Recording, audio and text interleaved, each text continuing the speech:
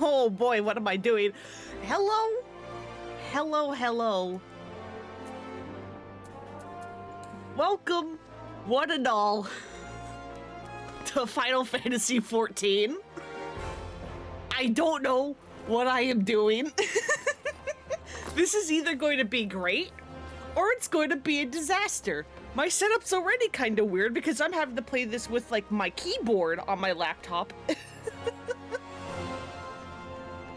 And my setup isn't quite meant for me doing that. I have very little arm space. This isn't Dave. Nope, we beat Dave last week, somehow. I know, it's amazing, but we did it. Dave is done.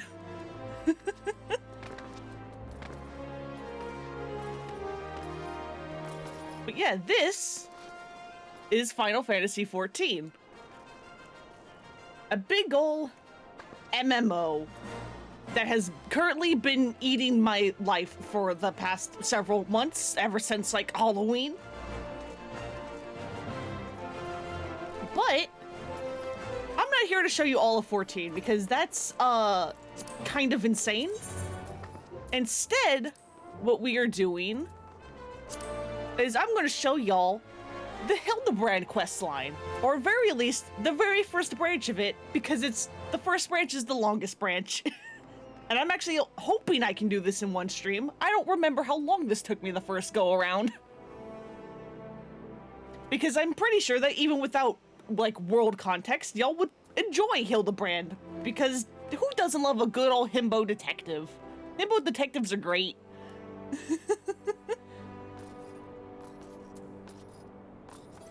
So there's going to be a little bit of, like, missing backstory. I can explain it a little bit, but most of it actually involves stuff that I haven't myself experienced, because Final Fantasy XIV has some a real fascinating, like, development story. But I'll explain it in a bit, because there's a chance that we're gonna have a bunch of downtime later. Damn, 50 streams watch streak, heck yeah. Thank you for sticking around for so long. The rise and fall of gentlemen. An old acquaintance of Wanmod is at wit's end, and the businessman would have you help her. Here you've been busy as a bee, friend Lona. Oh yeah, so that's my character. Friend Lona. I can't turn the camera enough to show her face, but I love her. I am very attached to my player character. Seems half the whispers that come my way relate to your comings and goings. But in the active type that you are, I reckon that you'd be interested in investigating some queer rumors, am I right? But before that, let me ask, ever heard of a man named Hildibrand?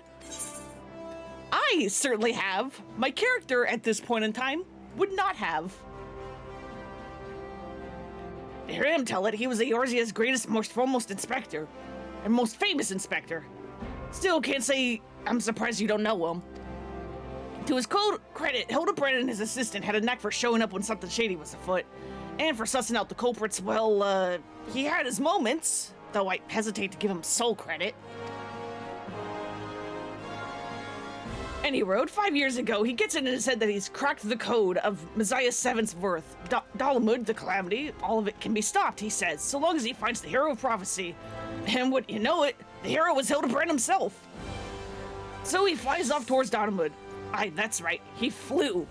Launched himself straight into the air somehow, as ridiculous as it sounds.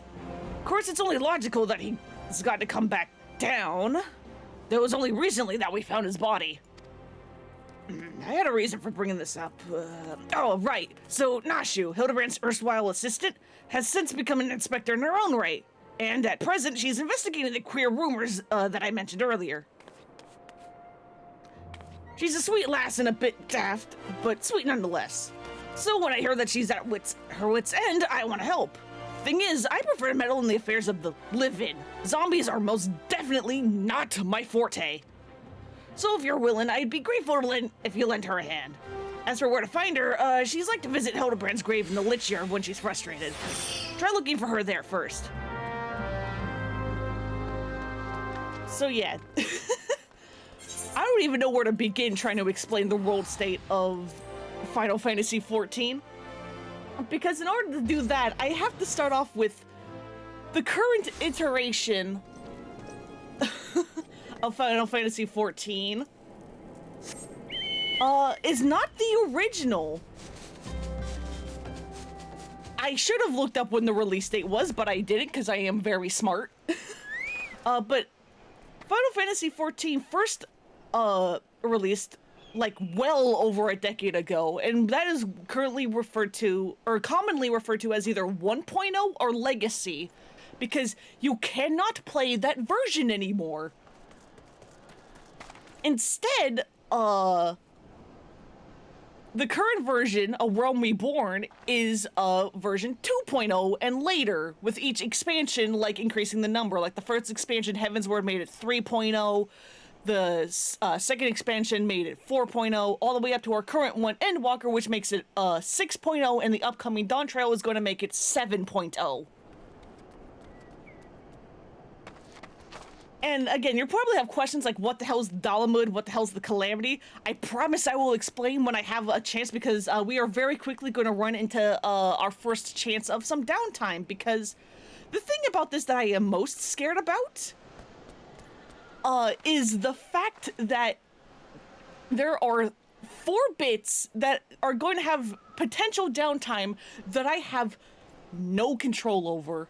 If we have downtime, I can't do really anything to make it go by faster. We're just going to have to wait, and that's when I'm going to be able to answer like lore questions and stuff the best.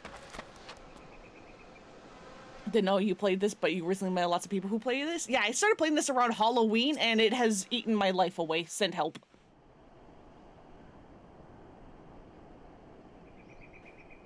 Oh, if only you were still alive, Inspector. I know how to stop these. You'd know how to stop these zombies.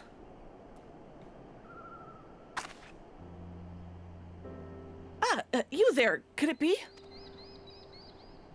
You've come to offer your services to me?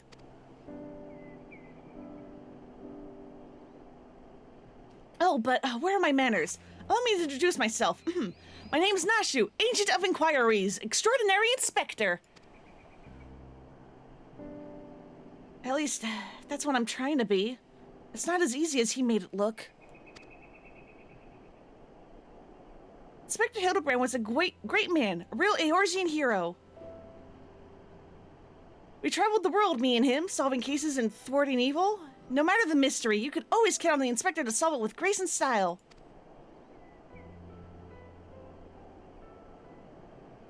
I should probably turn the music up or something. But then there was the final case. The case of the century, he called it. How to stop the Red Moon from destroying the world. To save us all, he flew into the sky, and all I could do was watch. But then he came back down, and he...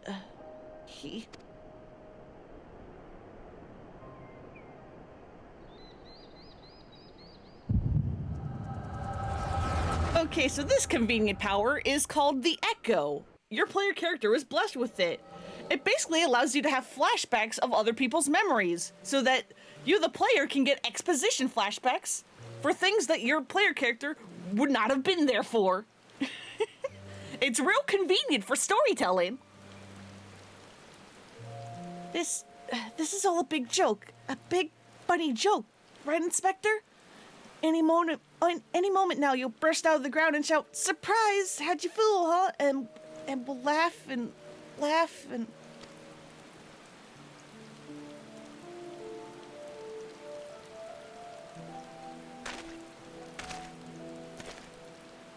Hildibrand Manderville, beloved son.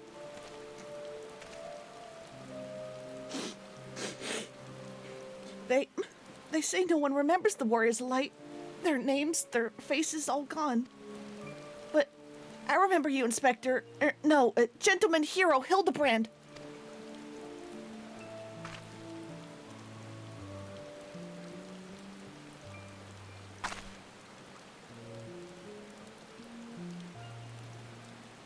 I can never be the hero you were, but I'll do my best to try.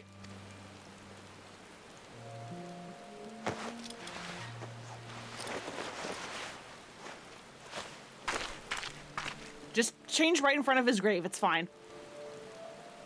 I, Nashu, Inspector Extraordinaire, will carry on your legacy.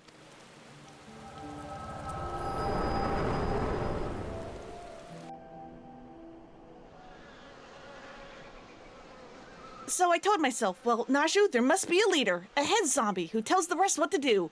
Therefore, all we need to do is kill him. Again, that is. Unfortunately, I don't know where he is or how to find him, but now that you're here, my faithful assistant, you can try the one good idea I've come up with so far. If you go to where these dapper zombies were last seen in southern Thanaland, you might find them, and then you could, you could become their friend and ask them to meet their leader. Yes, that's sure to work. Oh boy. This is going to be an experience. Is it active? So as you can maybe read, I don't know how readable the text is on stream, but there are these things called fates, and it's not there. Oh, that's fun. That's great. So fates are indicated by these circles here. Or these blue circles on the mini-map. And basically they are just random events. Probably something like Harvey, that'll help. And for this Hildibrand quest, we specifically need one that is called Fallen Corpses Writhe with Style. And it's not here, so, well.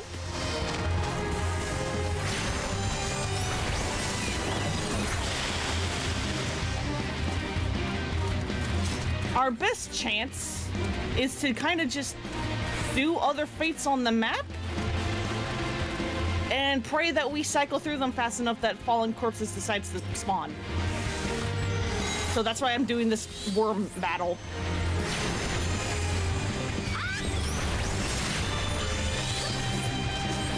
And I'll change the settings in a second, I promise.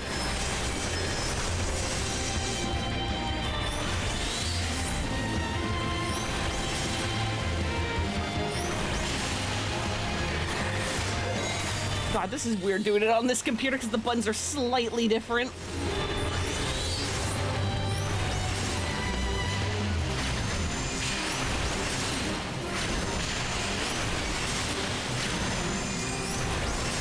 You don't have to do the tiny worms. We just have to do the big one.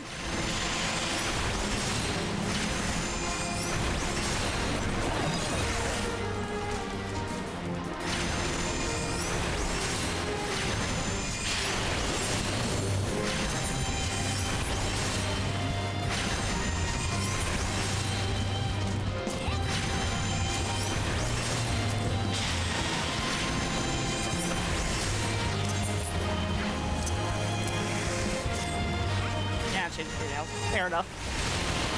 Fair enough.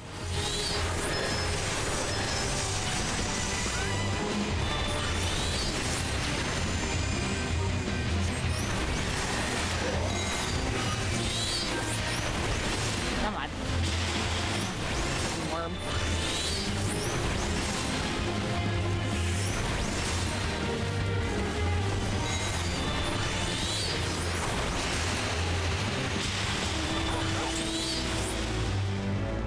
Alright, there we go.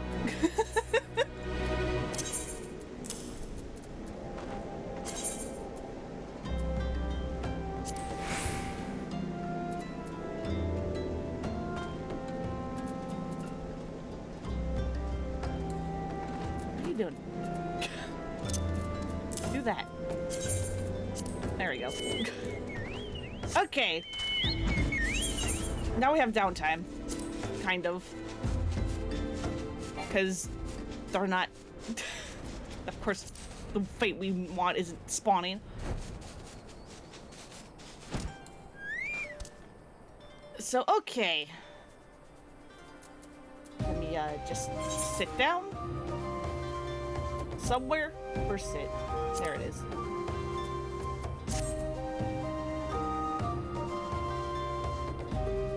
Alright, so Final Fantasy XIV, as I hinted at before, or outright just said, has a very interesting development.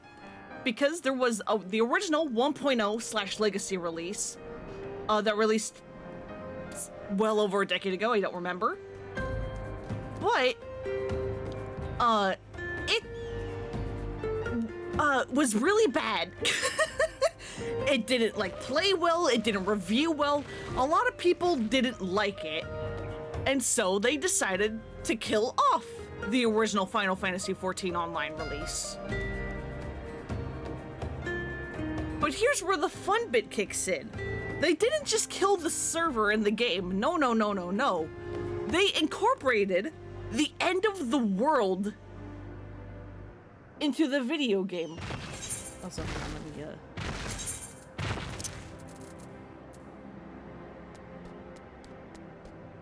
turn that up a little bit. Okay.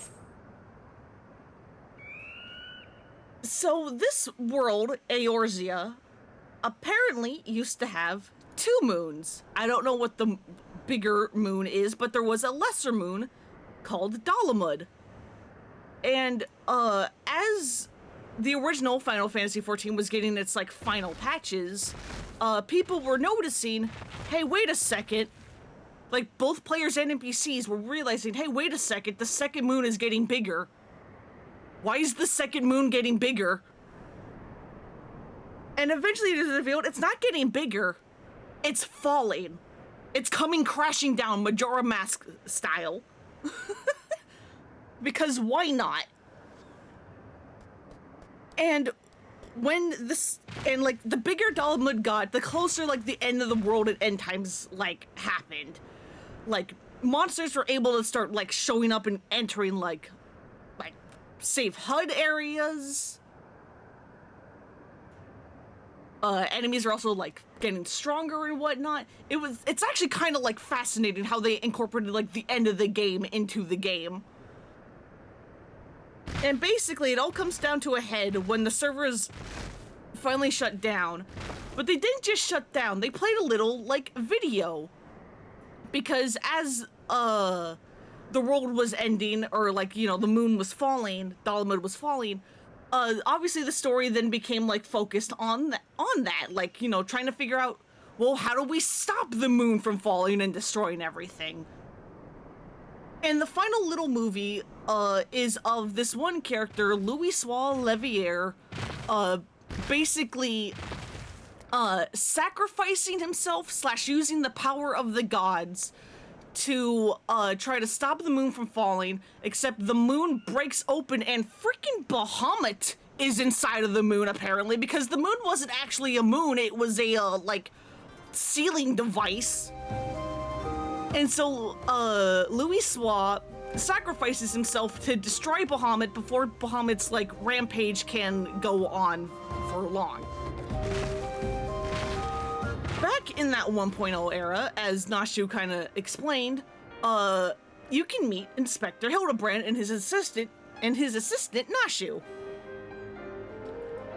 They're originally meant, I believe, during quests that unlock the use of in-rooms, because for whatever reason that wasn't a base game feature. You had to unlock to be able to use in-rooms. I don't understand. Again, 1.0 did not do very well.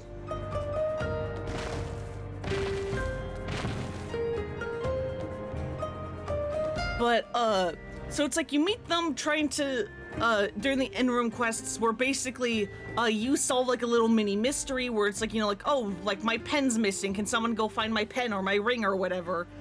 And then they show up, literally seconds after you turn in the quest. Because they're we've heard that, there's trouble, there's a mystery afoot, we're here to help, only to find out that, hey, you solved it first, oops. Then you meet them when there are, rumors of a weapon thief hanging around and, obviously, stealing people's weapons, where Hildibrand actually, helps you solve that, kind of. Again, himbo detective. It's like he helps, but he helps in, like, the wrong ways. Because, you know, fun. I'm so sorry for my throat. Hang on.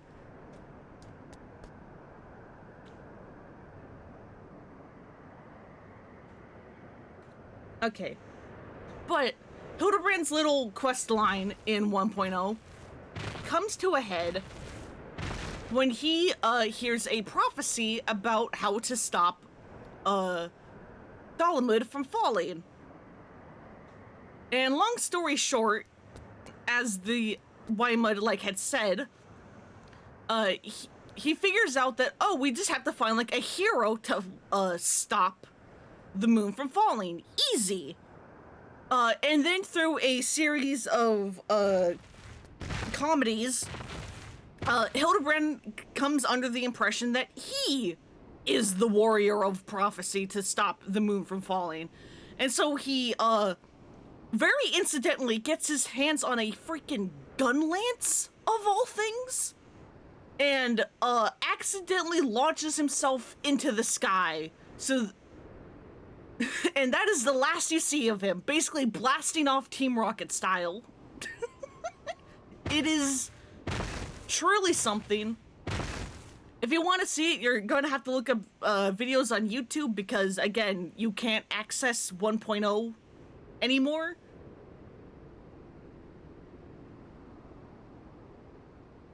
But yeah, that is 1.0, and specifically Hildibrand's part in 1.0. And so yeah, whenever people talk about Dalamud or the Calamity, they are talking about the incident of the quote-unquote moon falling.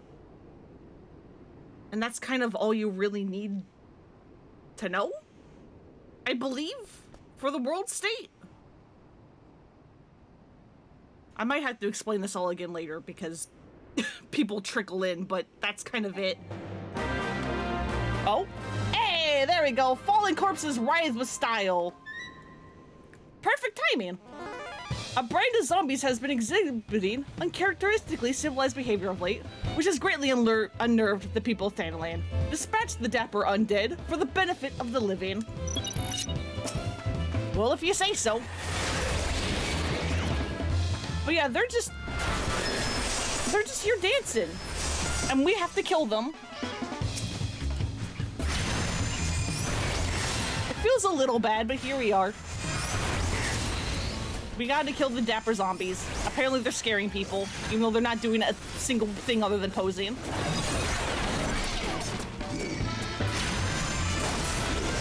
How we'll solve a problem? We'll just find someone else to solve it. Exactly. Oh, hi, sir. You're not part of this fate. Can you leave?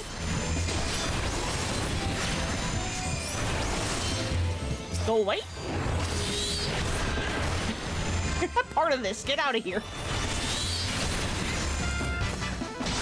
Hey man, if you're an NPC in a fantasy game, how else are you going to solve your problems? You gotta get the hero to do it.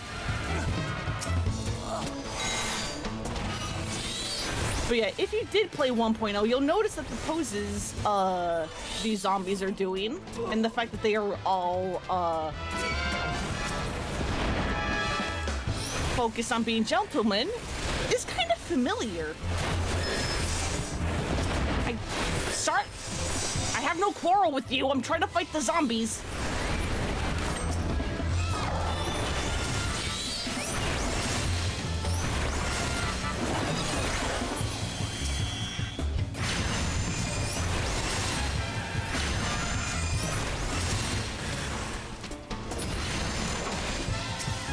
But hey, Ayakashi, how you guys doing?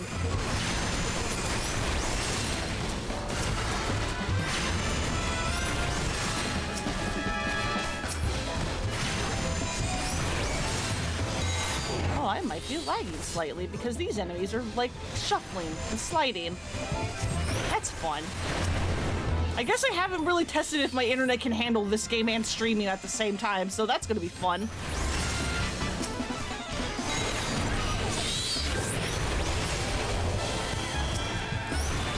Probably should have tested that beforehand, but whatever, trial by fire, it's fine.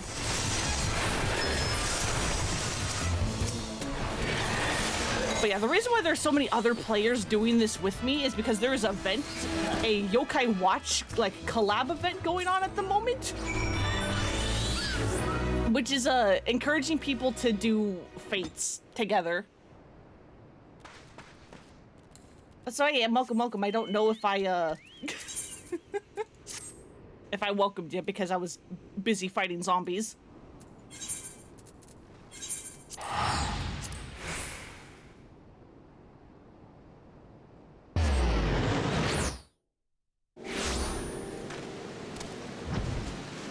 So yeah, that is downtime number 1 done. Thank God.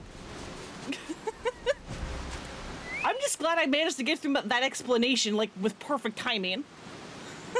As soon as I was done explaining the world, the fate popped.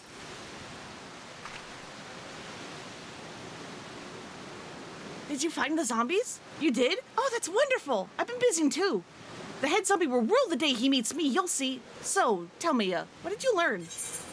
Well, we got a curious parchment. Writ upon this map of the Sigoli Desert in a flamboyant, flowing hands are the words, "A gentleman is, rather than does."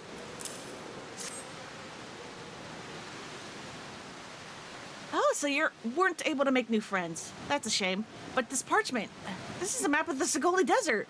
There's a spot marked here on the south, and look, there's something written here. Gentleman is, rather than does. That sort of reminds me of, well, no matter.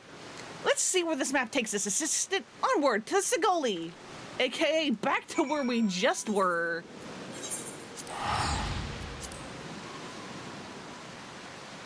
But yeah, how are your travels? I saw you finally got to your hotel earlier.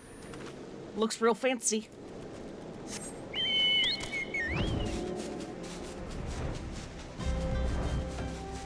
So yeah, if you play this game and you are wondering how to even unlock the Hildibrand questline, you have to first beat the main story of the base game, A Realm Reborn.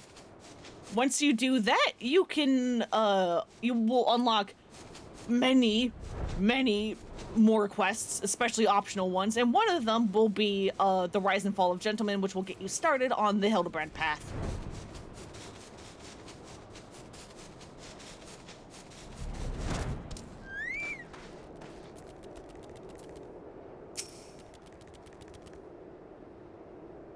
I don't think I misread the map. Maybe they're just shy, though.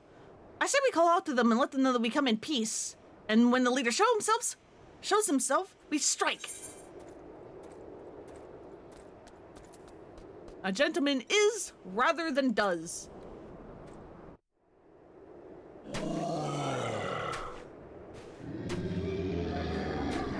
Who summons the gentle dead men?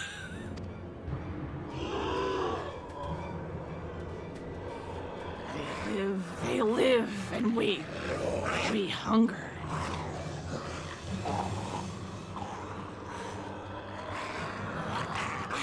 My brothers, lend me your ears. A gentleman does not dine upon his guests. The travels were weirdly smooth. The hotel is nice, but it's loud. Like loud as in like the people are loud, or loud as in there's like a bunch of like cars and stuff.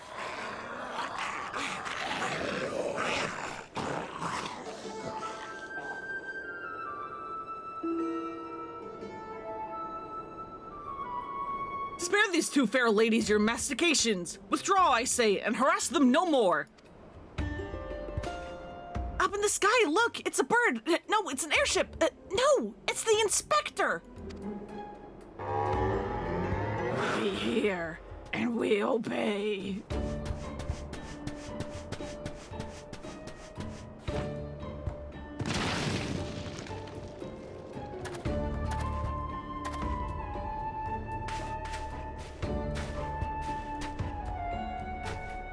It is you! It really is you! I knew nothing could kill the great Inspector Hildibrand! Hildibrand? Who is this Hildibrand of whom you speak? My name is Zombiebrand, devourer of brains, undead overlord extraordinaire!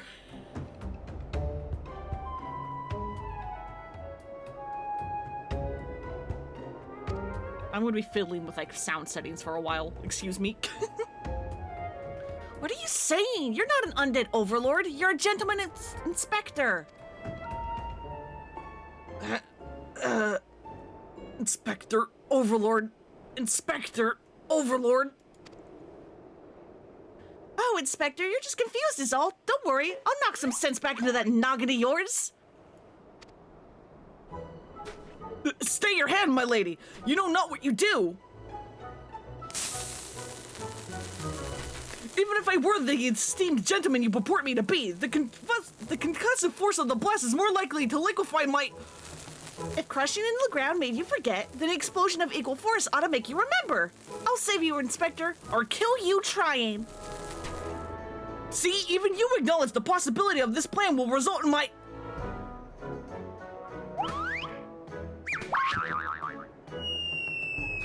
death. Do you see the toad of this quest line yet?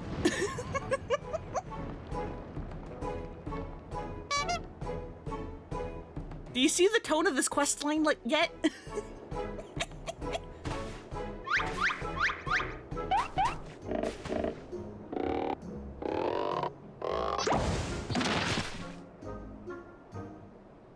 Normally, I would applaud your ingenuity, Nashu, but I would have preferred that you found a more elegant solution. He remembers me! Inspector Hildibrand remembers me! Yes, I remember you, my faithful assistant. What I don't quite remember is how I came to be here. Oh, more Echo Vision. Convenient flashback time. You may not know how you got here, but we do. We're learning right now. Again, this is a power your player character has called the Echo, where we get to have flashbacks of other people's pasts, which is real convenient for storytelling purposes.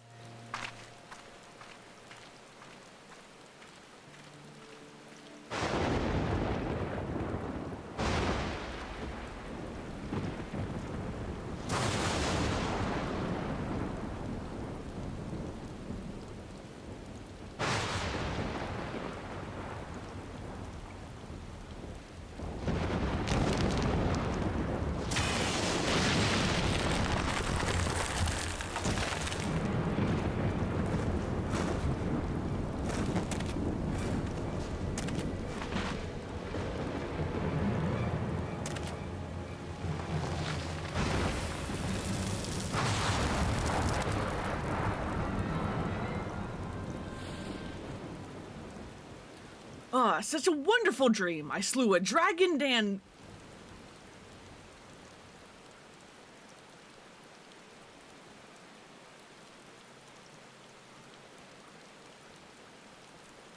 What is this place? And for that matter, who am I?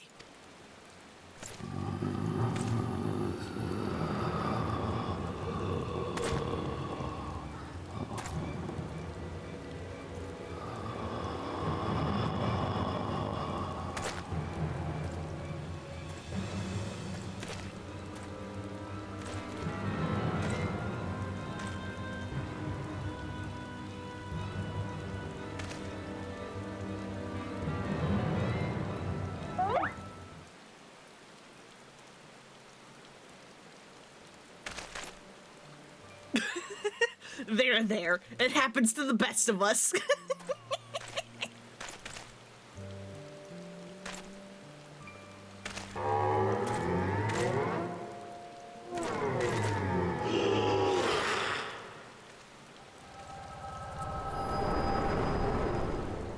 And that's how Hildibrand befriended all the zombies.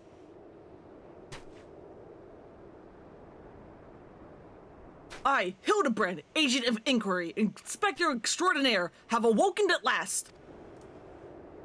I always knew he'd come back to us. Be it Red Moon or Black Dragon, no fiend is a match for my legendary might. And who is this fine lady? And who might this fine lady be? Could she perhaps be one of my many admirers? Oh, but what is this faint tingling sensation in my arm? This ringing in my ears, this dizziness? Could it be a case? So yeah, we're in New Game Plus mode, so you don't get to see what the rewards are. One of the rewards you get for completing this quest in particular is a Phoenix down, which some people think maybe that's how Hildibrand survived falling from the moon. He had a Phoenix down on him.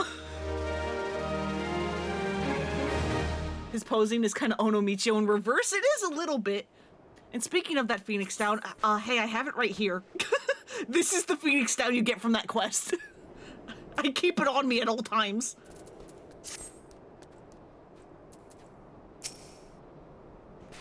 Amazing, isn't he? He wasn't dead. He was just badly injured and needed to hibernate. I didn't even know people could do that. A mild concussion will not sway Inspector Hildibrand from his true calling. Back in the saddle. Verily, it could be naught else. Somewhere nearby, a dastardly doings are afoot, and only I can thwart them. This copious quantities of sand, unbearable heat.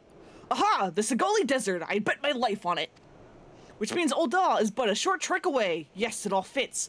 Only that den of iniquity could so violently trigger my keen investigator sense.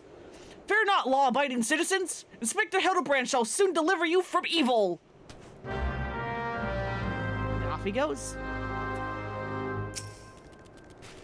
Which way did he go, friend Lona? Did you see? Oh dear, I've got to find him. Oh, and change my outfit too. Oh yeah, if you're curious about who this little otter fella is following me, so as you progress through the game, you can unlock minions, which are basically just little guys that follow you around. And this is a broader otter. I've chosen him specifically to be following me around on this stream because he kind of looks like a Kiryu. Not that one. He kind of looks like Kiryu a little bit. It's mostly just the shirt and the fishing pole. Exactly. Anyway, to Ul'dah.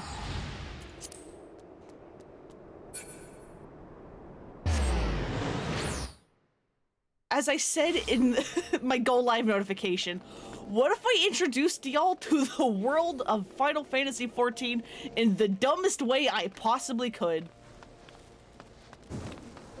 Oh yeah, you also occasionally see, like, people that just, like, hang out. Like, for whatever reason, on the server I play on, there's this guy who dresses up like Ganondorf, who just, like, lays dead at the stairs here. I don't know why, but he's often here.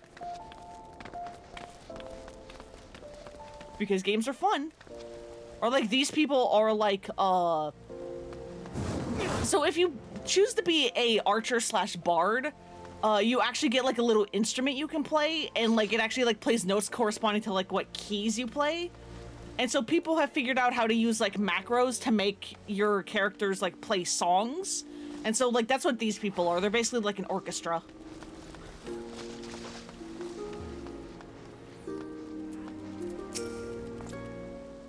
Beg your pardon? You wish to question me as to the whereabouts of that deviant running around dressed in rags? Do I look like a reporter for the Mithra Eye? I do not consort with perverts. All right, sorry. I'm sorry.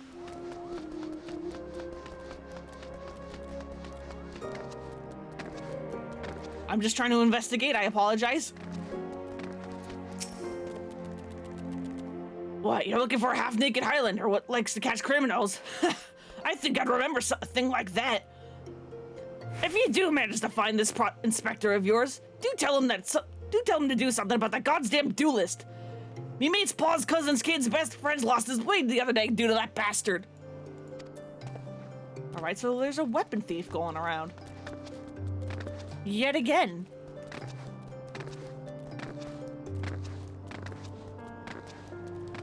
Oh yeah, one small thing about my character, she is blind in one eye, but when you originally unlock this quest and like, you know, originally unlocking when I originally did it, she didn't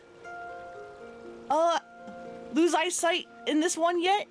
She had vision in both eyes, but while you can change like your hair and your makeup and like some other things,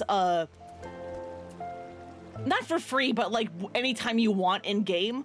If you want to change like specific like biological features of your character, you have to use an item called a Fantasia. And Fantasia's, you can get one for free for beating the base game A Realm Reborn. And if you have an account before Dawn Trail releases in early July, late June, whenever the hell it is, you'll get another free one. But other than that, if you want a Fantasia, you're going to have to spend real world money on the online store to buy it. And because I would need to buy two, one to change it back to her having eyesight, and then another one again to change it back for my own personal playthrough, I decided F that. Just pretend she has vision in both eyes. Use your imagination.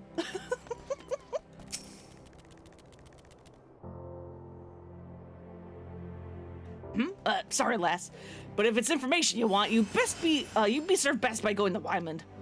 The only rumors I've heard are those about the weapon thief. Calls himself a duelist herp, so I hear, but when you don't allow your opponent is to refuse, well,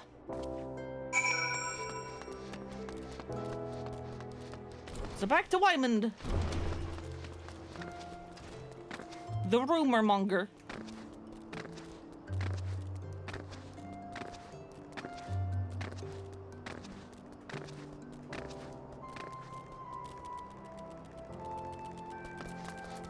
Hey buddy, what's up? I take it you've dealt with the zombie problem, eh? So do tell, just why were they dressing up like dandies? Wymond! Hey, Wymond! The almighty booger me with a bleeding spear! The dead have risen and they're walking the streets of Ul'dah! No need for melodrama, my good man. As you can see, the reports of my death were greatly exaggerated. It's true, he's not a zombie. I checked.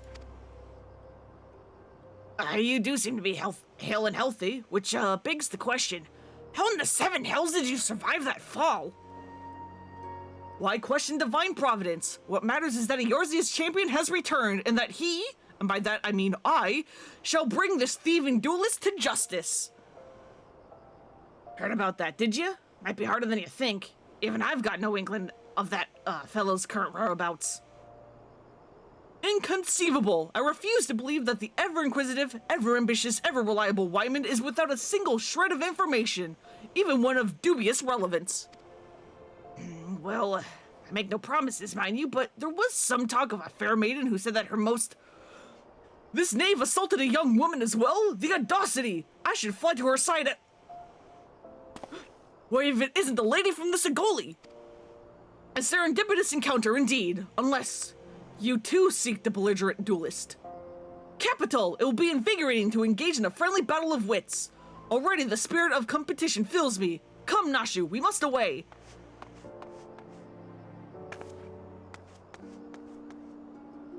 Damn it, Hildy. I ain't even told you the lass's name yet.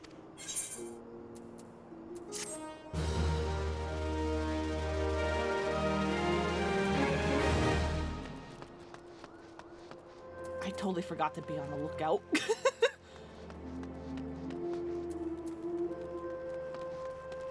We may not... There's not going to be any kind of, payoff to this in today's stream. Not at all. But, whenever Nashu is hanging around, actually, like, available in the open world, I need to be on the lookout for something, because I do plan on streaming all of the branches of the Hildibrand questline eventually. And, there's going to be payoff to this gag eventually once I find it. After her own heart, Wyman believes it would be best if you assisted Inspector Hildibrand with his investigation. Well, for Lona, you might as well go after him. He'll be disappointed if you don't. The lady in question is named Yellow Moon, and she's a woman with a taste for the finer things in life. Safe to say you'll find her getting fitted for something in the Weaver's Guild most every day. Good luck with the inspecting, Inspector. We're an inspector too!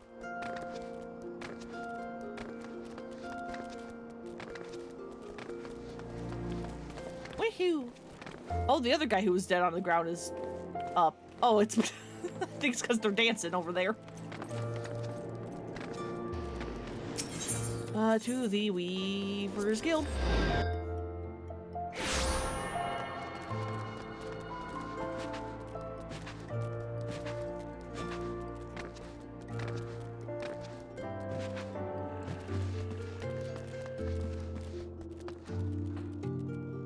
I know Nashu's not out and about like I said, but I'm like, I need to make sure. It looks like I'm insane. I kind of am. Trust me, there's a reason to this. There's a reason for my madness. My beloved pure heart was unlike any wand you've ever seen. Elegant, refined, the perfect accessory for any cultured woman. You'll bring it back to me, won't you? A priceless possession, callously ripped from the hands of its owner. The lady weeps, and the wind bears her sorrows to his ears. What gentleman could hear this clarion call and not beg the honor of championing her cause? What the? I swear to you, here and now, I, Hildibrand, agent of Enquiry, inspector extraordinaire, shall scour all creation from the deepest pits of the seven hells to the very pinnacle of the heavens for your pure heart. What he said. And you, my fellow servant of justice, I see your instincts are not to be underestimated, having guided you to this fair maiden's side. Now then, Miss Moon, what can you tell us of the theft? Theft, sir, to be precise. My pure heart was only the most recent item to be taken from me. I'm certain I had it when I left home the other day. After I realized the latest fashions at Sun Silk, and took a match at the Coliseum, I realized it was gone. So the time and location of the theft are unknown. Essential details, without which we cannot solve the case. But there is but one logical course of action, Miss Moon. To coax the hidden clues from your memories, we must enact the fateful day's excursion to Sun Silk Tapestries.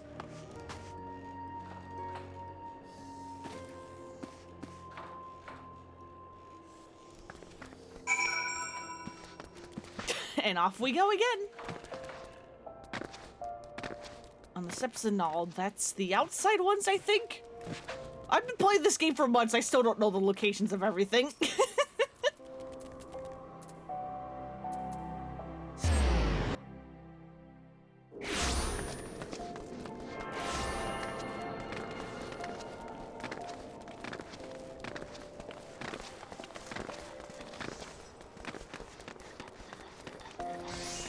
How did you beat me here? You weren't moving.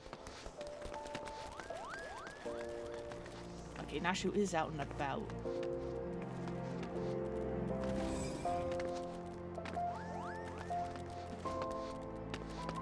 Has it started yet or does it not start till later?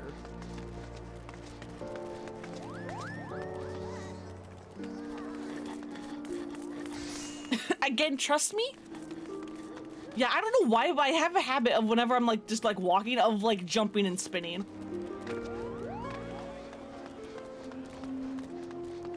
But again, trust me, there's a method to my madness. Oh, I don't know. Are you sure this is going to help?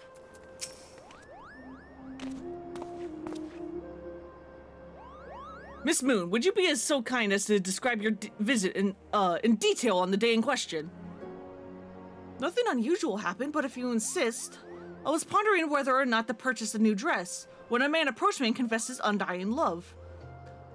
What sort of man says that to a complete stranger, I ask you? Naturally, I was taken aback. I dropped my purse, in shock, not intentionally, on his foot, and he cried out in pain and fled. If I may be so bold, Miss Moon, that strikes me as the most unusual happening. In any case, it appears to be completely unrelated to the theft. Let us next proceed to the Coliseum and see what else you remember.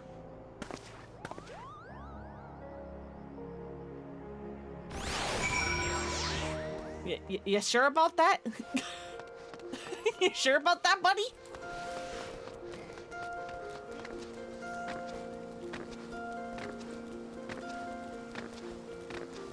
I cannot imagine what this looks like to you guys as being like shoved into this world with this as your context. I imagine it's insane. Bunch of conspicuous crates. That crate's looking at me funny.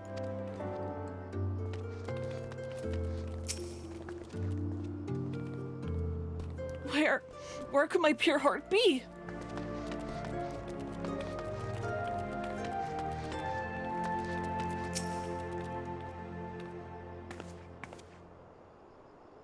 Once again, Miss Moon, if you would be so kind as to tell us what you remember. Well, like I said before, nothing unusual happened.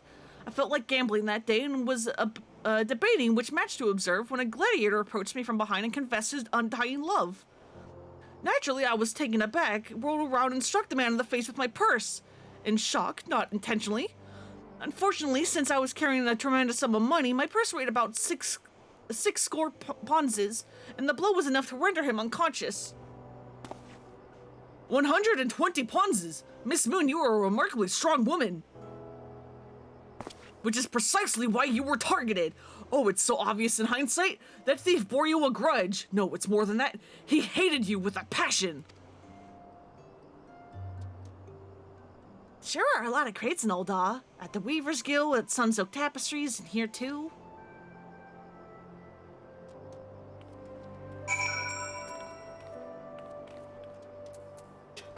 You good there, sir?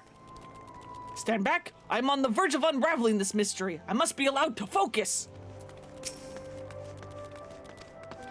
Set that already. These crates are everywhere for Lona. Wonder what's inside. But I don't see how we can open... Oh, of course. I still have plenty of explosives. Here, why don't you try? It'll be fun. Okay. Nashu's delight. Many cope with grief by taking up new pursuits, such as travel or exercise. Nashu chose to study explosives.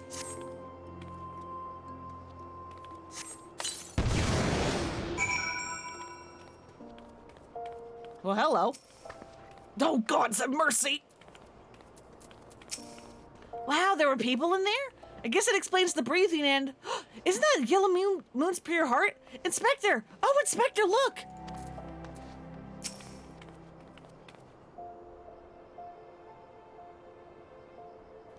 At the heart of every crime scene rests a single unassailable truth, reached only by navigating a web of falsehoods and contradictions. Hearken to me now, for as the shepherd leads his flock, I shall guide you to my irrefutable conclusion. A gladiator professes his feelings only to be rejected and physically assaulted in response, wounding his pride as a warrior and man. Resenting her prowess and whilst recognizing his weakness, he carries out a more feasible vengeance. He robs Yellow Moon of her weapon, the pure heart. Inspector, we found the pure heart. These strange men sneaking around in town in wooden crates had it. It's not what you think. We're not thieves. We're devotees. Yellow Moon is our sun and stars, and we only wish to keep her safe from harm. And should she misplace an item from time to time, we'd collect it for safekeeping. Nothing untoward. You deviants were behind all the thefts. All this time you've been stalking me, and what nerve? Such unbridled fury, such righteous indignation. We should be glad to accept the goddess's punishment. Yeah, go get their ass.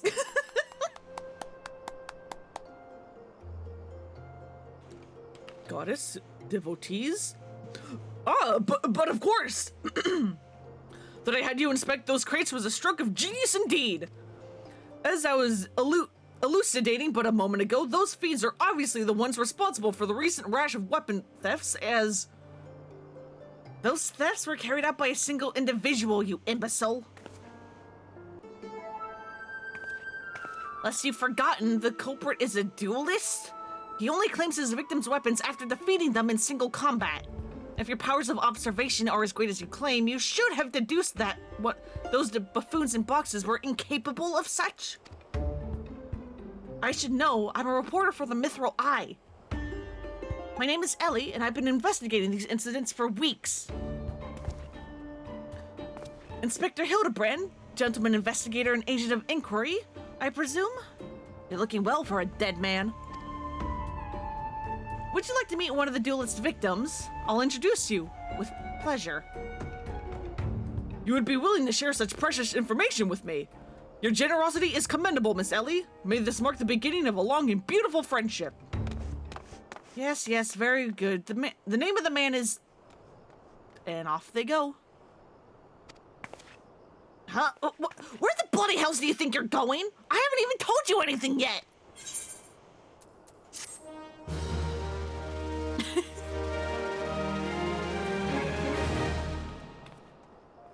God, I love these quest lines. I've already forgotten how much reading this was going to entail.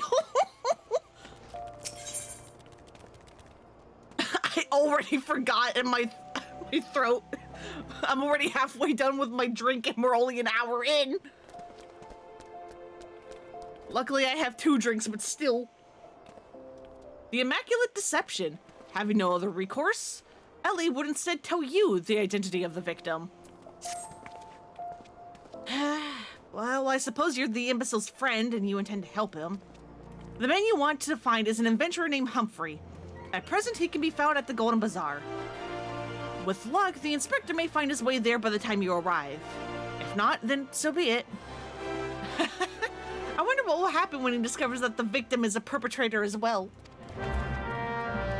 Where's the Golden Bazaar again? Over here. Right, it's the name of this town that's not actually a town and not marked on the map.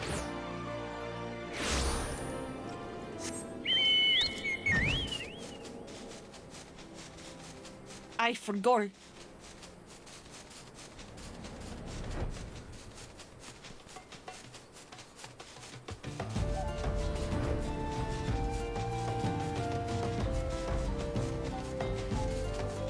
Where, oh, where?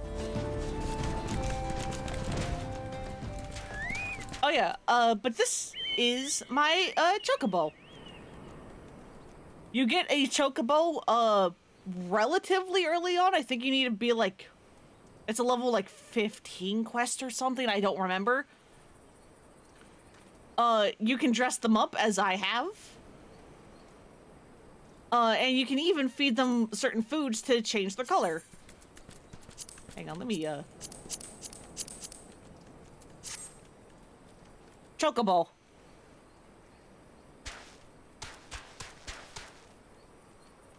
The best part is, as you can probably tell by looking around at, like, NPCs and other players, there are a bunch of different, like, races you can play as. Your Chocobo will scale to your character.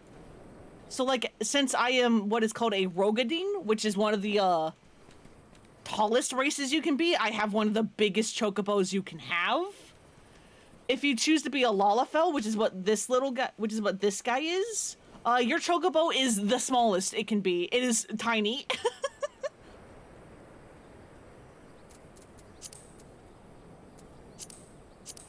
There is also music that does play when you're on the Chocobo, but because I am on and off of my mount constantly, I turned it off. But there is a Chocobo song.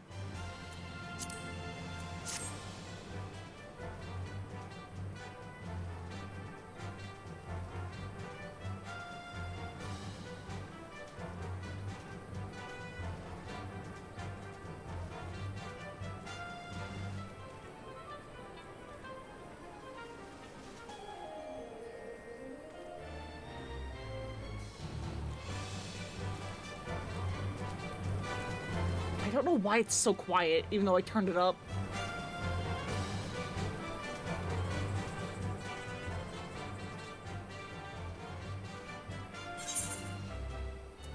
But yeah, for the moment, not gonna do that. Let me put your clothes back on.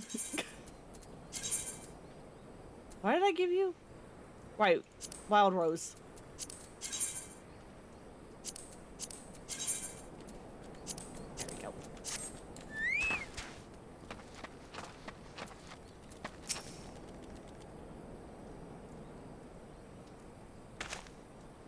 I am Humphrey, and you are?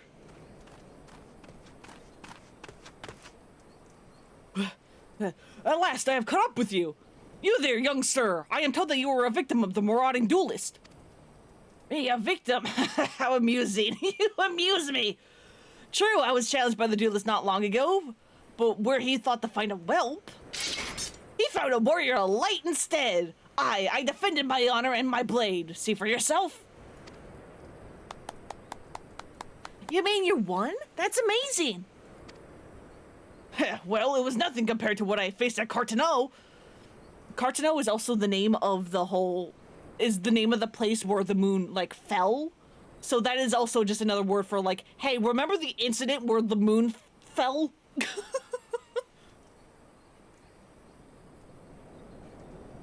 Magitech to the right of us, Magitech to the left of us. Stuck in the middle with Master Lu, we were. Core, he was a dab hand with the old magic, he was. I tried to save him, of course, but there's a limit to how many giant beasties a man can... That man is no warrior of light.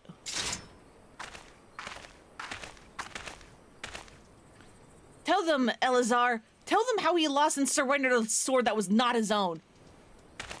Liar, scoundrel! I trusted that bastard with me father's blade. Bid him that he take it to his smithy for restoration. Even gave him gil to pay for it. Then he comes crawling back sniveling and begging for forgiveness for losing it in a duel, as if that's enough to set things right.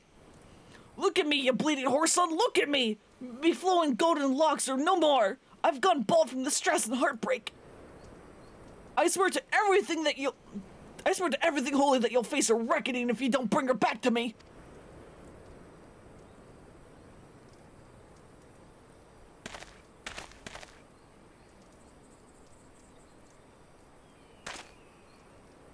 All right. He beat the shite out of me and took the old man's sword. I used the gil to pay for the Cherugian. I have no idea where he is or where the sword is. What am I supposed to do, huh? I can't give him what I don't have unless you help me find the sword.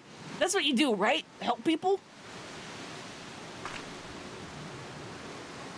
Have you no shame? First you claim a legacy not your own, and then you beg others to help you with problems of your own making? You will refuse this man, won't you, Inspector? And what of Elazar's flowing golden locks? How will forsaking young Humphrey help the man he has wronged? We shall begin our search for the sword by questioning the people of the Golden Bazaar.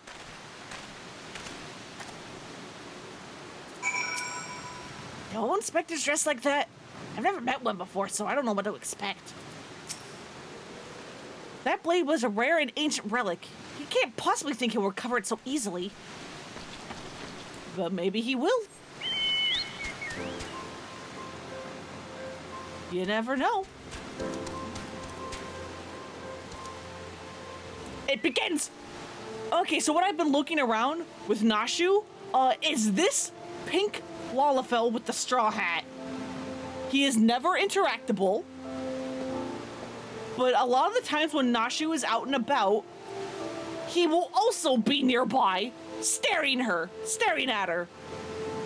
There is not going to be a payoff to this until the third story branch of Hildibrand. But keep on the eye out for this small man.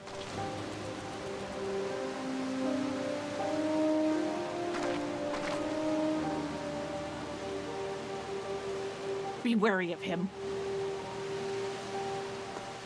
And keep your eyes peeled.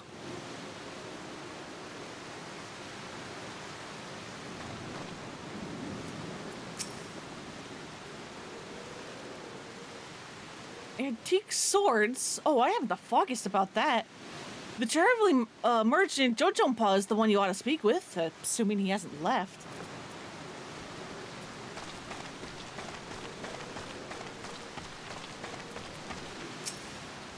Yet what drives a man to always claim his opponent's weapon? Pride? No, it must be deeper than that. That boy should be ashamed of himself, robbing poor Elazar of a priceless family heirloom. Just goes to show that you should never trust an adventurer who claims to be a warrior of light. Thieves and tricksters, a lot of them. It may not be the most honorable solution, but mayhap you should consider giving Elazar a counterfeit blade? If the deception brings him peace in his final days, would it be so wrong? Elazar's sword wasn't much to look at, but at least it was authentic. More than a few collectors would have tricked would have been tricked into purchasing counterfeit relics. Tujo Jumpa!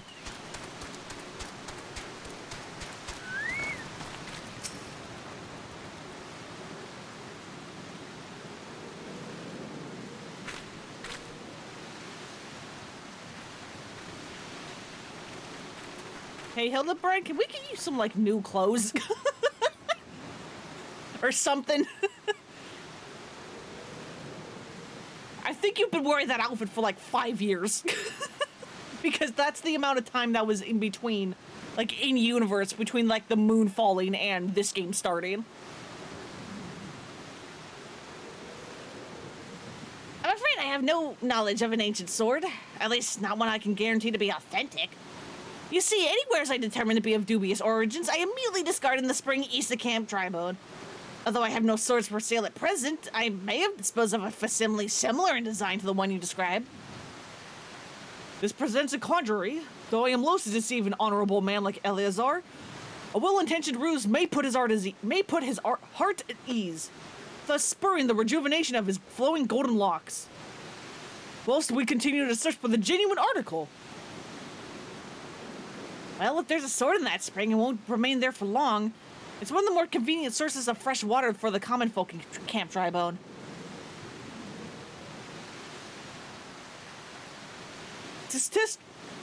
You should endeavor to be more optimistic, Miss Ellie, like me. I say we search the spring before declaring all to be lost.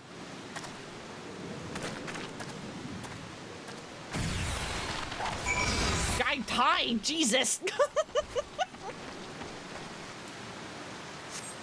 You're on your own with that. Y'all can handle it, it's fine.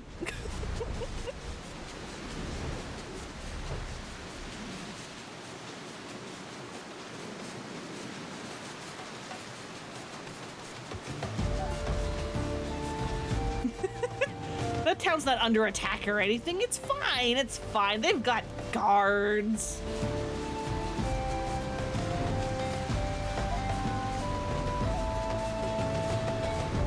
God, I know we just saw the pink Lalafell, but I am...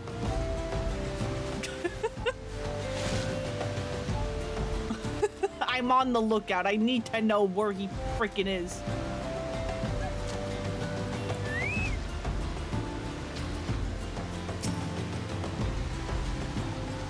It occurs to me that I am not fully recovered from my accumulated injuries.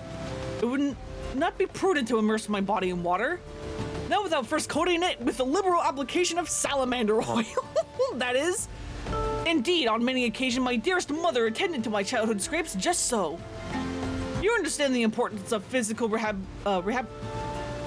me. Physical rehabilitation, yes? Then you can assist me by pouring the oil all over my body. While you're still clothed? In the rain? Sure, man. The body is but an instrument in occasional need of some oiling. So come, my friend, come and oil me up. Yeah, sure, man. Ah, this comforting scent, as though I am a child in her arms. Quickly now, before it dries. It's raining. Knead the oil into my aching flesh. Yeah? Okay. The pain multiplies manifold. Gently now, gently. You good there, buddy? Again, do you see why I wanted to show y'all this quest line? Oh gods, oh gods, oh gods, yes, at last! My muscles slacken and soften, the warmth spreads, and the pain becomes pleasure. Again?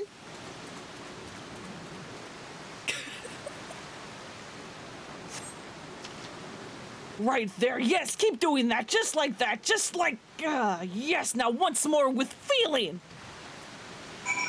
Okay, man. I'll rub this oil into your clothes while it's raining, because thanks, weather. Never before have I received such a splendid ministrations. Now then, into the spring. You as well, my good woman. I love how my otter keeps teleporting and disappearing.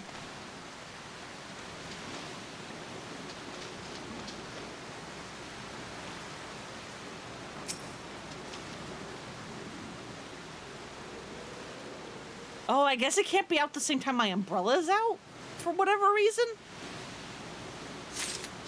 Yes, it disappears when the umbrella comes out. I spy with my inspector's eye.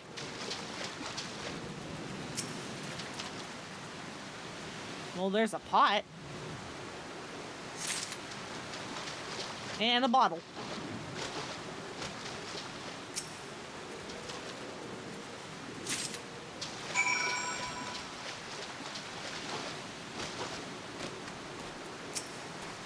You've been productive. Excellent. May I see what you found? We found a worthless bottle, because it's not the sword we are looking for. Useless rock. A completely useless and unremarkable rock. Come now, what were you inspecting? A rock that keeps crows away? An irrelevant potsherd. Well, at least you didn't pick up a rock at random like some people. Except we did.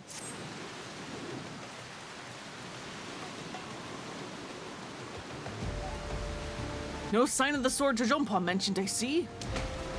Ah! Now I'm all wet. What was that anyway?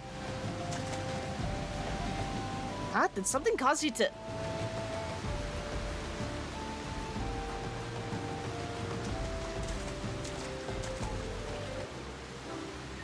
Once again, my instincts have guided us to our quarry. That I had you search that section of the spring was a stroke of...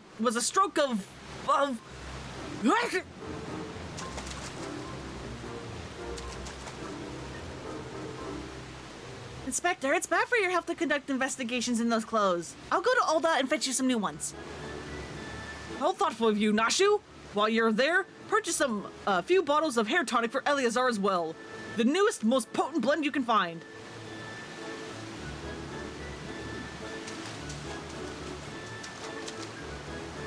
Is it not wonderful, my friend? Soon all of Eleazar's woes will be no more.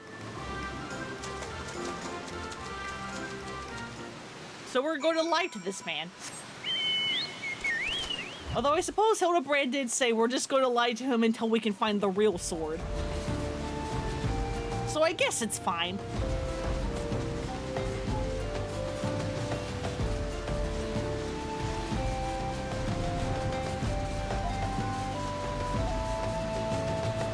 What's the worst that could happen?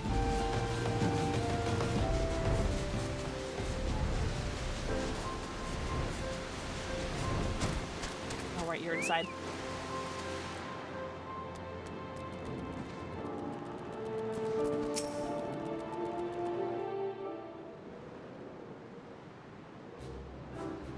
As promised, I return to you your father's ancient blade.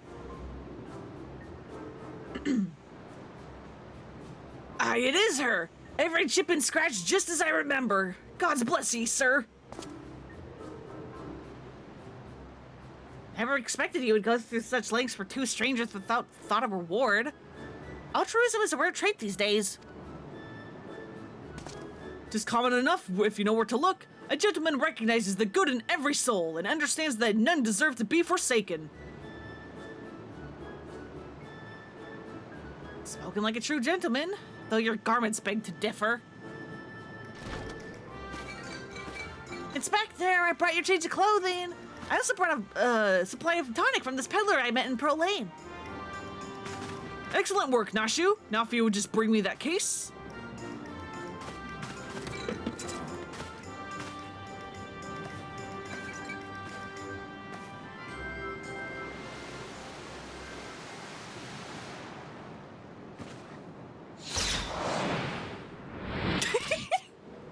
We're so tall the camera cut off the card.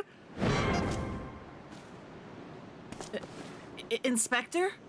Inspector Hildibrand? There appears to be something lodged in my forehead. Could it be a missive from an adoring admirer?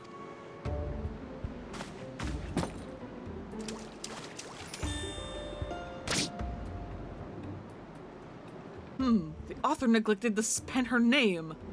I shall come to claim the collector's blade. That's supposed to be flattering.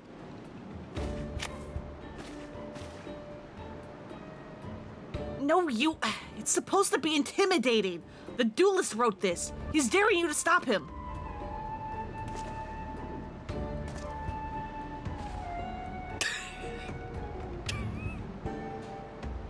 So another thing about the animations as part of the Hildibrand quests, I believe it has been confirmed that the devs admitted that they used the Hildibrand quest lines to basically test the limits of their animation skeletons, especially the facial animation like skeletons.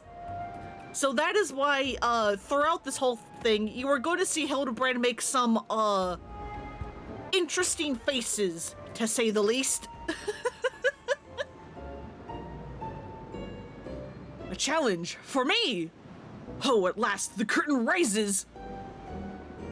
Very well, if I am to duel the duelist, I must dress for the occasion.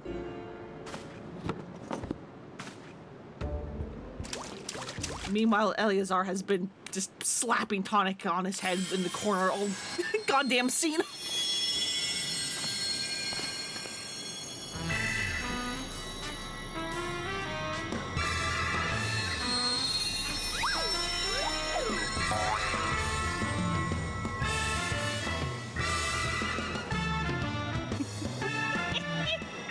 I, Hildibrand, agent of Enquiry, Inspector Extraordinaire, accept your challenge.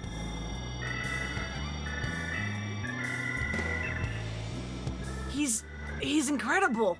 So bold, so majestic, just like a warrior of light.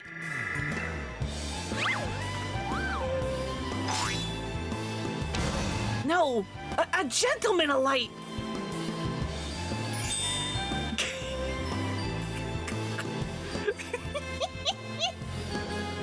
He is exceptionally something. Car Inspector, you look amazing!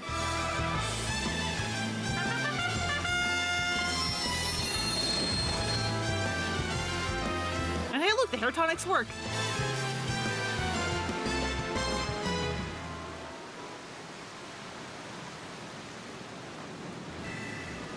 Hildibrand.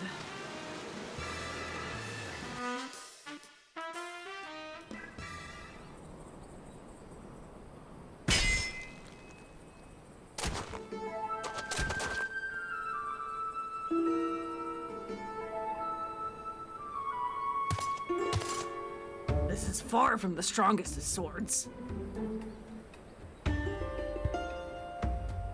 Blue skies, or blue skies in the rolling desert. How much longer must I seek the Blade of Legend? Hey, depending on what Final Fantasies you played, this guy might look a little familiar.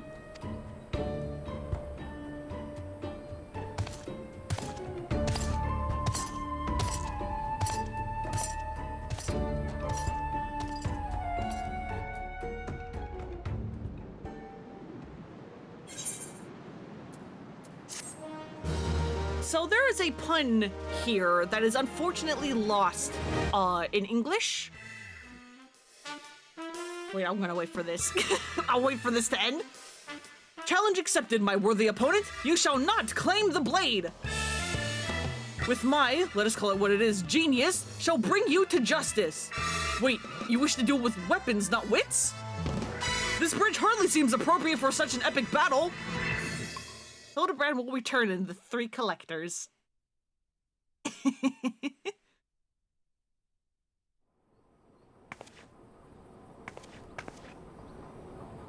I know that spear. That's the one I found buried with the pumpkins. So yeah, that is a reference to 1.0. That is the gun lance that Hildibrand launched himself to the moon with. Nashu found it in a field of pumpkins. Pumpkins sort of remind me of, no, it's gone. Never mind. What the fuck is this game? A really good game? And I'm just showing you the most wild bit. So that little, like, ending sequence is because, the Hildibrand questline always happens in like the post patches after an expansion is released. So like, for example, when this game got reborn, that's why the game is called A Realm Reborn, after 1.0 and Legacy had ended, it was 2.0. And then there were like, you know, major patches like, you know, like 1.2, 1 or 2.1, 2.2, 2.3, etc. Each little bit of Hildibrand's storyline was introduced in those patches. And that little, like, next time on Dragon Ball Z, in, like, outros that these quests have marks the end of, like, a patch worth of Hildibrand quests. So we're going to be seeing those a lot. But again, yes, there is a pun that is unfortunately lost in English. So obviously there are Warriors of Light. That's, like, a recurring thing in the Final Fantasy games. But then, Humphrey there would, like, wait, no, Hildibrand's not a warrior of light. He's a gentleman of light. Which, you know, still kinda sorta works as a joke. You just, you know, you just have, like, you know, noun of light. But that is a pun, or there's a pun there in Japanese. Where you have, senshi, which is the Japanese word for warrior, but then also shinshi, which is the Japanese word for gentleman. And so you have Hikari no Senshi, or Warrior of Light, and Hikari no Shinshi, or Gentleman of Light. That pun is unfortunately a little bit lost in English. Especially because, like, the shi part of Senshi and Shinshi is, like, the same character. It's just the first bit that's different. But yeah. 4-Team is a game, and I love it. The science of deduction. Ellie wishes to share her latest discoveries with you. Perchance you are curious about the duelist's declared target? It so happens I have identified the weapon in question. The treaty blade is part of an Ishgardian noble's collection. Or was, I should say. No, it has not yet to be stolen. It has been purchased by an old Don collector, the wife of a wealthy merchant living in Vesper Bay. Suffice it to say, I would be remiss in my duties as a reporter were I not to investigate her. And should the duelist strike whilst I am present, well, I hope I needn't explain what a golden opportunity that would be. And, ingratiating myself to her might prove to be the greatest challenge, though. I'm told she's a difficult woman to please. Fortunately, I am also told that she has a fondness for rare flowers. The sword Tututsi in Camp Drybone sells. You can come along if you like.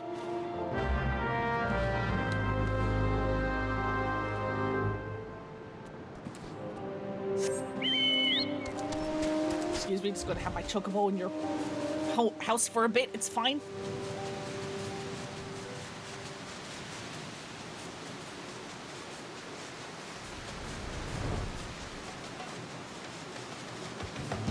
Man, I really do. It really is a curse, huh? We're in the goddamn desert, and of course the moment I stream is when it's like, what if I'm like cloudy and rainy? And it's just like, really, man?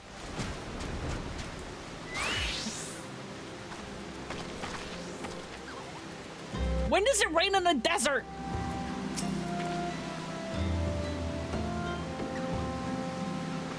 I had a feeling you couldn't resist the pull of a good story. Since you're here, why don't you choose the, I'll think lavender to buy?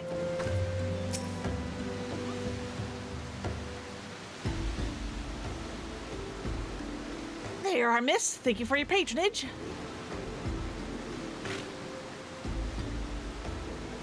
Was it for love or money that you killed him?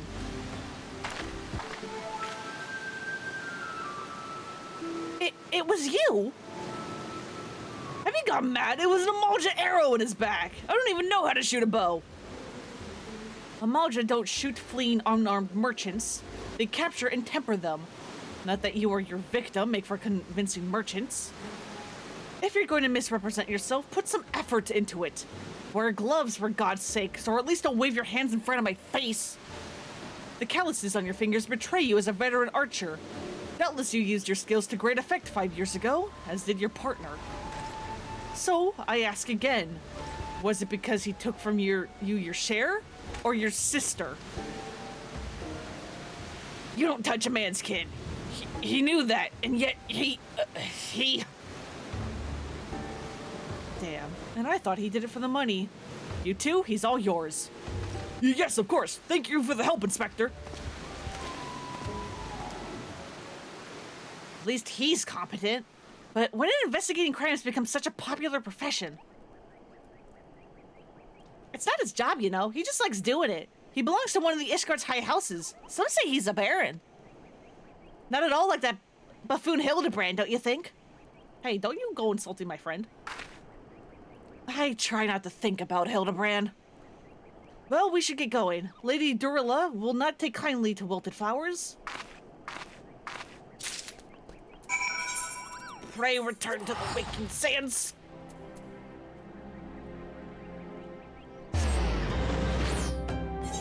That's just a little joke because this place is called Vesper Bay, and there's a building here called Waking Sands that you will have to go to a lot during the main story. But as you can see, there's no teleport point here. The teleport point is over here. Which is, you know, annoying. Ignore the elephant, it's fine.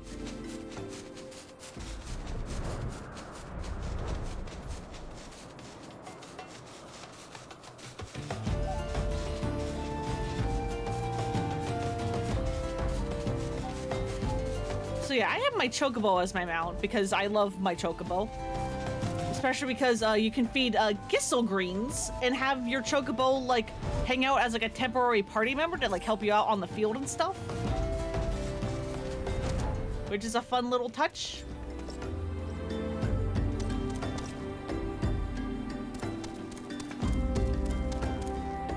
But I actually have many mounts, including the car from Final Fantasy 15.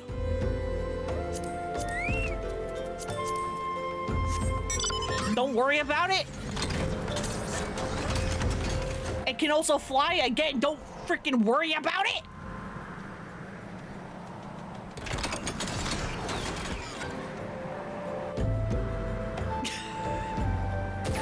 This game is a treat. I highly recommend it if you can stomach MMOs.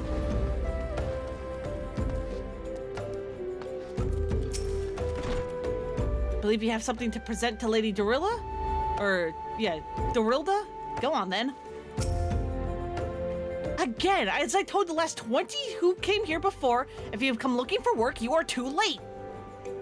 And even if I were in need of additional security, I would not decline to hire a common adventurer. Now remove yourself from my sight before I have you removed. You want some flowers, ma'am? Did you really think I could be so easily manipulated? Present the right gift, speak the magic words, and you would earn my respect? What's more, a flower's beauty is fleeting. I value beauty which transcends the boundaries of time. Everlasting, enduring, unchanging. Like mine. Now get out!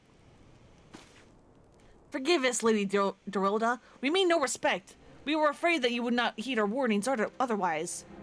A notorious violent thief is plotting to steal the treaty blade. You fools, I shall come to claim the collector's blade, yes? I read the Mithril Eye. I know full well of whom you speak, and it is none of your concern. I have a legion of guards at my disposal. Should he try, I will have him seized or worse. And if by some miracle he should succeed, he will not escape my wrath, for I have retained the services of a certain gentleman. Ah, but you may see for yourself. Like every piece of my collection, he has been chosen with the utmost care. Now look on, my peerless inspector, interlopers, and despair!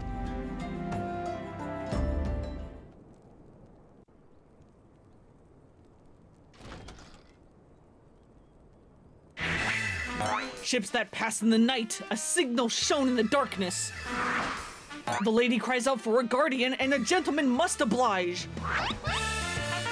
I swear to you here and now, I, Hildibrand, agent of Enquiry, inspector extraordinaire, shall neither slumber nor sleep till the fiend who covets the treaty blade is brought to justice.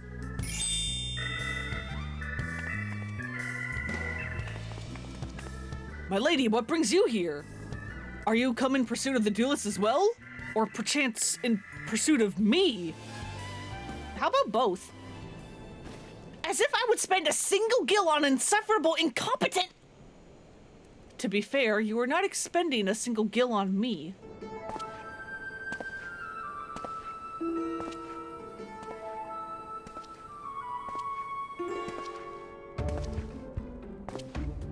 The chance to investigate such an intriguing case is payment enough. Preemptive declarations of criminal intent are hardly in vogue.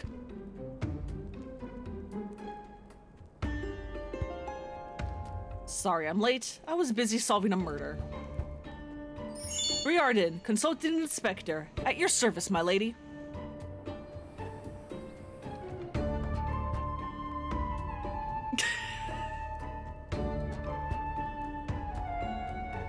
Conniving Inspector?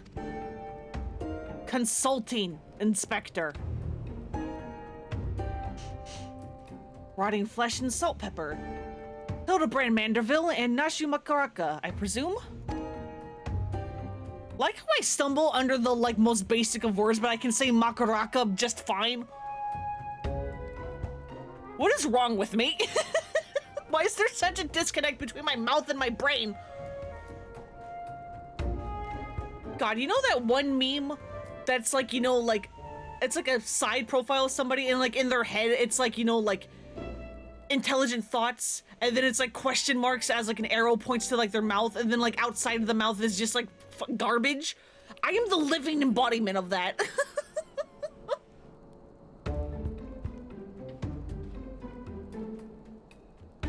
I don't know how to think, or rather, fuck, case in point. I don't know how to speak, but trust me, I can think, despite what I just said. I have thoughts, believe me. Sometimes, usually.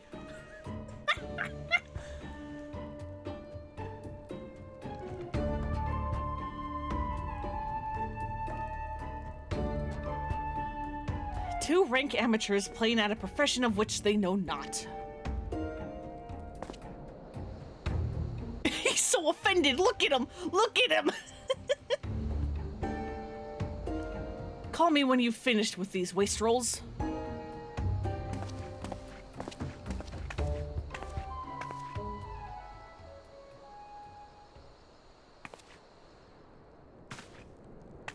You see, I do not want nor need your help. Riordan is more than capable of overseeing the transfer. Now get out, all of you. Where have you been, Maria? And where's my vase? There was this strange flying thing, and the vase, I dropped it in the water. I was so...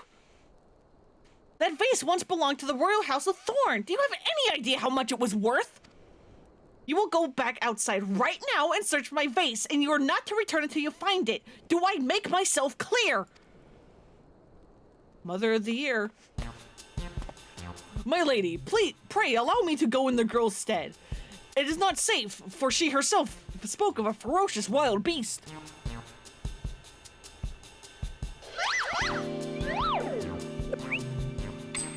With my unmatched investigative skills, I shall swiftly locate and recover the missing vase, thereby earning your respect. At which point you will gladly grant me permission to investigate the thieving duelist. Verily, it is a plan fiendishly clever in its intricacies. For real, you know that feeling? You just keep forgetting words when talking? You can forget the word car when a chat about cars? Yeah, no, I'm fairly confident my brain and my mouth are enemies and hate each other and refuse to cooperate, case in point.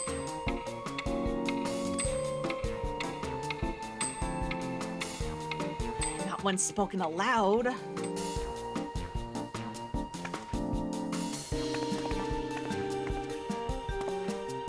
Miss Maria, would you be so kind as to tell me exactly what happened?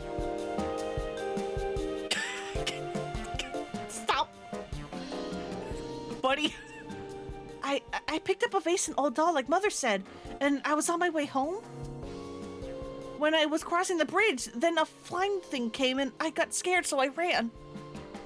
When I stopped, it was gone, but So was the vase. I think I dropped it in Nofika's wells. I want to go and look, but there were scary things down there. I'm scared and I want to... I'm scared to go alone.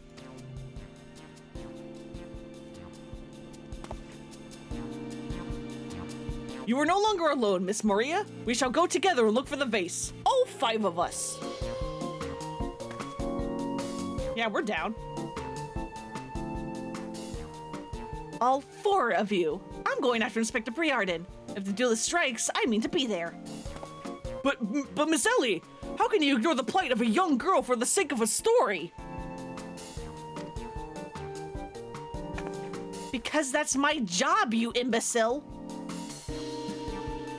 Well, we shall not be derelict in our duty to justice. Come, Nashu, we must away.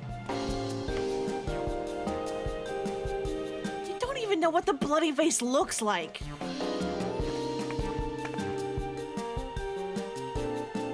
Maria, dear, listen. If it gets dangerous, or if you feel afraid, you run to this adventure for help. Understand?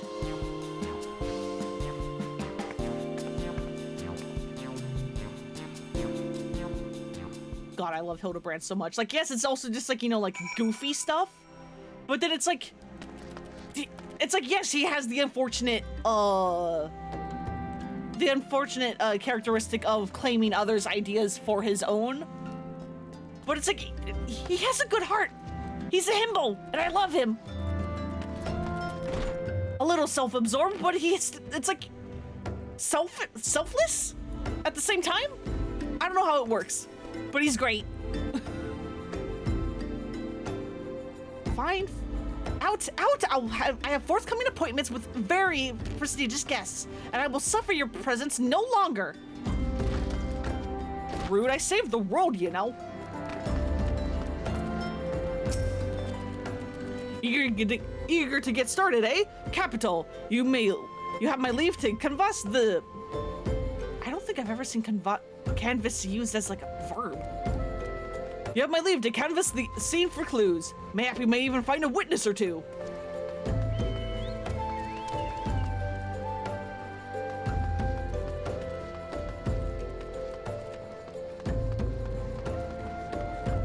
Because Nashu's out and about, I'm like, wait. I need to keep an eye out for the pink Lalafell. He might be around. Again, not that I can interact with him or anything, or that there's not going to be a, like, payoff to spotting him anytime soon. I just want to see when and where he spawns.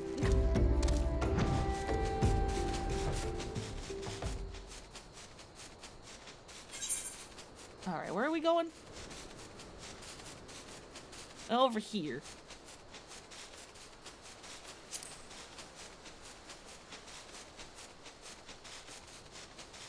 God, I am so glad flight is a thing. As you go through the entire base game, you can't fly through these areas, and it is a pain in the goddamn ass trying to get around everywhere.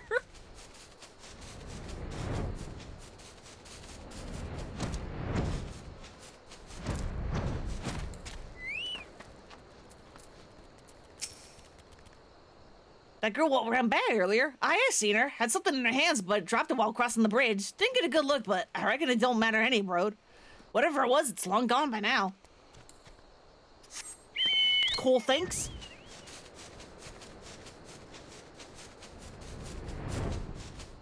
There you are. A vase? Well, anything that falls in the water is like to be swept downstream fairly quickly. What does this have to do with that queer-winged beast I saw earlier? Or does this have anything to do with that queer-winged beast I saw earlier? No? Never mind then. Down the river! Flamboyant oaf. Again, depending on what Final Fantasies you have played, I believe this man should look a little familiar.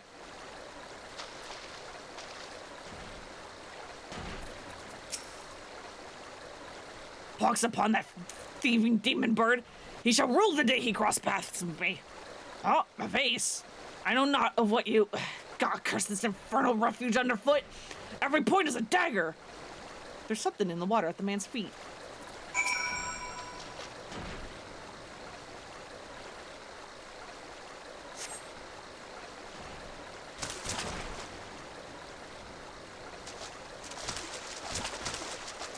Do I spy the treasured vase of Lady Dorilda over there? Oh dear. It's in pieces. Does this belong to you, child? Forgive me, I was so engrossed in my search that I did not notice. Your search for what, pray tell? The demon bird that absconded with my weapon. I set it down for but a moment, only to see it in the talons of that accursed creature. I gave chase, following it to these waters, but in my haste I must have stepped on your vase. Don't fret, Maria. I know it looks bad, but I'm sure Inspector Hildibrand will think of something. Oh, but I already have, my faithful assistant. Hearken to me now, for as the rising sun doth dispel the dark, so shall my solution resolve our dilemma. But first, we must gather as many fragments of the vase as we can find. If you say so. Oh god, that's a lot. Why does this feel so familiar? Because we just were searching for things in the water. How could I have been so careless?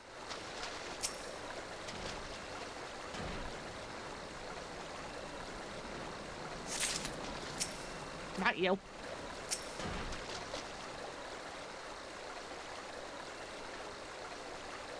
Why does it take so long to just pull something out of the water?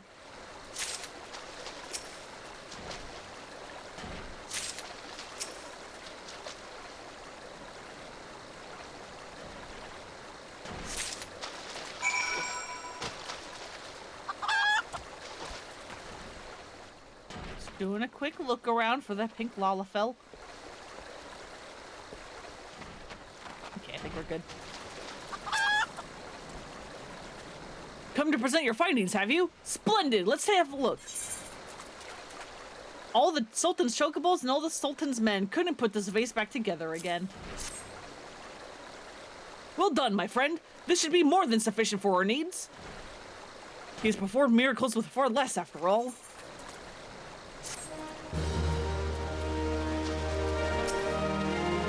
What manner of solution could he have?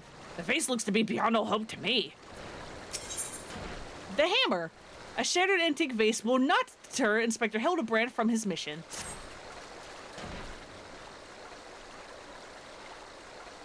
There is but one person in all Eorzea capable of reconstructing this vase. A man whose skill with the hammer has brought rival goldsmiths low. So breathtaking are his works, so fearsome his competitive spirit. This man is no mere goldsmith. You speak of him as if he was a great warrior. Once a notorious gang of thieves perpetuated a series of robberies in Old Dahl, targeting establishments which sold luxury goods. One such shop was owned by the humble lapidary of whom I speak. His was the last shop the thieves struck. For the following morning, they were found beaten, bound, and gagged in the Gold Court. The brass blades never learned who was responsible. The only information they had was the testimony of this thief, who kept muttering the words, "The hammer, the hammer." He sounds dangerous. He does. And I do so enjoy the company of dangerous men. But where are my manners? I have yet to properly introduce myself. I am Gilgamesh, and that is my companion, Enkidu. So yeah, I don't actually know for certain, because again, I haven't actually played that many Final Fantasies, but Gilgamesh, I believe, is a reoccurring character across the series. I want to say he first shows up in 6, but I don't know for certain. And unlike other quote-unquote reoccurring things in Final Fantasies, like, you know, there's like nearly every game has a Cid, there's like often a Biggs and a Weds and a Jesse, so on and so forth. I want to say it is implied that every Gilgamesh that shows up in a Final Fantasy game is the same Gilgamesh. There's only the one, and he can just, like, universe travel for reasons? Well, not really. It has been many moons since I last saw her, so to ease the burden of loneliness, I tamed a rooster and painted it green. In any case, you mean to search for this goldsmith, yes? If so, it would be my pleasure to help. The pleasure is all mine, Gilligan. I, Hildibrand, agent of Enquiry, inspector extraordinaire, bid you welcome. If it's that hard for you to remember, I give you leave to call me Gil. Excellent suggestion, Greg. Playful monikers are an effective means of building camaraderie. Call me Hildy.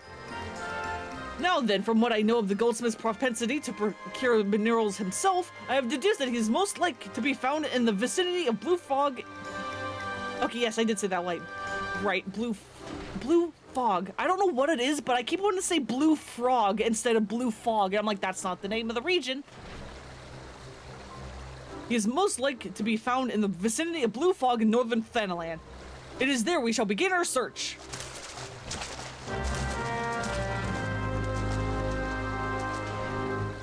Okay.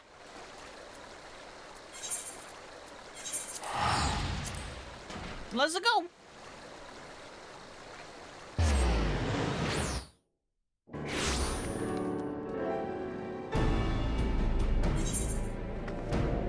Can I make the chat box bigger? No, not without actually seeing it.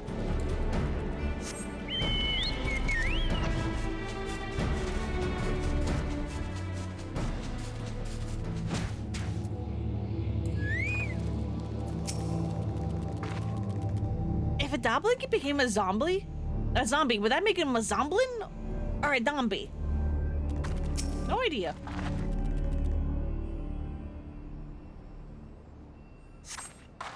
The Doblin's wounds indicate that it was felled with a hammer. A trail of bloody footprints leads to the north. Can I make you bigger so that chat can read it a bit better? God, that is kind of massive, but is that better? Can you guys read that better? Or is 120 good? Do you want 140 or 120? Because those are my kind of only options.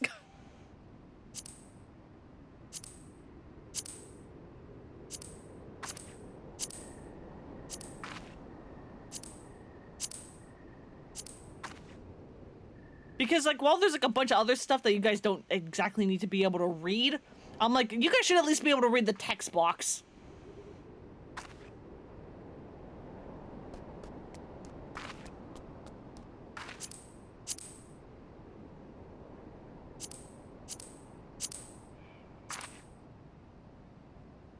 $140 is better? Okay. I don't think it's been dead long. Maybe whoever did it is still around? Mayhaps they are.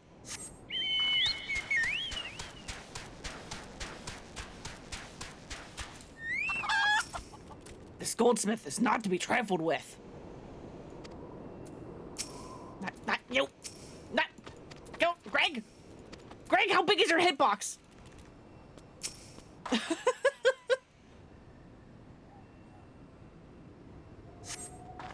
The basilisk's wounds indicate that it was felled with a hammer.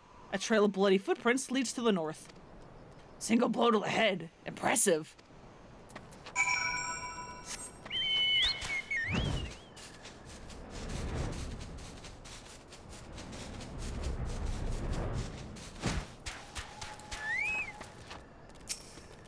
His handiwork is unmistakable. Huh. The corpse's stripe is still warm. Hey, Demon Queen, welcome, welcome. Welcome to Final Fantasy XIV. I hope you like himbo detectives. You're in for a treat.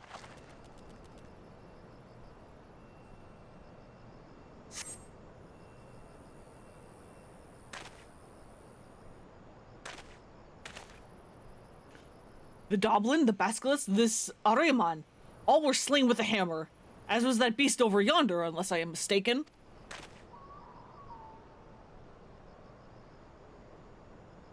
That chimera must be his latest prize, which means he must still be about. Mayhaps he is watching us at this very moment, attempting to ascertain our intentions. He was ever a cautious man when on the hunt.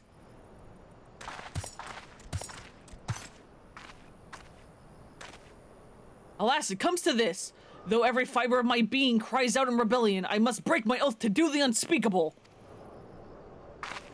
You love himbos and detectives, have never had a mix of both. Consider you curious. Heck yeah. What must you do that is so terrible? I must dance! I'm a Manderville man, doing what only a Manderville can. From the peaks of Corthus to Thanalan, Manderville man.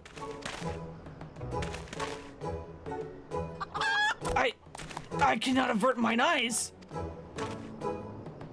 That is the dance of House Manderville, passed down from father to son.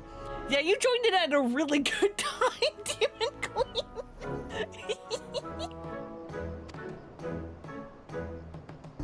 Were I to perform it within sight of our quarry, he would not be able to resist revealing himself.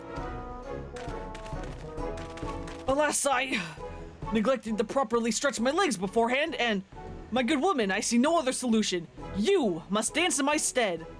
Though it may be a gross, nay, unconscionable violation of my family's traditions, I must bequeath to you the Manderville.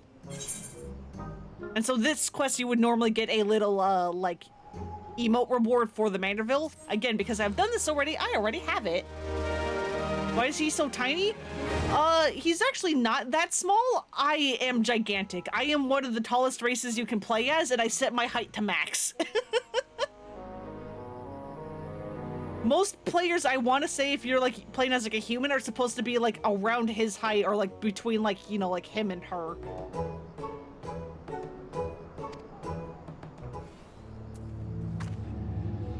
I just wanted to be very big. What manner of man can only be summoned through dance? Are you really gonna do the Manderville? Oh, I can't wait. Manderville men, the time has come for you to do what only a Manderville can. Well, wait, sorry, giant? We are a Rogadine? Which, yeah, basically kind of means giant. There is basically human, which is, or here, which is human. There is, Mikote, which is the cat people. Gilgamesh is unique. You can't play as him, and this is a child.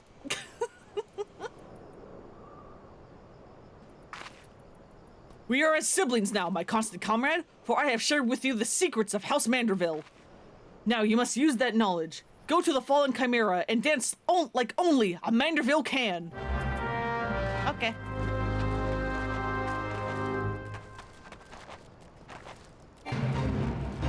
Tie fate.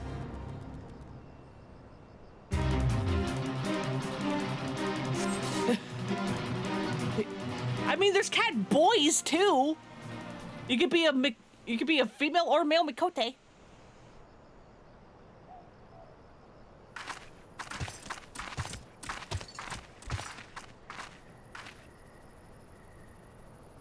There's also Viera, which are bunny people.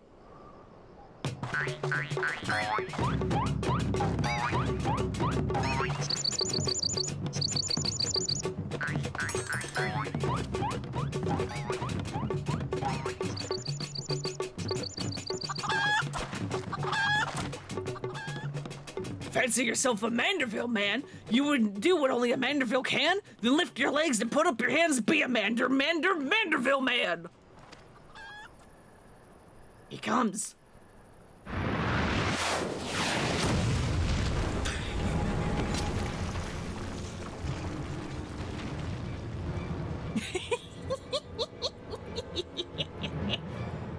Oh, you have not the fear for me. Not at all. The only accounts I came here to settle were with the Chimera.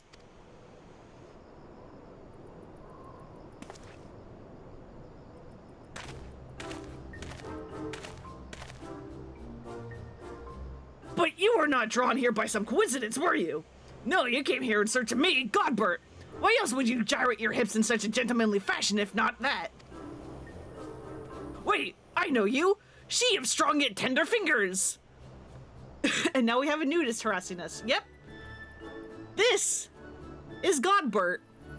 This line is referring to a side quest you unlock at this place called, like, Camp Bronze Lake, I think is its name. And it's basically like a weird like military, it's like a hot spring kind of thing, but it's mostly meant for like recovery and like injuries. Like it's not like a recreational like hot spring. And there is a side quest you can find there, where you find him there.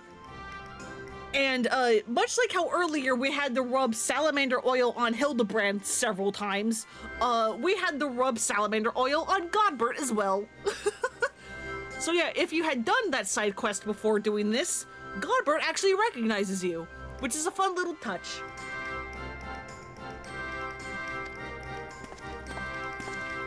Rub what? Salamander oil. Also by Hildibrand, he's just walked off.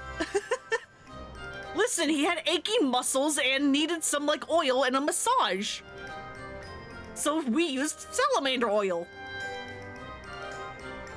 But more importantly, how in the hells did you learn the Manderville? If I did not teach you, then who?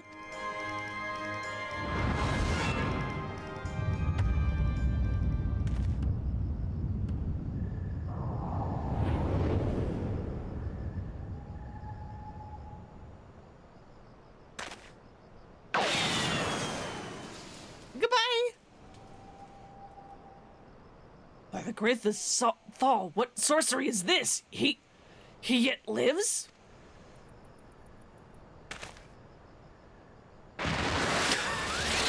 Even faster!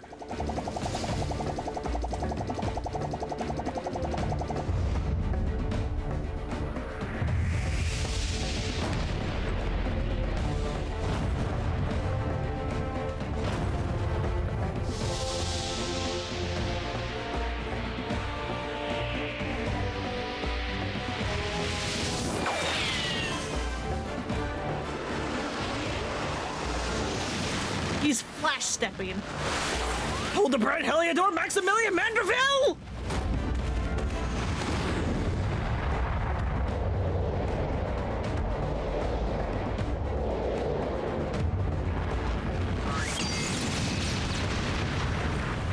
Whatever, I watched you play Yakuza. This is not that weird at all things considered. You're sure this isn't weirder than Yakuza?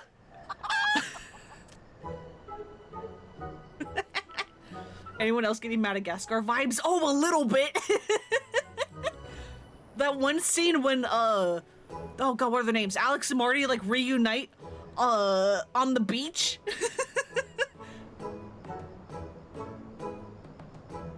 10 years, Hildibrand. 10 years since you left home, and 5 since I learned of your trip to Dalamud. How long were you planning to allow your mother and father to suffer the illusion that their beloved son was dead? Son, you are Hildy's father? Godbert the Goldsmith's a Manderville man. Smithing is only a Manderville can. Oil him up and give him a tan, fit for a Manderville man.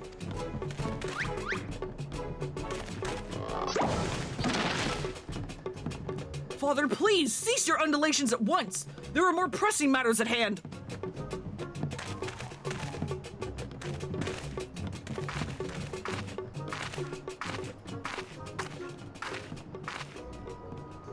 This antique vase must be made whole once more, for the sake of Miss Maria.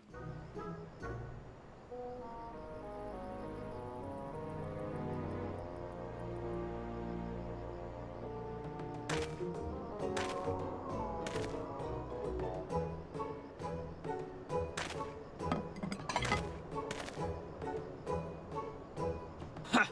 Do not worry, little one. I deal with worse cases before my morning bowel movement.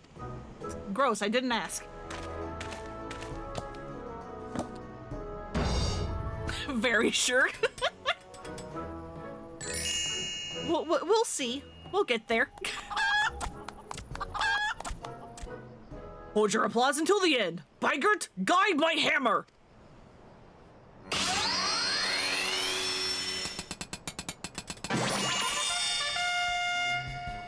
Don't ask how he hammered a vase back together. Look at how it sparkles in the twilight, how it radiates elegance. Would you all not agree that it is a work of art? You've completely destroyed a priceless antique's historical value. Nonsense, I have taken a dull, unremarkable vase and transformed it into something far superior. I hope you were paying attention, Hildy. How long has it been since you last held a hammer? Father, that is not my path. I am an agent of Enquiry, an inspector. It is my duty to help those in need. Miss Maria is one such person, and there are others too. Innocent people whose weapons were callously ripped from their hands by a thieving duelist. Thought you had put away such childish dreams. No matter, you'll understand in due time. No, I will not. I am an inspector, Father. I can be naught else. Mr. Godbert, sir? I don't think my mother's gonna like what you did. She probably won't let Mr. Hildibrand help with the investigation. Well, we cannot say that for certain, can we? Perhaps you will take a liking to this, Maria imagining. Why are you flirting with him? What was that? You spoke of a thieving duelist, did you not? It so happens I'm something of a duelist myself. Were we to cross paths with this fellow, I would welcome the opportunity to pit my skills against his. Enki do as well, I should think. I see you too possess a strong sense of justice. Full glad am I to have met you, Greg. Now, let us return to Vesper Bay and see how our vase is received. Vesper Bay, you say? What a coincidence! I shall be traveling there on business once I have finished gathering materials. To think I might have seen the demon bird which took my weapon. Go on without me. I shall follow anon. This is so much reading. I forgot how much reading there is.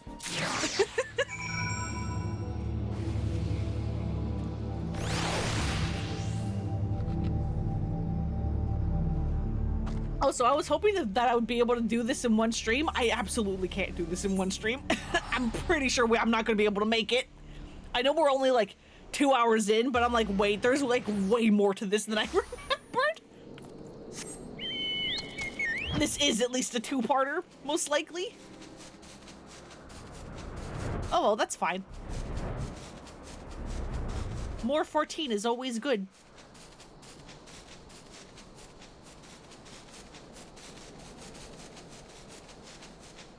For me, at least. I enjoy this game.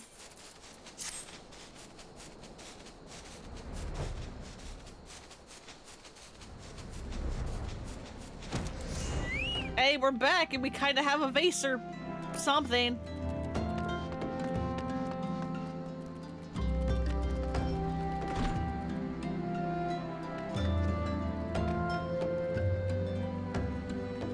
Just making sure I don't see that pink Lalafell anywhere.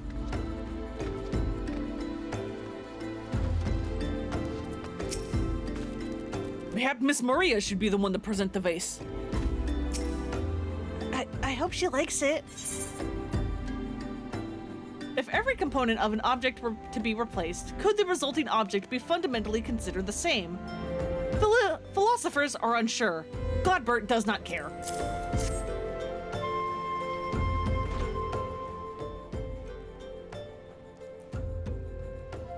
Mother, I brought you the vase. By the gods, have you no shame? How dare you make my daughter complicit in your chicanery? I don't actually know what that word is. I don't know where you found this gaudy trash, but it bears no resemblance whatsoever to the vase I purchased. Now say here, Lady Dorilda, not only did you send Maria to fetch your priceless vase alone, placing her in considerable danger should bandits or wild beasts attack, which they did, but... Gaudy trash? Lord Manderville, sir, I did not realize you had arrived. Though I know it is nothing compared to the lavish accommodations an esteemed gentleman such as your... Though it is not compared to the lavish accommodations an esteemed gentleman such as yourself must enjoy, I pray my humble abode meets your satisfaction.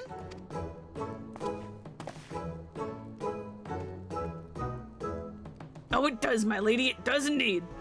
Especially that exquisite vase over yonder. Although I gather from your previous comments that you do not like my reconstruction. Your reconstruction? I don't like it. I love it. I would go so far as to call it the new centerpiece of my Thorn Dynasty collection. Ah, what a relief.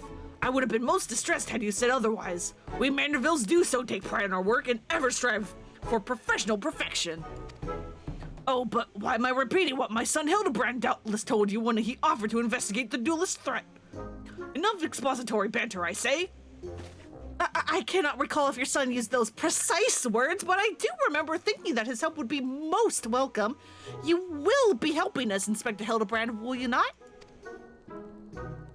Wait a minute, so your father is Lord Godbert Manderville, the man who took, Yolande's Quiverton seat on the Syndicate?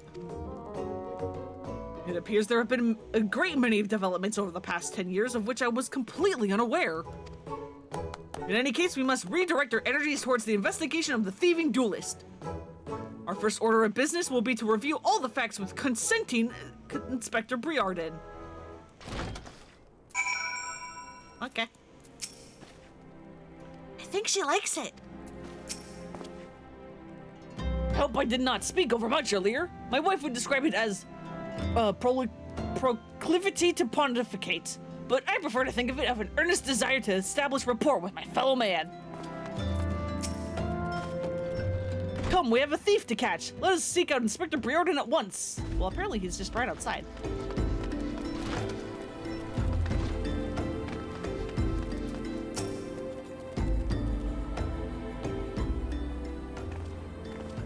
Why are you still here? Allow me to elucidate. Lady Dorilda has asked that we assist with the investigation. Now, kindly share with us all your information. Fine. Our plans have advanced to a stage that even you couldn't ruin them anyway. I commissioned several reproductions of the Treaty Blade through a merchant named Jompa, who traffics in counterfeit antiques. These blades have been delivered to the observatorium, where they are being distributed amongst Lady Dorilda's sellswords. Once they give the order, they will transport them via alternate routes to Vesper Bay. Oh, I think I get it. You're hiding the real transport with a bunch of decoys, right?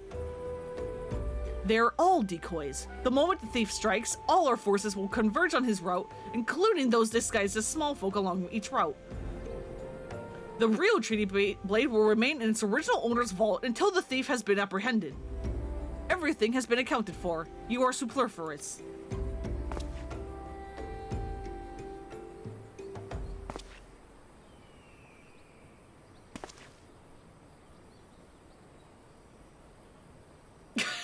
Just the sigh. Mayhap we could use more small folk to watch the roads in and out of the observatorium, assuming you have the capacity to conduct yourself in an unassuming fashion. Fear not, my fellow inspector, for I am a master of disguise. Have you any information regarding the duelist himself? A description? You never thought to ask Humphrey, did you? The thief is said to be a towering brute dressed in red who wields a halberd. Haha, a man so garishly dressed should be easy to find in the snowy Kurthis. Then I suppose we won't need your help after all, now do we? Come, or don't. I couldn't care less. Be seeing ya.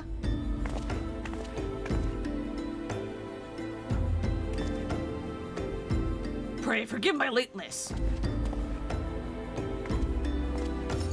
Greg, my good man, what a pleasure to see you again. We just received new information regarding the weapon thief. Surely you see what's going on, right?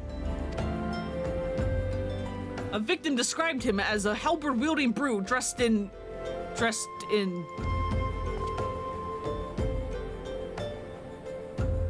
a ridiculous outfit. Ridiculous outfit? Huh, now I'm intrigued. What reasons would a warrior have for wearing impractical clothing?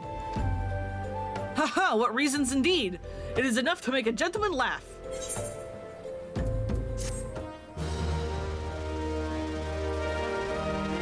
You see what they're putting down? You see what they're putting down? I sure hope you do.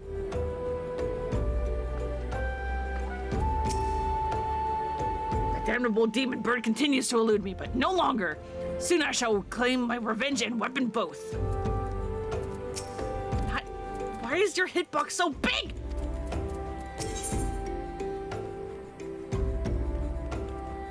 The three collectors. Inspector Hildibrand would have you accompany him to Kurthis. Allow me to summarize our current plan of action. Our destination is the Observatorium, and our mission is to pose as goodly small folk in accordance with Inspector Briarden's instructions. Naturally, should the situation demand improvisation, we are to disregard those instructions. Any questions? No? Then let us sally forth at once.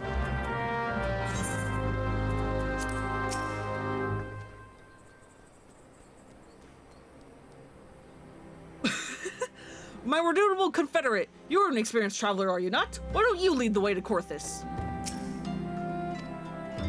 Okay.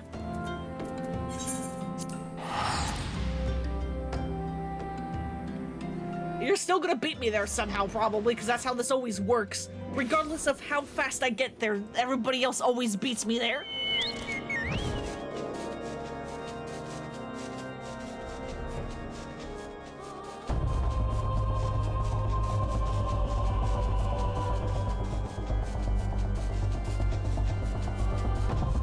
It's just how it works.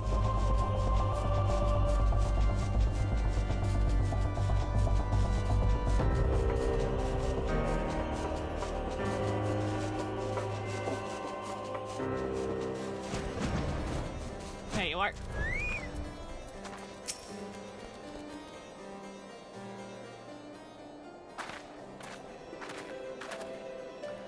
Hail to thee, fellow servant of justice. I take it you were one of the many tasked with transporting the counterfeit Trinity Blade.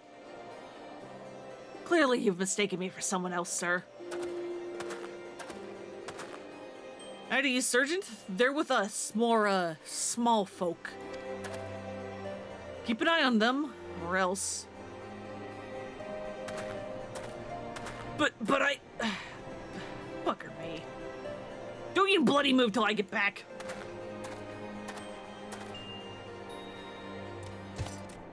I say, is this land always so inhospitable? The biting winds, the endless snows? Hey, Boops, welcome, welcome! How you doing? Welcome to Final Fantasy XIV and welcome to Hildibrand. We have Gilgamesh here. Because of course we do. Mayhap keeping active will help me stay warm? Oh, now should I chance to find the thieving duelist, I will of course summon you, after administering the requisite beating. So sorry you've been time traveling a bit? No, it's all good, it's all fine. You're traveling. Traveling is exhausted. Exhausting, rather.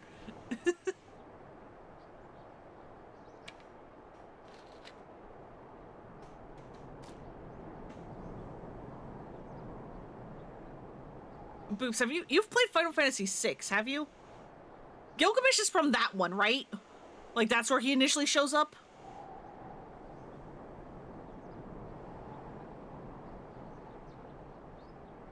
Free from work and went to the store and got so many sodas. Hell yeah! Okay, bye.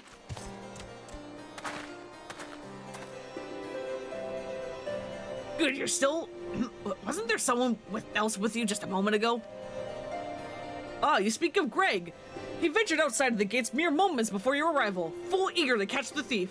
As are we. Come, Nashu, we too must answer the call of duty. Oh, is he from 5? Okay. But yeah, basically...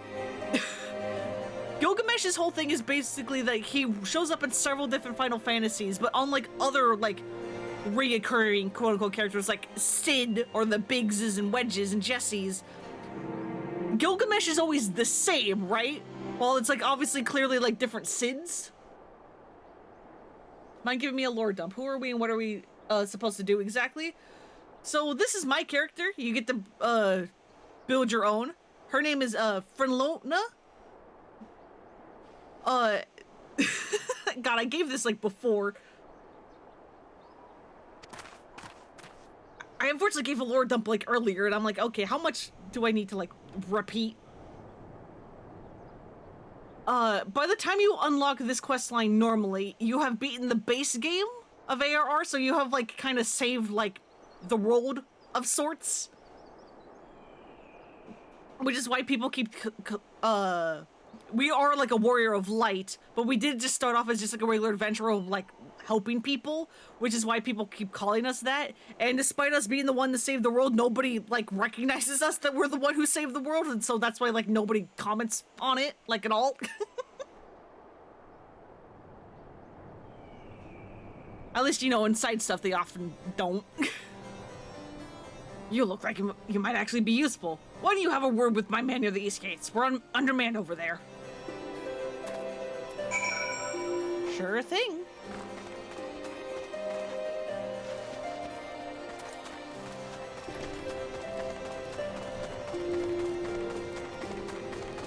But yeah, I'm not entirely certain. Like, I'm like, how much do I need to explain? No pink ball flows around on there.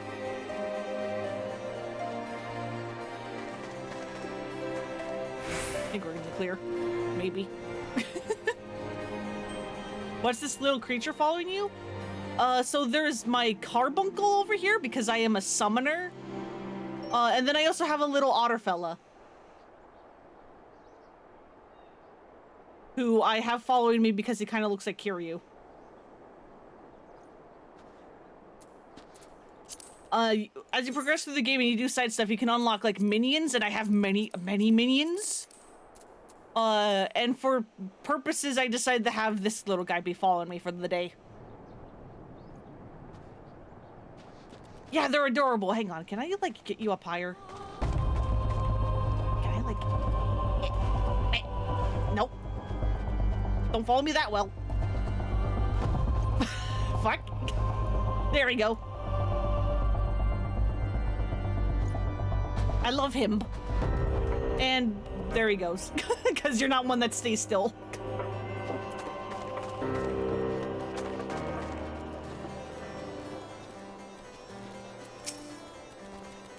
Any halberd wielding mummers shall answer to me.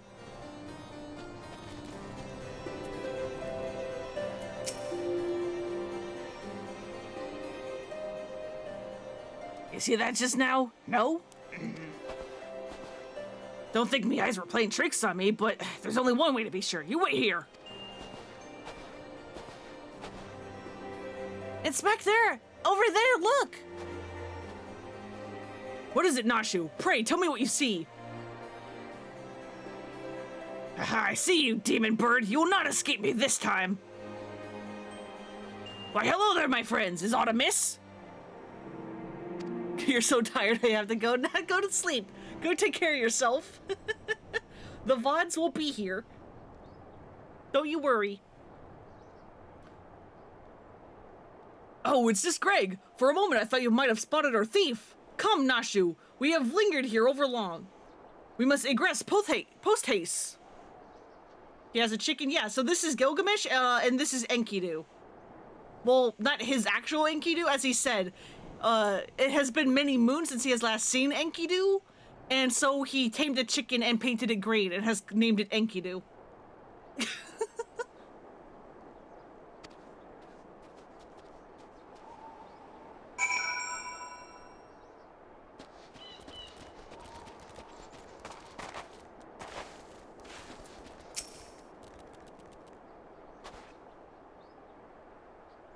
There's not out of the ordinary over here either.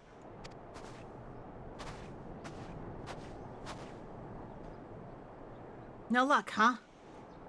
We have scoured every elm of this area to no avail. I can only conclude that, having learned that his opponent was to be the legendary Inspector Hildibrand, the duelist renounced his criminal ways and retreated into hiding.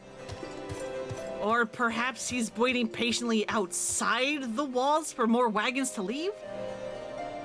That being said, should you decide to venture into the wilderness, you had best arm yourself with more than your, wits.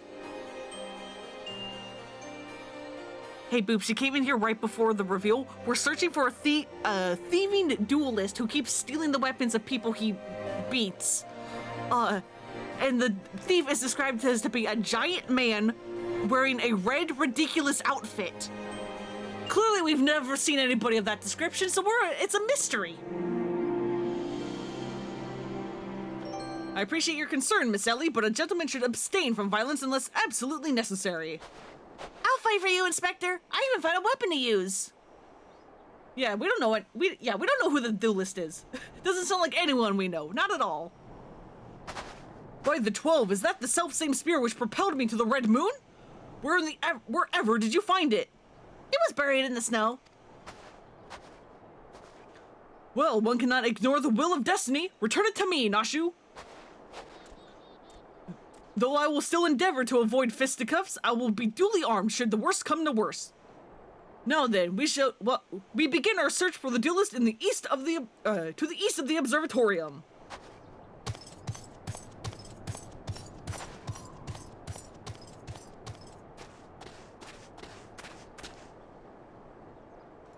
So yeah, in terms of like world building for like this case, for what you have missed, so you start off this quest by visiting the like rumor monger. Hi Gubu, do you mind? Gubu, sir, you're kind of in the way, buddy.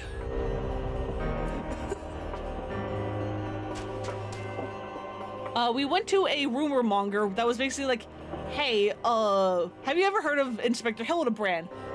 Well, he like passed away several years ago after he came falling back down from the sky because he launched himself to Dalamud, which is like the second moon. Because in 1.0, which you can't play anymore, Legacy Final Fantasy XIV, they incorporated a plot point to destroy like the old servers, and also like in the story of like, hey, the second moon is falling, a la Majora's Mask. And Hildibrand, through reasons, becomes convinced of like, oh hey, there's a prophecy where we can stop the moon from falling, we just have to go find the hero. He becomes convinced that he is the hero. He accidentally finds the spear, or rather Nashu finds it in a pumpkin field and gives it to him, and he accidentally launches himself to the moon. And that is the last you see of him in the original version of Final Fantasy Online. The game then got like restarted as 2.0, that's the version we're playing here. Rome Reborn. And so, yeah, the rumor monger is like, well, hey, like Hildibrand's like deceased because he eventually came like falling back down, but his assistant Nashu is now an inspector, but she needs like help dealing with some like zombies. So we go to Nashu, we fight some like dapper zombies in a desert that they're all like dancing and posing. They're kind of just like Hildibrand, and then we find Hildibrand because it turns out that he survived falling back down from the moon somehow, and he now believes that he is a zombie overlord, and we restore his memories, and now we're just helping him solve mysteries because that's what he does. This feels like a hot mess. It's a lot, and I'm trying to just like summarize it quickly. Take your post, my good woman, and entrust your safety to me. Inspector Hildibrand is ready for battle. Core, it's cold out here.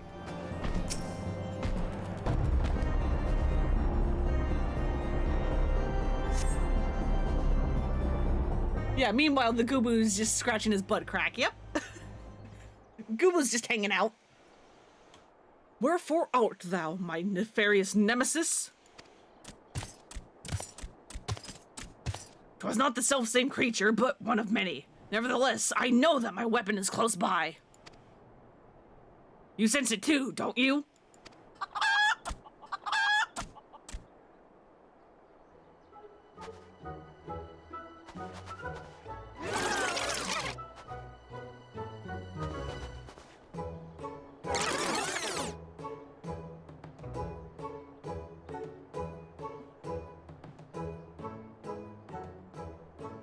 Hello, please.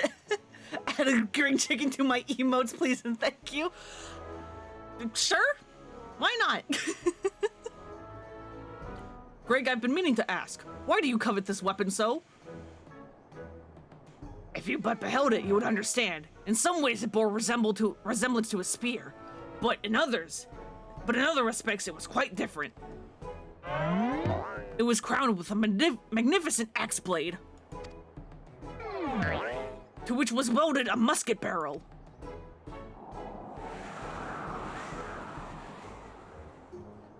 'Twas one of the first weapons I added to my collection after arriving in these lands. How I yearn to reclaim it. The strongest of spears.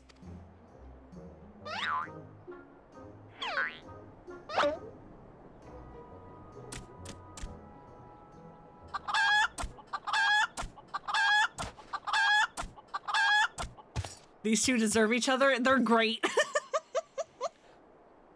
That weapon of yours bears a striking resemblance to the strongest of spears. I claimed this weapon 5 years ago. Surely you can't be serious. Grr, now you call me Shirley? No matter. Give it to me. Give it to me.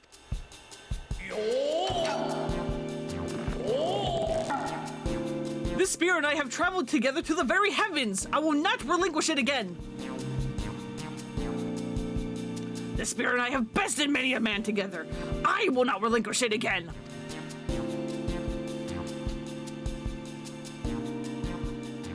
Then we are at an impasse.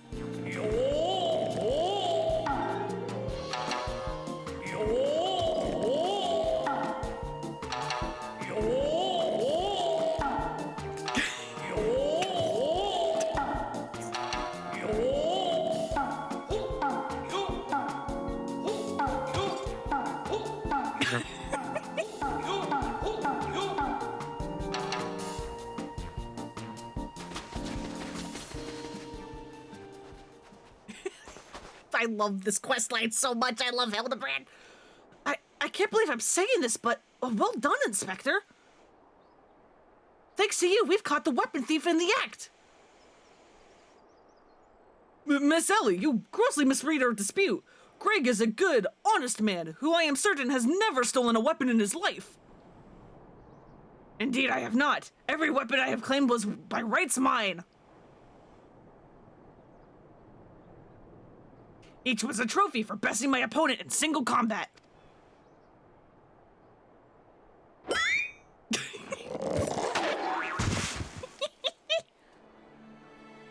I believe that constitutes a confession.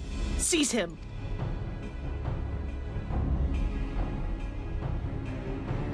A confession of what? I've done not wrong. Bah, you are all beyond reason.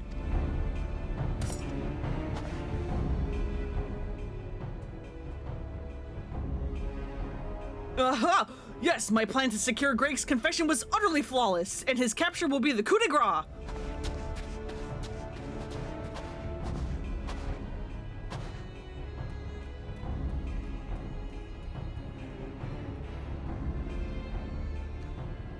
Well, my plan is thus far flawless. Griffin Crossing is still impassable.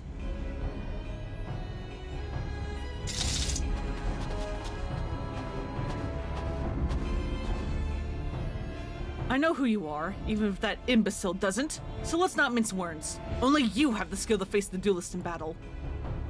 Even so, your strength alone will not likely suffice. I suggest you muster what allies you can.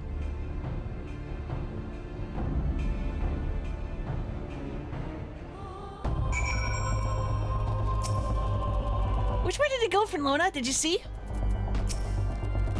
Lest you find my advice unsupporting, I remind you that our duty supersedes any misbegotten notions of your honor, or of honor that you may possess. His name isn't really Greg, is it? Nope, it's Gilgamesh.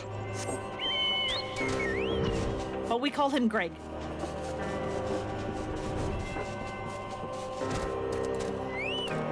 Well, Hildibrand's in the ground again. Oh, fuck. Hang on. Nashu? Miss Ellie? Oh, my good woman, it is a relief to heal your footfalls. As you might have doubtless deduced, I was unable to prevent Greg from escaping through the doors. I must leave the rest to you.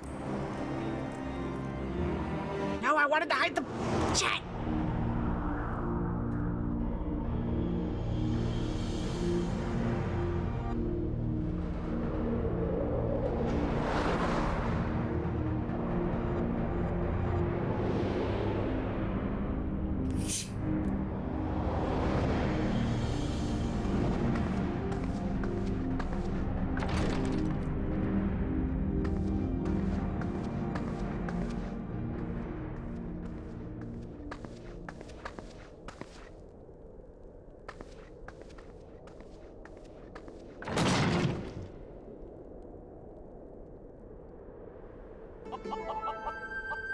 Hi, Greg. Yes, it was I behind these doors the whole time. You took so long to arrive, I was getting worried you might have gotten lost. Long did I wonder what your role in this play was. A silent guardian, content to watch events unfold with minimal interaction? At the last I understand. We were fated to duel, you and I. Best me, and you may have the spear. Fail, and your weapons are forfeit. Fair terms, do you not think? I will even extend them to your allies. I grant you leave to summon others. After all, it will avail you no advantage. For Gilgamesh, it is embiggening time!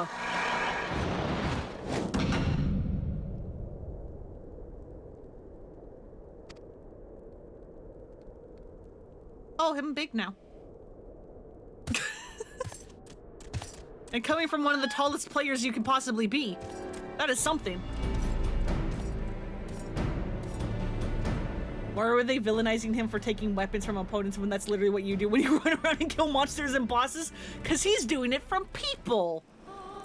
Monsters and bosses aren't people. Battle on the big bridge. So, this is my first big conundrum. Do not worry about me, my friend. I shall extricate myself in due time. So this is one feature of Final Fantasy XIV, is that you get to do things with people. Hang on. Can I put my freaking thing back on? Thank you. Is that there are, like, you know, dungeons and trials and stuff that you can do with other people.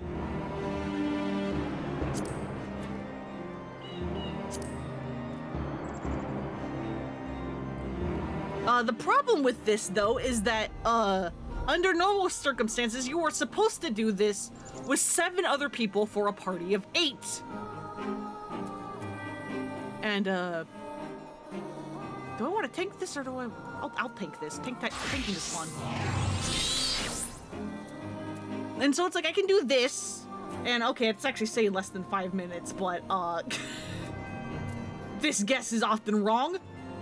I'm swapping to a tank also because tanks and healers typically have shorter queue times, because basically whenever you sign up to do a duty like this, provided it is not a main story dungeon, where you can have like NPCs help you, when you do this kind of thing, you basically send out a request, and the game is going to do its best to try to find enough people to fill out the slots for me. And the slots that are going to like be filled with people that are also doing Battle on the Big Bridge, or people that are doing like their daily roulettes. In this case, people that are doing trials might get put into my party, and I don't have it, but it's like if people also have like the mentor roulette, they might also get like put in my party. But because that takes time, well, we need to figure out what to do until this pops. Because, it can take a bit.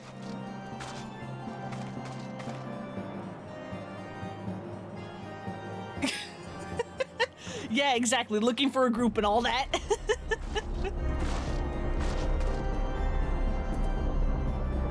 Where are my fucking shoes?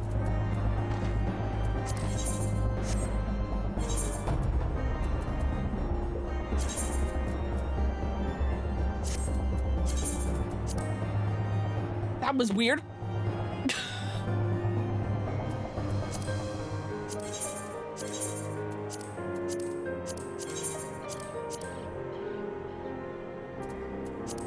Oh, I bet that's an oddity because I'm swapping computers, because I normally play on the computer I'm currently streaming from. So, what can I do to pass the time? I mean, if this takes too long, I am pretty sure I am, strong enough that if I turn off level syncing, I can solo it. But I do want to kind of show off how this fight is supposed to go, and that means, doing it with a group. Oh yeah, I have many a dance. There's base dance, this would be so much easier if I had the chat up, but I am scared to have the chat up. Okay, good. I actually still have it on thing. There is a base dance that I believe every race, or yeah, like every species race has like their own unique like base dance. For me, I do this weird little hop step. I don't know why, but that's like my race's like default dance. And then I have many others. We also have another kind of step dance.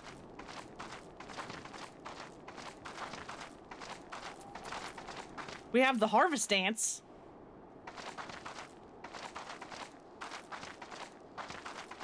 These dances are weird as hell. A ballroom dance, kind of, or something.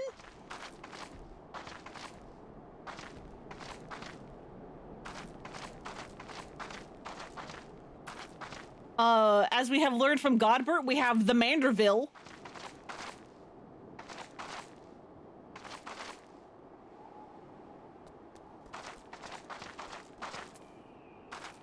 I have this one called the Sundrop, which isn't much of a dance, but it's something. We got Moonlift, which is one I like to pop every now and then. It's a silly one. We got the Moogle dance.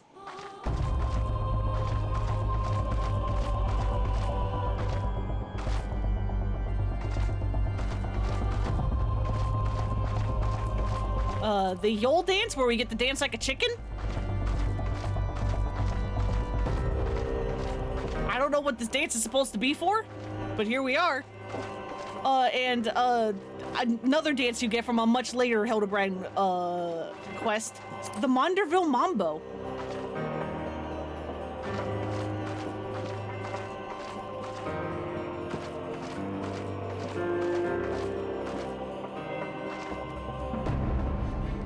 There we go.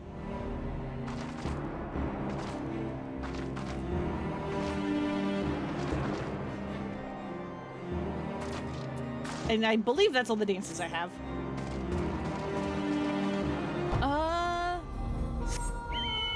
Oh, I know what I can show off.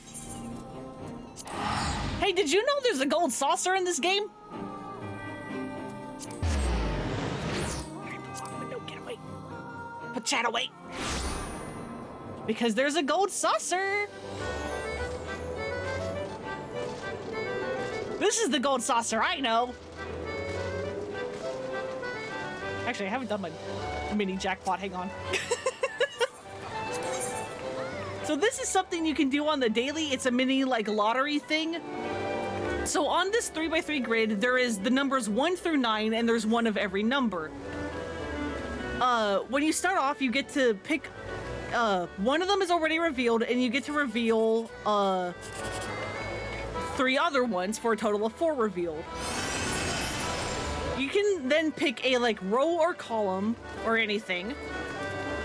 And whatever number total you get will determine what your payout is. So as you can see, you definitely want like 6 and 24. I don't think either of them are possible, unfortunately. So just pick whatever. And you can do this 3 times a day. Fucking jackpot, let's go, baby! Oh no, hey, it popped. Oh, hey, Battle on the Big Bridge popped.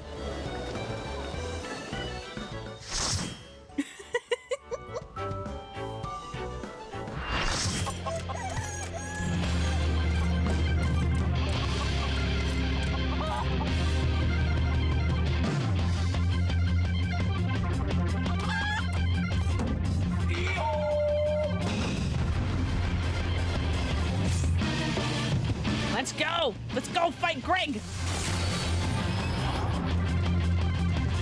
So yeah, here are 7 other players that are playing with me. And we're all gonna do this together!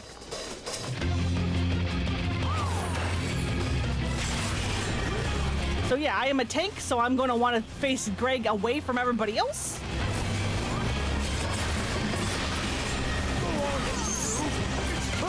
Your favorite?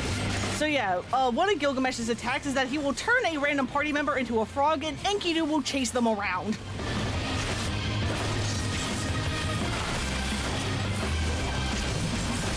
Fine. Are you finished? Fighting all 8 of you is just too much for me. Not? Ha! I lied! Empathy!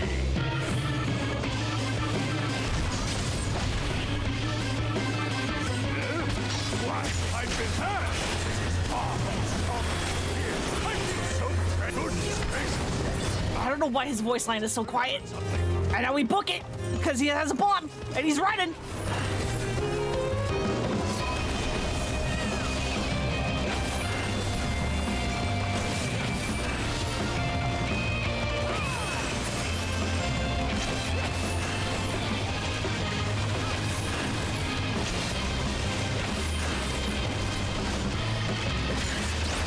Why are you bringing them inside of the battle arena, you other tank? What are you fucking doing?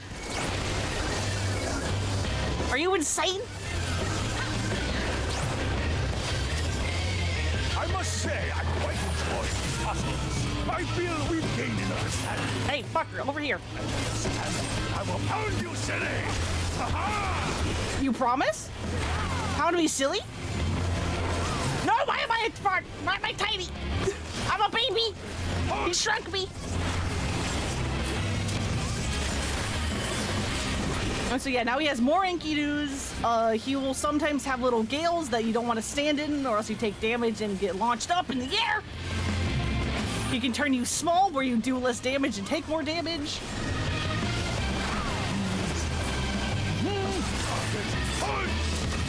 He has a rocket punch.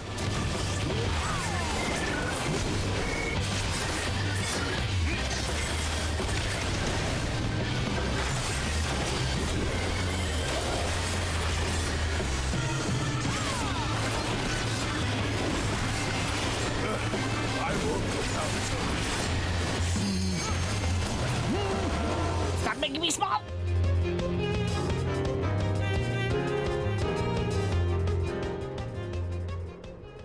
When you're a frog, do you just run? Yes. Well then. You just run and pray the healer keeps you alive. That's enough of a beating for now.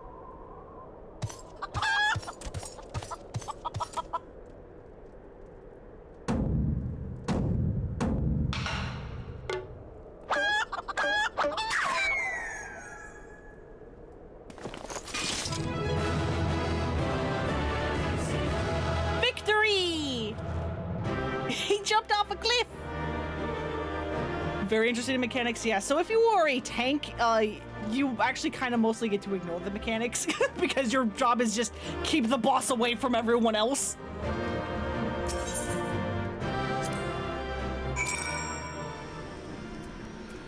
Summoner again. You were basically a career WoW healer. Yeah, I can play everything, although I will admit my healer roles are my weakest. I have several damage dealers. I have Summoner. I have Dragoon. I have Mechanist. Then my tanks, I have Dark Knight and Gunbreaker. And then for my healers, I have... Oh, my clothes are not gone because I forgot to copy over a file. It's fine. You just do that, and we're good. It's fine.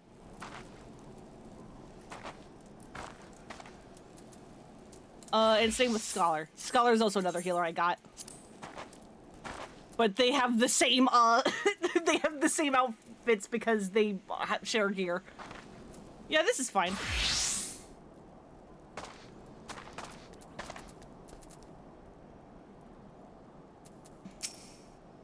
Why, Greg? Why? Are you dead again, Inspector? How many swords did he drop while... Wait, doesn't that one look over there just look like Eleazar's sword? But even to my untrained eye, this is obviously a counterfeit blade. And so is this one. And this one. What in the world? Hildibrand, are you dead? I think he's fine. He'll be fine. Alone, yet still armed. Huh. In any case, he seems satisfied with the halberd. We'll proceed with the delivery. You good? You'll be fine. You'll be fine. You'll be fine, probably.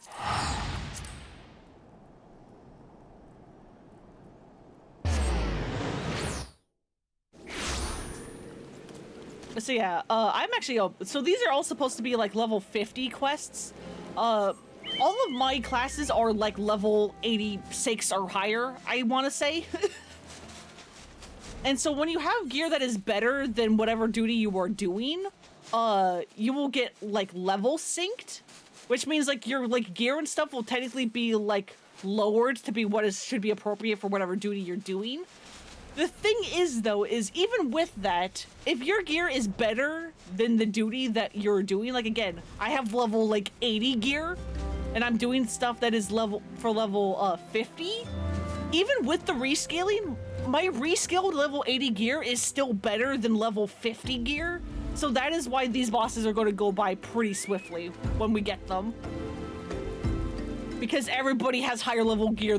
Most everybody will have higher level gear than what should be available.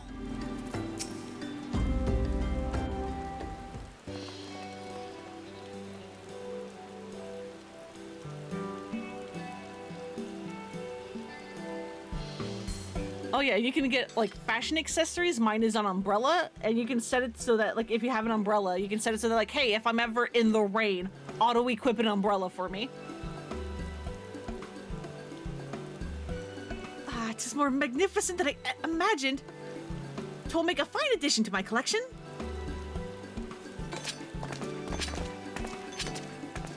And off she goes.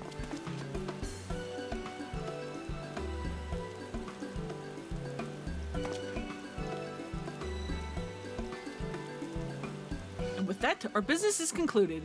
Cheers. And I genuinely mean that in your case, by the way. Oh yeah, for those of you who came in late, you may notice that my character has a white eye to kind of imply that she is blind in one eye. At the point of time where this quest normally comes available, she would have vision in both eyes. She loses it. Or at least, you know, I headcanon that she loses it after a certain incident in the main story. But because that is But because your eye color is counted as a like biological feature, that is not something you can kind of just change on the fly. You have to pay real life money for the item to allow you to change your biological features, even allowing you to completely change your character's like race and stuff.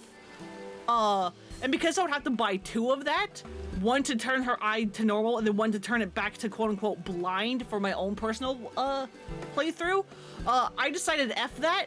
Just pretend she has sight in both eyes. Just pretend. Pretend her eyes are normal.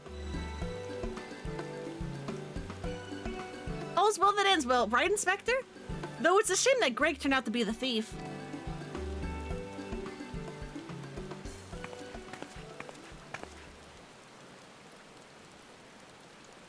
There you are, Inspector Briarden. Why did you not wait for me at the docks?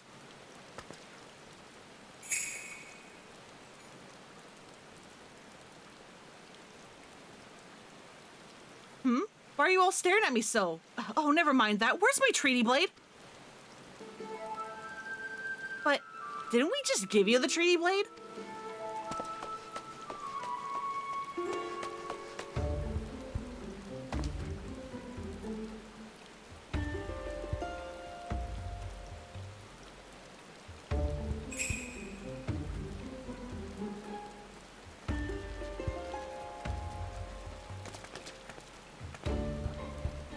Disguise yourself as the client and let the treaty blade come to you. Take advantage of an existing situation to distract us from the real crime. Brilliant. The man in red never spoke of the treaty blade, only the halberd. Moreover, he always issued his challenges in person.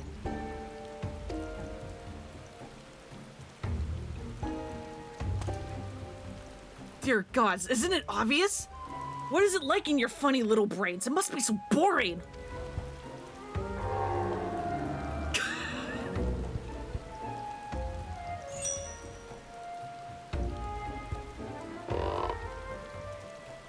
If the man in red did not send the challenge, then who did?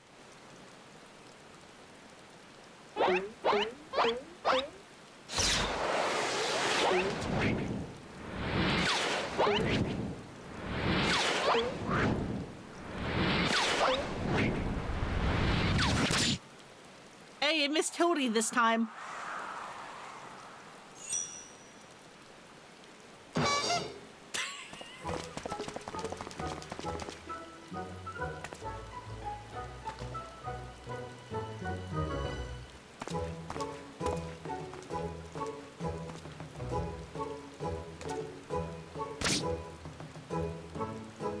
I believe this is addressed to me, Condescending Inspector Briarden. Condescending Inspector Briarden? Piss off. 400 years have I slept, 1,000 faces do I wear. What is yours will be mine. I shall come to claim the Lapis Maiden's virtue. The facial expressions are so funny. They're great. So normally people don't emote this much. I believe it has been confirmed that the dev team or the animation team uses these Hildibrand questlines to basically push the limits and see what their animation skeletons, especially the facial animation skeletons, can do. And it's like, man, it pays off so well. It pays off so well. Design and wording are the same as before. The thief who stole the treaty blade sent this.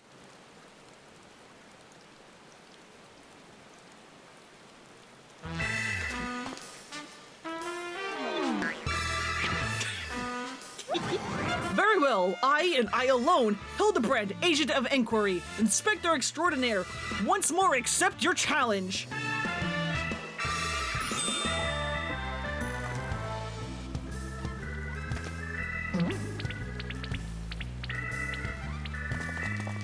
You want to challenge her? Stand and face me, you buffoon!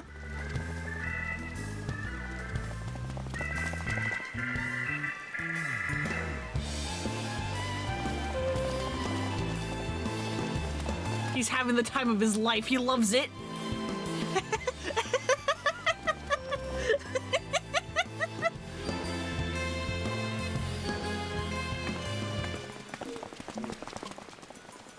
How dare you all laugh at a time like this after throwing my precious treaty blade to be stolen? Or after allowing my precious treaty blade to be stolen. And you, Maria!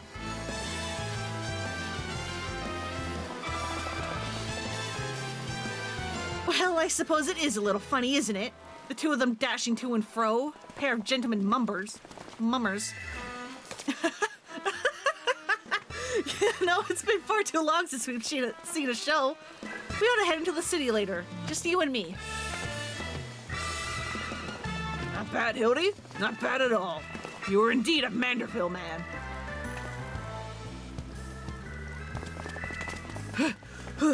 Mark my face, O phantom of many faces, for it is the face of the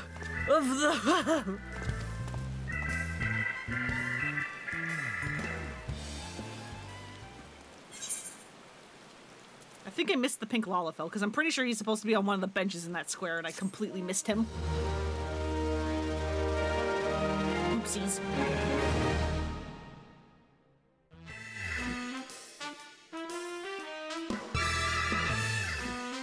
The fiend dare lays claim to a fair maiden's virtue? As seeds of jealousy quicken him within an inspector's soul. Can true love bloom on this battlefield? Will this Manderville man find his Manderville wife? Hildibrand will return in a case of indecency.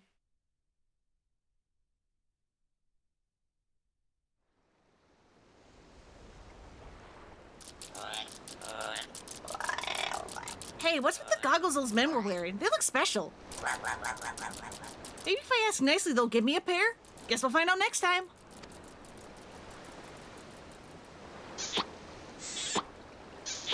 So again, these Hildibrand quests were released in batches, per patches, rhyme kind of unintended, and like the updates between when an expansion releases and the next one does.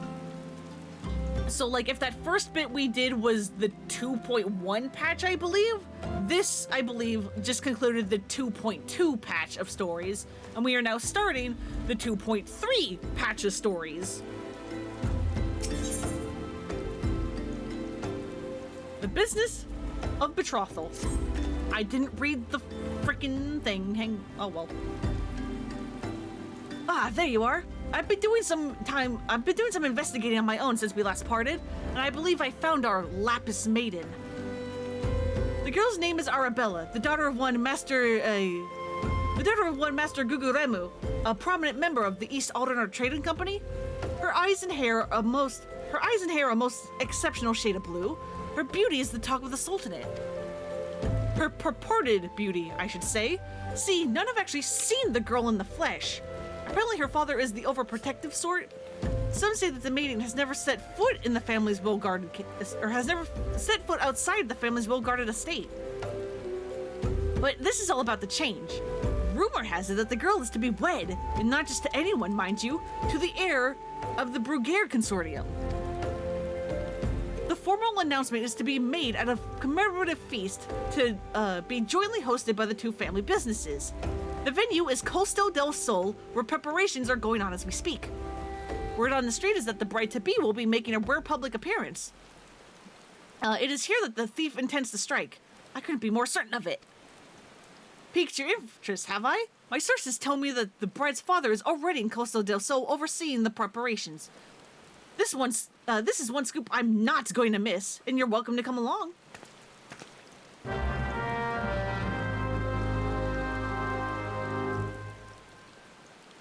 So yeah, I have also done like a bunch of things to my UI to make it a little bit cleaner. Like, I have disabled names of like other players, because like, trust me, that can make your screen a clusterfuck when you have everybody's names,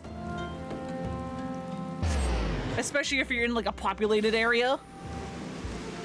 So it's like, yeah, I'm also like hiding the chat just in case for several reasons. Oh, cool, it's raining here too. God fucking damn it, dude. What is this curse? When I play this game normally, the weather is fine. The one time I decide to stream, it gets to rain all goddamn day.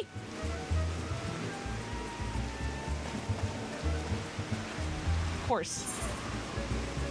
Is there a Skywatcher here? No. How about over here? No. God damn it. But yeah, Costo del Sol is also in this game, kind of. There's not really a whole lot you can do in Costo del Sol. It's more just a resort for, like, the NPCs. You have a couple of, like, quest lines here, but you don't really get to do much activities.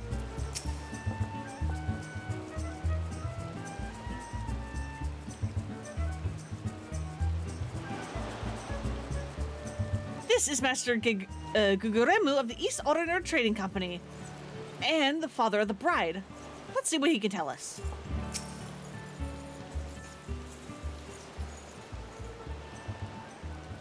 You are not one of my associates. This banquet is for invited guests only. If you have no business here, be on your way at once. Beg pardon, good sir. My name is Ellie, a reporter from the Mithril Eye. If I might just have a moment of... Ah, yes, that two-gill sensationalist rag. I read your tiresome screed about the self-styled phantom thief and his letter of challenge. If you have come to tell me my daughter is in danger, I can assure you that your concern is entirely unwarranted. I have not kept my Arabella safe to this day to see her whisked away from me by some fly-by-night rogue. I have spared no expense in securing the best protection that money can buy.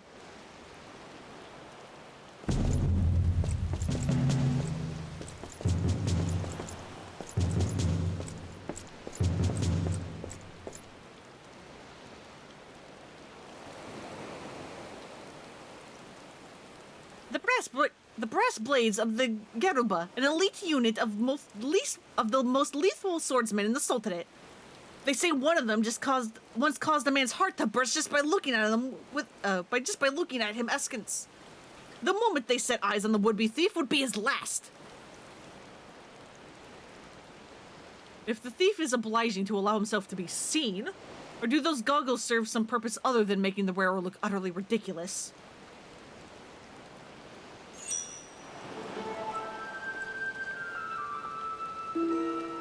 Consultant Inspector Briarden, your reputation precedes you. And what, pray tell, would you propose? I have promised some of the wealthiest men in the realm that my daughter will be attending the festivities. Renasia, my word, would have dire implications for the family trade. My proposal is a simple one. Entrust the investigation to me. Entrust the investigation to me. The thief will be in shackles before the banquet commences, and it will cost you not a whit of your precious skill. Very well, let's see if your reputation is deserved. But consider yourself warned. The greater fortunes than you will ever know hinge upon this banquet. I will not tolerate any disturbances. So yeah, one fun thing about these little guys, these are Lalafels. You can play as them. You can be a world savior and come up to people's knee. It's great.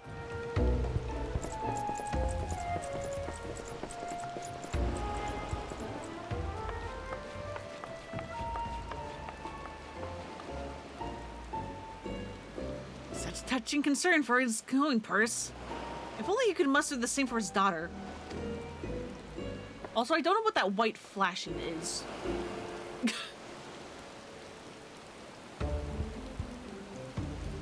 But do tell, Inspector. After he slipped under our noses the last time, what makes you so confident that you can catch a thief this time around? Our man may boast of 1,000 faces, but he has a singular modus operandi, and it is painfully obvious. A letter of challenge, a precious treasure whisked away from its white rightful owner in the broad light of day. Except it's freaking raining, my guy. This tells me that our thief is an attention seeker with a supreme confidence in his abilities. Doubtless he means to target the maiden using the same methods he used to abscond with the treaty blade.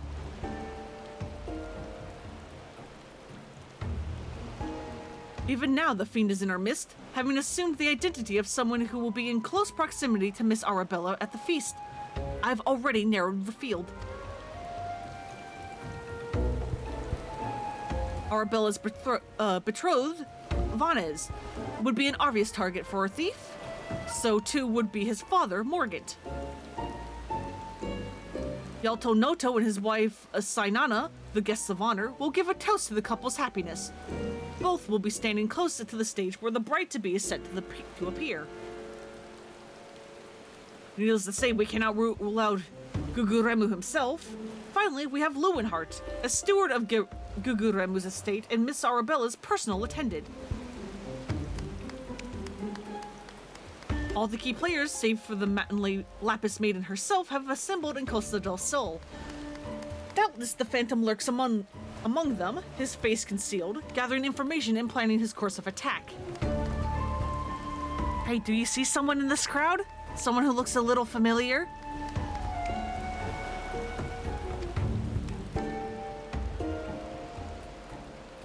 We will begin our questioning of the suspects immediately. Should you encounter any suspicious individuals, you are to report back to me at once.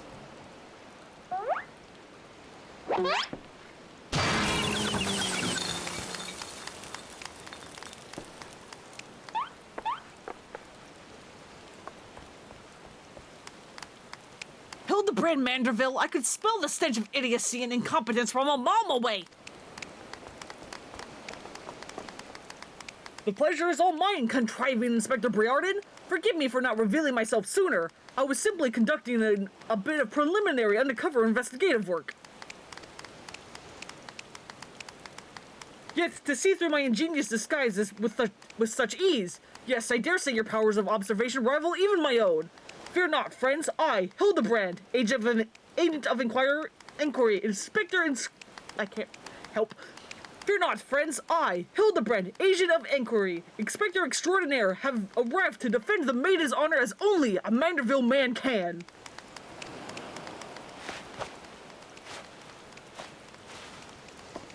Well, they're enjoying the show.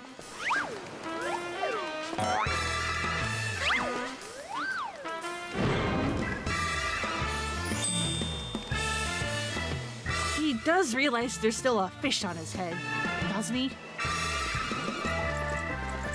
Good, Inspector. I realize we might not have seen eye to monocle in the past, but of fair maiden's virtue, mayhap her very life, is at stake. From one gentleman to another, let us put aside our differences. Yes, I would welcome your assistance in this case.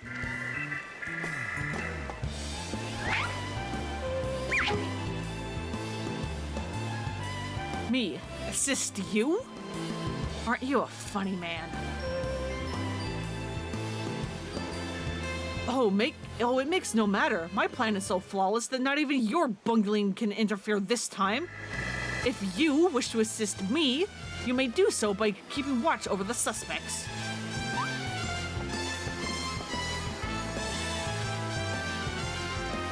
In the meantime, I have a promising lead to investigate.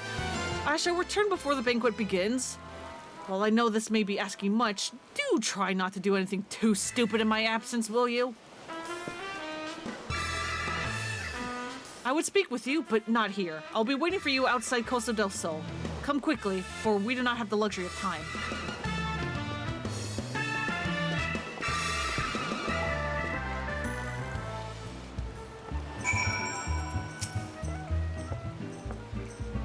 It is not by fate's whimsy that we have been reunited here today, friend.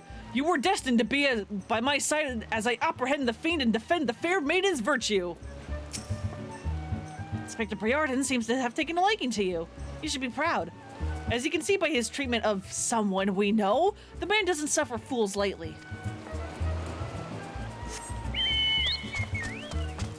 Oh yeah, this is my chocobo. You can dress up and recolor your chocobo by whether you can dress up your chocobo in several different outfits. And by feeding them certain things, you can also change their color. So mine's like a light blue. They are defaulted to being yellow, but yeah, you can change their color. I can also use a Gissel green here to like basically summon them as like another like companion to help me out in like the world. They won't help you out in like dungeons and trials and like actual like instance duties, but if you're just doing stuff like out in the world, yeah, you can have your chocobo help you because they do have like a level and you can like give them skills. I made mine primarily a healer because I was like, hey, help me.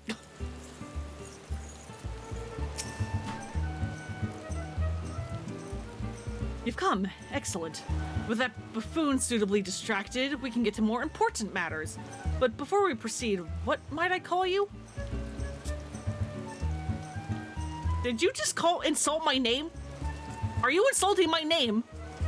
Maybe Hildibrand was right in calling you condescending inspector. Not a remarkable name, but it will suffice. Now, answer me this, Renlona. You were there when the Phantom Thief, in the guise of Lady Dorilda, stole off with the Treaty Blade. Was there anything about our foe's disguise that struck you as particularly noteworthy?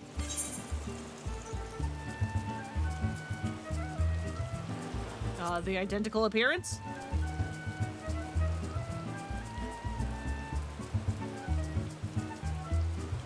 The obvious answer, and yet all too many, a certain self-styled gentleman comes to mind, could not recognize a clue if it hit them upside the face.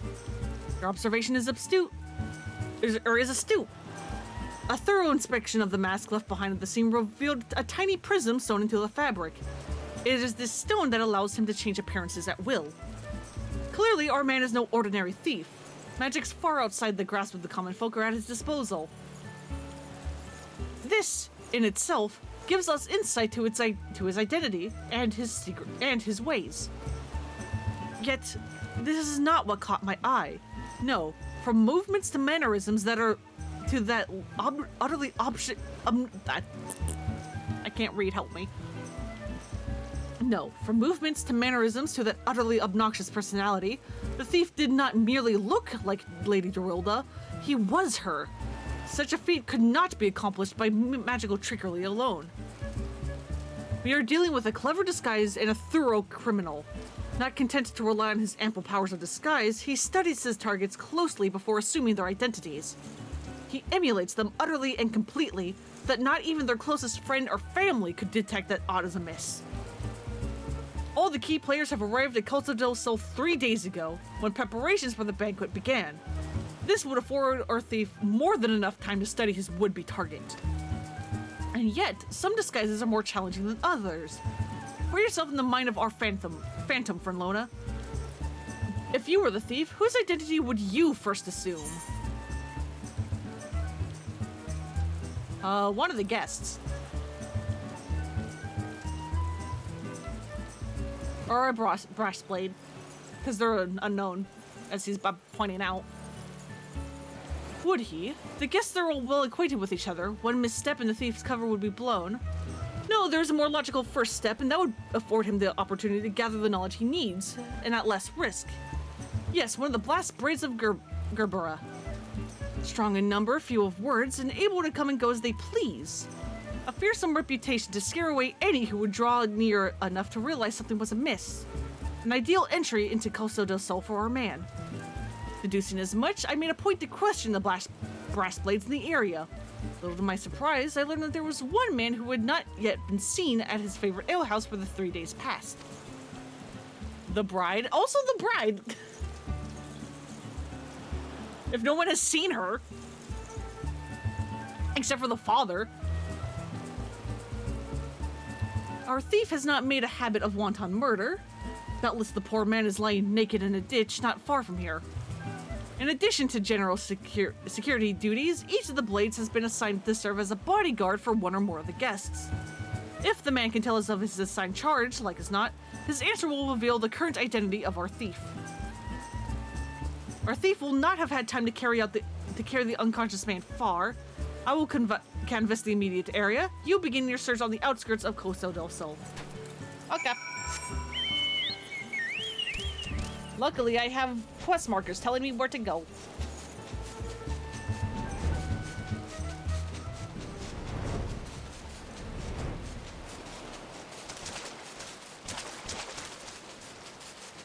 Let's go through all the crabs. And here's a naked man. Hey man, did Yagami get you too? Stealing your clothes? Excellent. You're one of the less incompetent assistants I have worked with.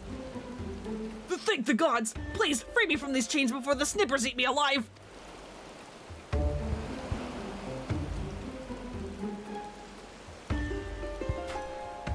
There. Now, tell me all that you can remember about what happened to you, and try to be brief. We just arrived in Costa del Sol. Had a briefing of sorts. Master Guguremu gave us each of our orders, who would be looking after and the like. Had a mind to tour the area, get my bearings, and next thing I knew, I felt a thwack on the back of my head. When I came to, I was here, stripped to my skivvies. Much to the chagrin of those of us who have to look at you. You say you received orders from Master Guguremu. Who is to be your charge? My memory's phasey, but, it was one Margaret. One was Margaret, father of the groom. The other was a Lalafellin gent from Limsa. Yalto Nolto. Now try your best to remember. Were there any other guests with whom you were ordered to interact? That's just how he do. I mean, hey man. Given how we met Godbert, people just kind of walk around naked in these parts, apparently. Come to think of it, yeah. There was also the steward, Lewenhart. I was to review him, the schedule of events, discuss the protection of the key supplies, that sort of thing. Morgrant, Yalto Noto, and Lewenhart. Thank you. For an incompetent fool, your testimony has proven astonishingly enlightening. I shall see this man back to the city and into the possession of some new clothes, after which we shall return to Costa del Sol to continue the investigation. Go on ahead of me, and for the love of gods, just make sure that imbecile doesn't cause too much trouble in my absence.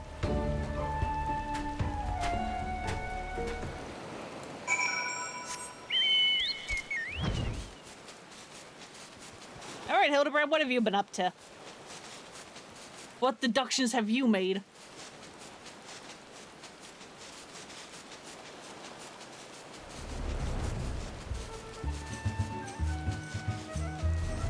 Where are you? There you are. Inspector Briarden seems to have taken a liking to you. Okay, yeah, you said that already. Ah, there you are, friend. And not a moment too soon, for I was about to commence my investigation in earnest. Tell me, did you and your Inspector Briarden's avenue of inquiry bear fruit? Yeah, we found a guy naked. Wargrant, Yaltonoto, and the steward Lewinhart, you say? This does not surprise me. Yes, I had considered them all exceptionally suspicious from the start. Time for tofu stadas. You'll be back after foodstuffs? Heck yeah. Enjoy your tofu stadas. With the Lapis Maiden in danger, we cannot afford a moment's delay. I, Hildibrand, shall have our thief in shackles before the Inspector returns. Fear not, friend, the Inspector shall be none the wiser. Haha. If he had helped to nab the fiend for himself, he should not have simplified the task for me so. Love Ellie just being like, how are you putting up with this man? Just like the shrug. Ah, there is one of our suspects standing suspiciously under the canopy over there. Just you wait, fiend. I shall rip the mask from your face and reveal you for the rogue that you are. Well, there's like two of them over there, but okay.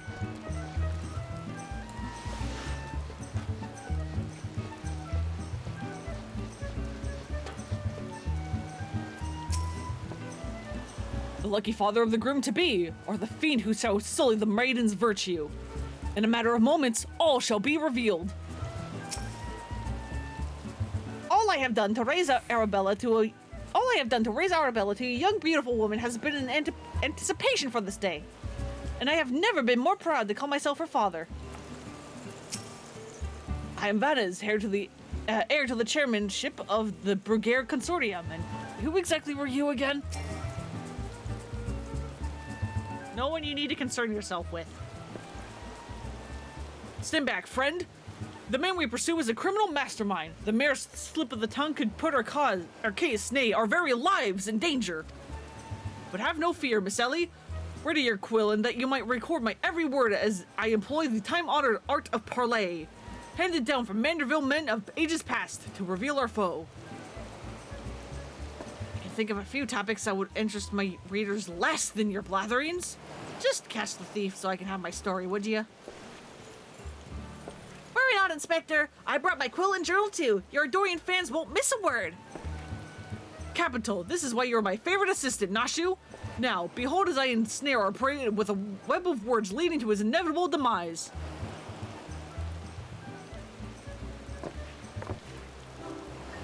Good morning, Master Guguremu, and a fine morning it must be, for you most of all. Allow me to offer my most heartfelt congratulations on your betrothal to an enchanting Miss Arabella. Hildy, that's not quite right.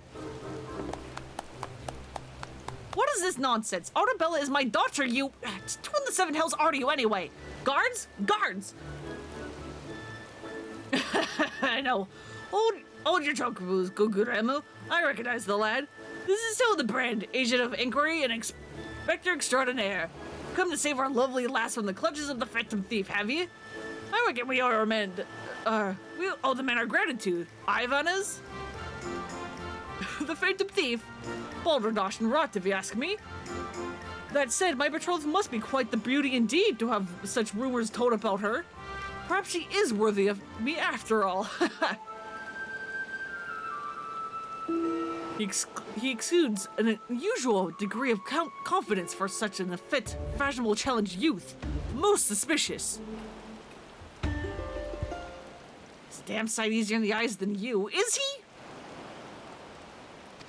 I mean, he has eyebrows, unlike Hildibrand. Because that's unfortunately just a feature. So yeah, all the races have like 2 sub-races that you can pick from that have like little like differences.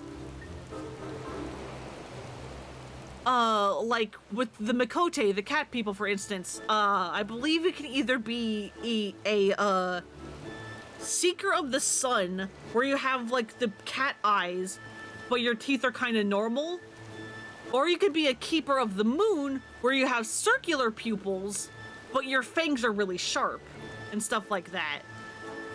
For Here's, the humans, there is Midlanders, which are, you know, what like these two are, which are basically like your average like human.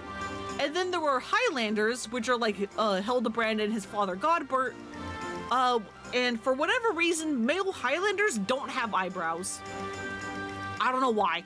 They just don't. That's me, Vanez. Ever calm in the face of danger. Truly is his father's son. A worthy heir to the Brugere Consortium.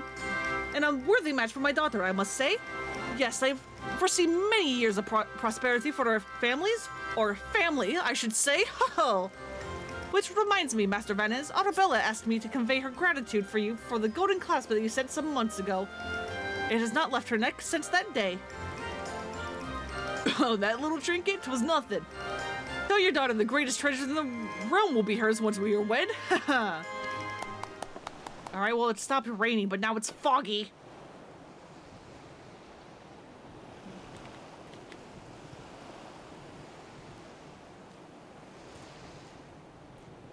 Time-honored Manorville art of parlay? We'd be sleeping with the fishes had Margaret not been spoken up on your behalf. That said, nothing about the interactions between the three struck me as particularly unusual. Ha ha ha! Let us not rush to conclusions, Miss Ellie. A gentleman fancies a more methodical approach. Yes, everything is proceeding according to my master plan. Whoops, I was supposed to be taking this down, wasn't I? Everything is proceeding according to my master plan. I sought only to learn the trust of the families before confronting Yelto Noto and Lewinhart, who have aroused my suspicion from the start. Come, we have a thief to apprehend.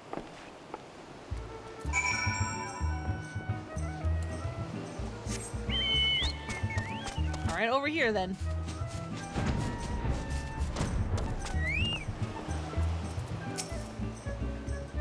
Yelto Noto and Lewinhart. One of the two wears a mask, but which? With a few words, all will be revealed. Renting out Master Gigerdu's private property would be almost unthinkable for most folk, but Gil talks, and neither the Brugere Consortium, nor the East Aldenar Trading Company are in any danger of their coffers dry, or running their coffers dry. Oh, how I'm looking forward to meeting Miss Arabella. They say many a song is sung of her beauty.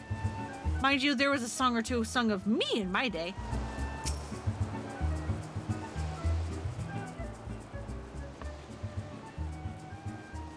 I've not seen your faces around here. With the East Outer Trading Company, are we? Why, yes, good sir. Very much with them. Some might even say we are the East Outer Norden Trading Company. Ha ha ha. Hello, pleasure to meet you. Do tell, is the Lapis Maiden as lovely as they say? Sainana here's no slouch herself, but like me, she's getting on in years. No offense attended, my dear. But where are me manners? Yelto Noto, the Brugere Consortium, and this is me wife, Sainana. I look forward to many profitable dealings with you and yours in the moons and years to come. I dare say this wedding and the joining together of our family businesses, I dare say this wedding and the joining of our family businesses couldn't be happening at a better time. What with all the manner of fill beasts and beastkin taking aim at our wares. Why, just the other day, a shipment of imported foodstuffs was waylaid by the Mandragoras. Nasty buggers, the lot of them. If I were 20 years younger, I'd dice them up myself and make a salad out of. You have heard of the Mandragoras, haven't you? But of course, I spent 1 year honing body and mind with the Fists of Ralgar. My fellow monks and I would chant several hundred mantra whatsits a day. And your food stores are occasionally being raided by ruthless bands of rogue vegetables known as the Mandragoras, yes? Would it kill you to read the Mithril Eye and educate yourself from time to time? Yes. fearsome lot they are.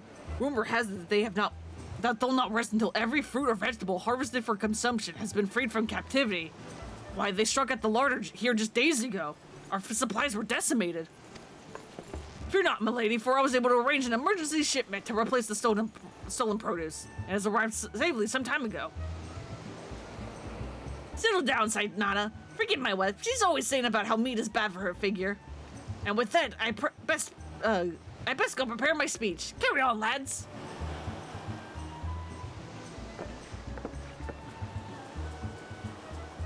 Criminy, none of those three were suspicious in the least.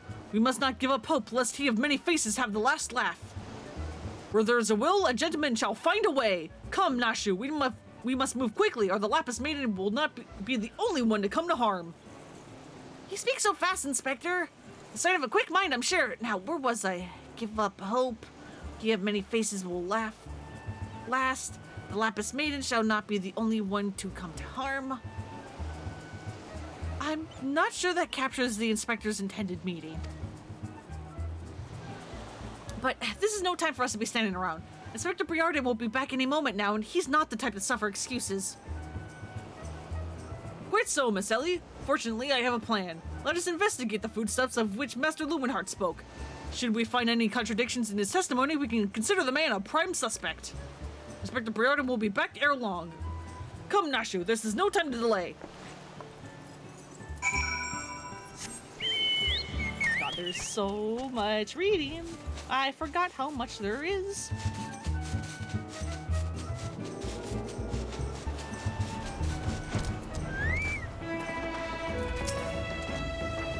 Look at this. Now there's water. Now there isn't. Now there's water. Yeah, that's the tide, Nashu. Some of these coconuts don't look much like coconuts. What? What's wrong? These crates must contain the foodstuffs of which Master Lumenhart spoke. At a glance, they do not appear particularly suspicious, but our investigation must not be deterred.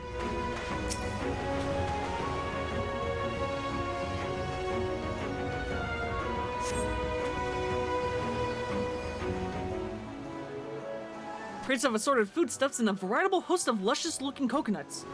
It appears that our man Lumenhart spoke true? Ye gods! Are those explosives I spy concealed amongst these coconuts? Perhaps I spoke in haste. It would appear that we have found our phantom thief after all.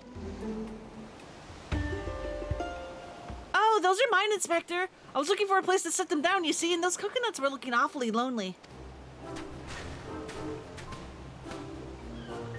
Nashu, far be it from me to cast doubt upon your choice of hobbies, but what in the name of the 12 would possess you to bring your Croatians to an investigation? Well, they were so helpful in jogging your memory that one time. I just thought, does that mean you won't be needing this piece of driftwood either? Your enthusiasm is always admirable, Nashu, but in this event, I fear it might be somewhat misdirected.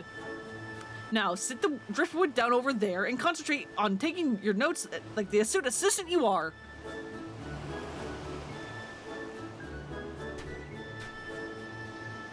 That's actually a fine piece of driftwood. Dare say that we are most fortunate that confounding Inspector Briarden is otherwise occupied at the moment. Were he to chance upon this scene, he would veritably explode in rage. Now, let us dispose of these things before an errant ember sends us all to a fiery demise.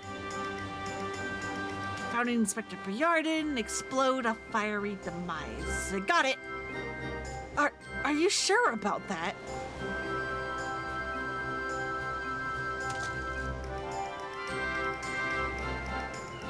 Uh-oh, don't look now, but someone has returned at the absolute worst possible time.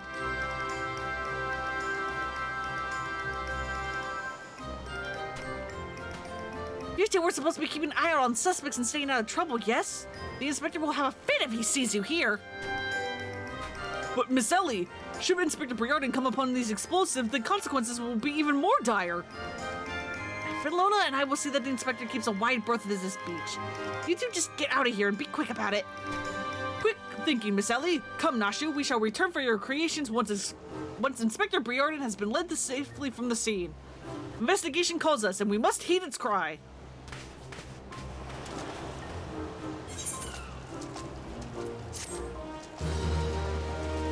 Alright, so we must distract the inspector. The other one.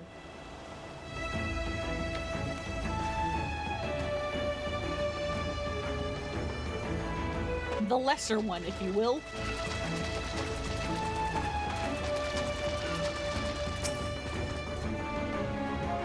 All we have to do is lure him away from these crates. That shouldn't be too difficult, right? Well, don't jinx it now. A burst of inspiration. Inspector Briordan would share with you his latest findings.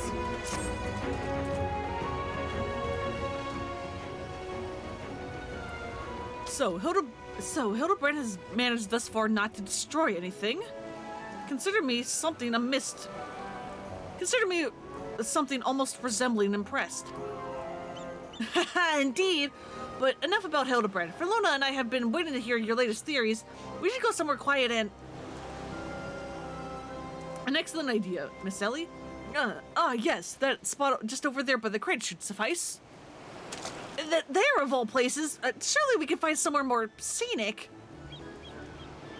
I'm not here on vacation. I am here to solve a case. Besides, we cannot afford to have our conversation overheard. That junk-littered beach should afford us some welcome privacy. Yes, Inspector. Privacy indeed. Bloody hells, don't worry, Verlona. I'll figure a way to lead him clear of the bombs.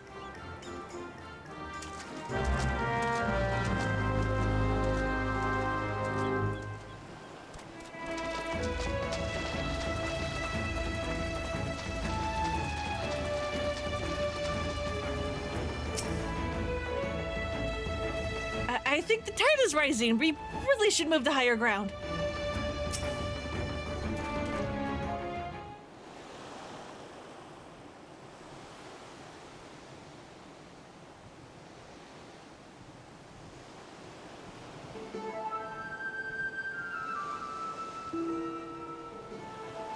Is it just me, or is there a bit of a chill in the air? Perhaps we should go someplace warm? I, for one, welcome a respite from the sweltering heat. Besides, this will not take long. If you insist, Inspector.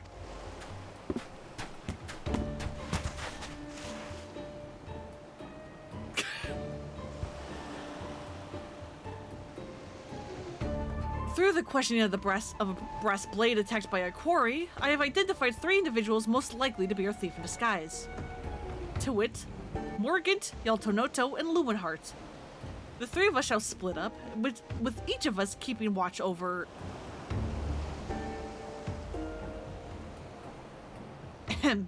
Are the 2 of you listening?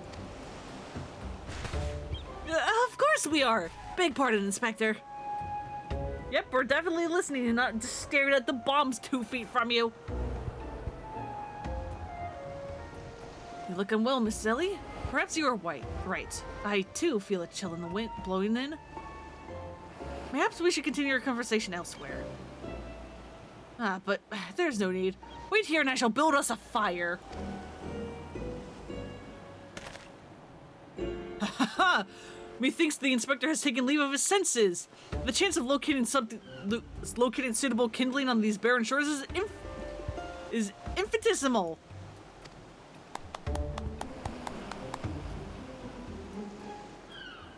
Here we are. This piece of driftwood should serve perfectly. And as fortune would have it, I just happen to have a flintstone on my person. Uh-oh. Yeah-oh.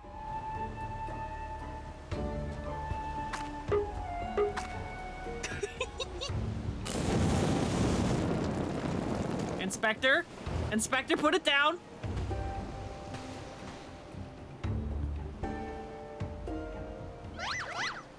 There is no cause for alarm.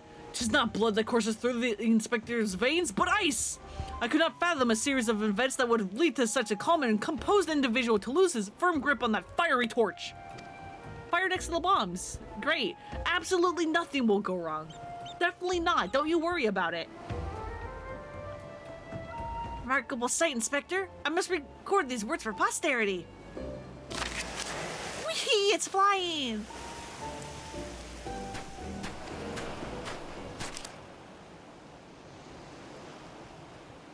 What have we here? Everything is proceeding according to my master plan.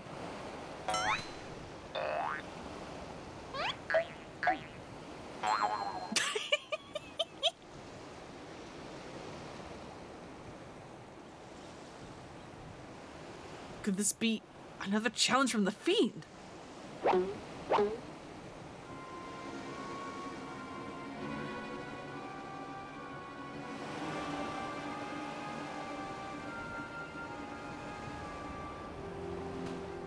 Surely you jest, Inspector. It looks nothing like his usual cards, see? Doubtless it's just the idle ravings of some madman. Yeah, definitely. Please put it down. Perhaps so, but we must exercise due caution. Oh, there are 2 more pages.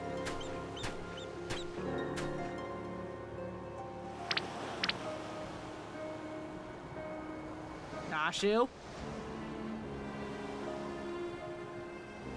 Give up hope. He of many faces will laugh last. It is not the Lapis Maiden that alone that shall come to harm. It's more direct than his previous challenges, but there could be no doubt as to the sender. But what of this talk of another victim? The final page holds the answer, no doubt. The final page?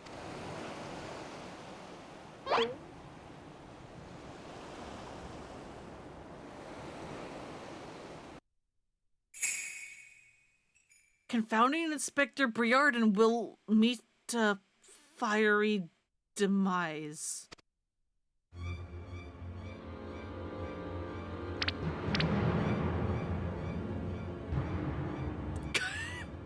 Ah!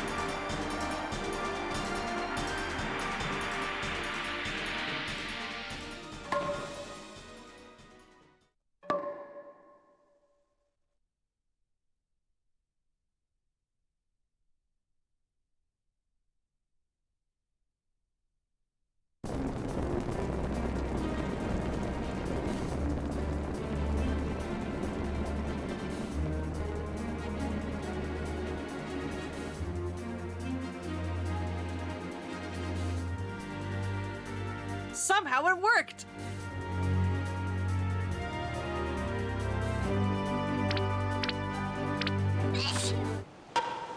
Or not.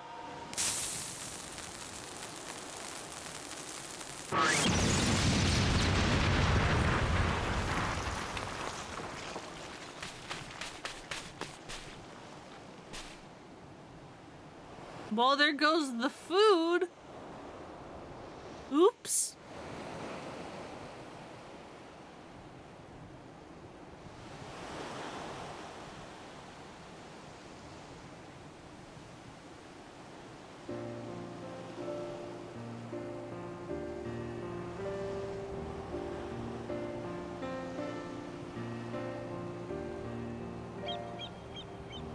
You saw through the Fiend's ruse, but how? Yeah, we should probably run and get out of here before Guguruju finds out that we're connected. Let's call it a reporter's intuition. Are you hurt? I'm ringing in my ears, but no worse. But otherwise, no worse for wear. You have my gratitude.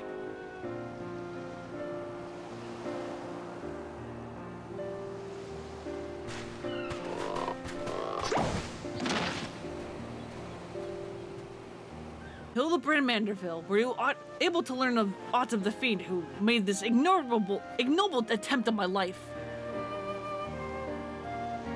I exhausted every effort, Inspector, yet I fear our quarry proves ever elusive.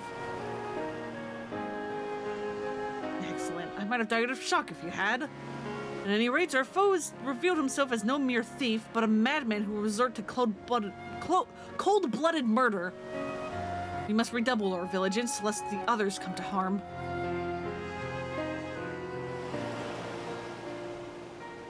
Vigilance, yes! Vigilance is the order of the day! Hey, Boops, you just missed, the comedy of errors that resulted in Hildibrand getting exploded because, of course. What in the name of the gods?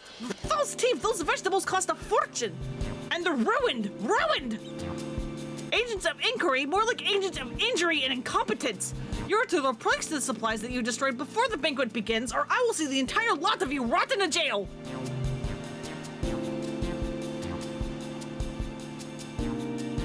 You don't know how disappointed it was for me to learn that G-O-L-A is just jail and not like Goel.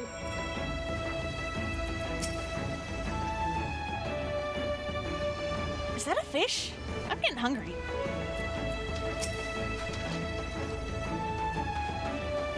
That's how it's spelled in Elden Ring? Yeah. I think it's just like an old-timey, spelling of jail, but it's like, why is that just jail? That should be something more special. Thanks to our quick thinking, the bombs are no more, and the inspector is none the wiser.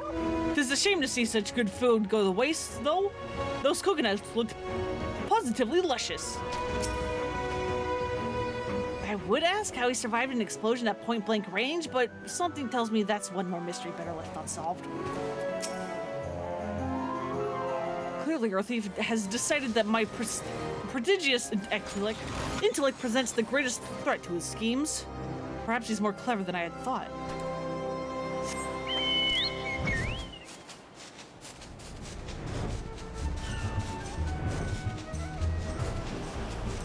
Oh, hey, these people are also doing, Hildibrand. That's fun. Oh shit, you gotta call your mom? Alright. Yeah, go do that before you forget. That might, that might not be great. What was that terrible explosion coming from the beach? Is everyone safe? Fear not, the fiend's artless attempt on my life has been thwarted. Sadly, your food supply did not escape unscathed. Master Guguremu bids that the damaged ingredients be replaced with all speed. Good gods, this is no thief. This is a madman. As for replacing the ingredients, I fear that will prove a difficult task. Those crates contain important vegetables of considerable rarity, you see. Vegetables that are particularly in short supply these days, what with the mandragoras at large. If I were to place the order immediately, it would likely take days to arrive. The mandragoras. I have heard of that fell band. Tell me, what manner of vegetables did they steal? The rarest of import was from the Far East. I do not recall the name, but it was very closely resembled the Eorzean dragon pepper, save for its color, which was a deep purple. Methinks you dost worry too much, Master Lumenhart. Our course of action is clear. We need only storm into the den of these overgrown weeds and steal your precious purple dragon peppers right back. I would advise against that, Inspector. These are no ordinary mandragoras, but rather a bloodthirsty band of killers given succulent flesh. Even the brass blades of the Gariba proved unable to resist them. Ho-ho, a formidable foe indeed. Were only there a brave soul in our midst with a want for taking a fearsome creature with not a shred of concern for her own well-being. Hey, buddy. Your eyes, friend, they speak to me. They say, ah, yes, I shall vanquish these rogue vegetables and deliver the purloined goods back to the rightful owner. I mean, I did stop the Ultima weapon. I'm pretty sure I can handle a bunch of vegetables. Oh my god, is the fog lifting? Is it actually a nice day? You're truly a godsend, adventurer. One Sundamal of the Yellow Jackets has been charged with defending the roads from the Mandragoras. If any would have knowledge of their current whereabouts, it would be him. Without those ingredients, Master Guguremu is like to cook me instead. Please, friend, you're my only hope. A gentleman would never let a lady face danger alone. Let us away to Limsa together. Oh my god, look, it's clear skies. It's a miracle. It's good weather.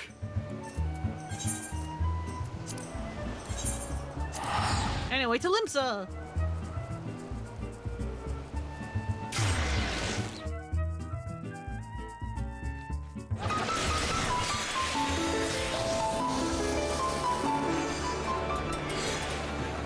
You, come here. What is happening over there? You know what? It's fine. We don't need to know. If you've come from the Mandragoras, I fear you're half a bill too late. As were we, blast it all. To hear the poor merchant tell it, no sooner did he open his cargo hold to check on a shipment of vegetables did an onion turn on him, screeching bloody murder. Fled his own vessel in terror, he did. By the time he came to his senses, it had set sail without him. The merchant left for Aleport, hoping to recoup his losses. If you have in mind to go after the culprits, you might lend an ear to his sad tale. Ah, is the thrill of the chase not invigorating, friend? The ferry docked by the fisherman's bottom will carry us to Aleport. Let us be swiftly on our way. Or, you know, I can just teleport. Faster.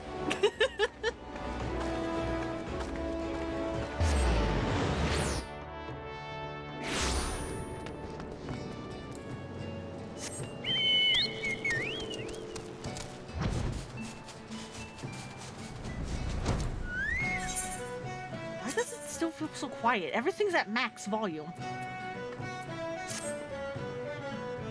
Am I just used to blasting this game?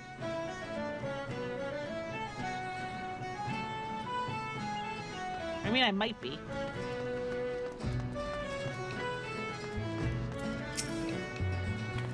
Yeah, don't sneak up on me like that. I thought you were for a turnip or a murderous eggplant or something like that. You think I just do you? You best be singing a different tune if a shot of tomato juice almost took your eye, as it did mine. My eye! By the time I regained my wits, they had already set sail with me, shipping me livelihood. I'm ruined. Ruined! If I never see another bleeding onion till the end of me days, it'll be too soon. Seeds of rebellion. The tiny trader would ask you to save the realm from a vegetal scourge.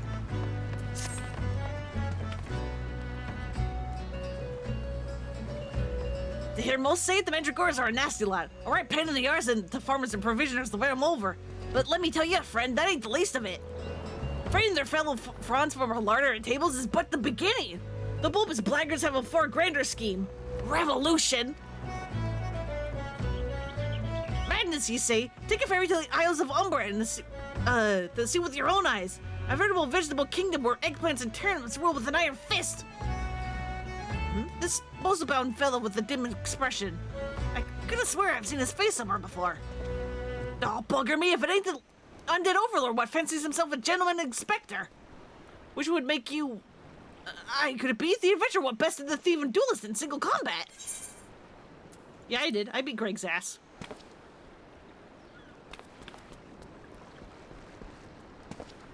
Well, bugger me and call me Inspector. Tell me, is it true that duelist traveled with a demon bird whose crow could split the heavens? I mean, it was a green chicken. But that's neither here nor there. Look, I don't know about you, but I ain't so keen on the notion of calling a bloody turnip your grace. And that's exactly the fate we're in for if we don't nip this revolution in the bud. And I mean that literally. As we speak, the Mandragoras are planting themselves a whole army of their own kind in the Isles of Umbra. Now, you'd be doing the whole realm a favor if you could go there and uproot them before the harvest comes. Many a case I have solved in my day, but I've not matched wits with a sentient plant life before. This shall prove quite exhilarating. To the Isles of Umbra. Okay.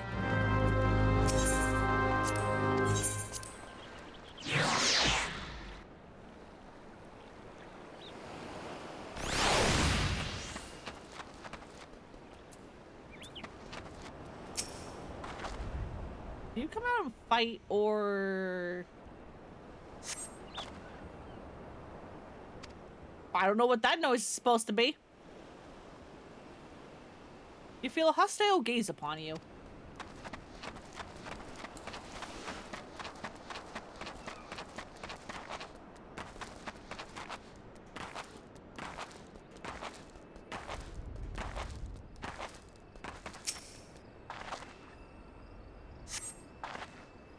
More PlayStation symbols. You feel a hostile gaze upon you.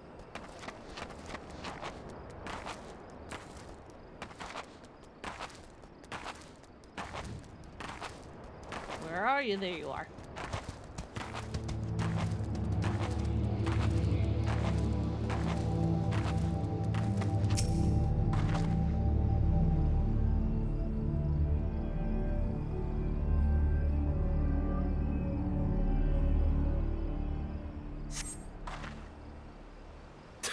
More symbols. Feel a hostile gaze upon you.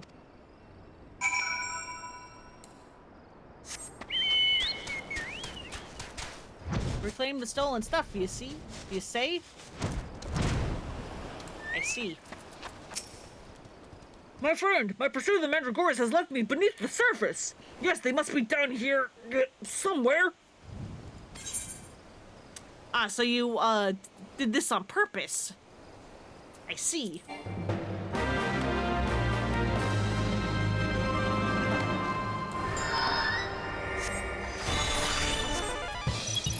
Alright, we'll level sync.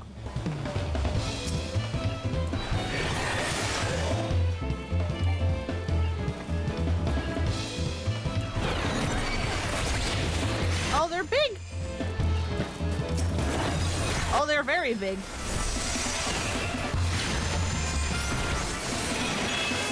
Why are you running over there? Back here. So yeah, also in combat, you'll sometimes see these orange, what I call danger puzzles. You do not want to be standing in one when they disappear. If you're in one when they disappear, you will take damage.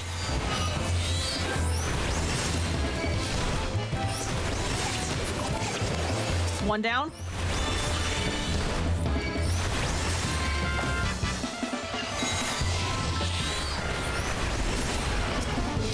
That.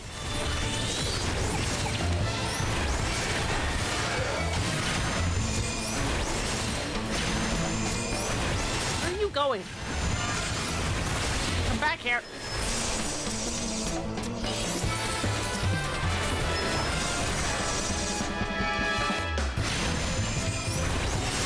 Why do you run off like that?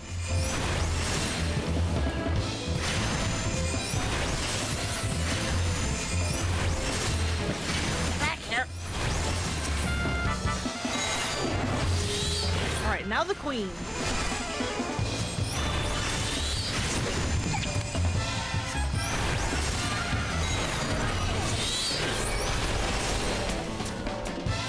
And we good.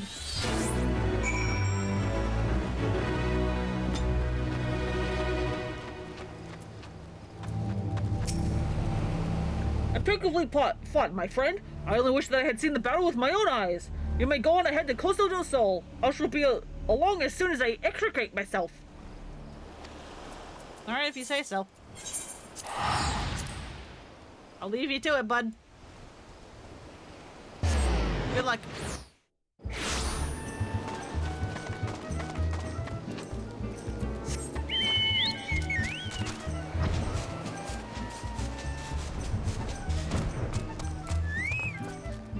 How the hell did you beat me here?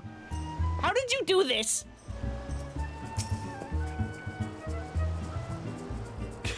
What took you so long, my friend? The Isles of Umber are but a short sprint away. I trust that you have brought along the goods that we have so bravely reclaimed?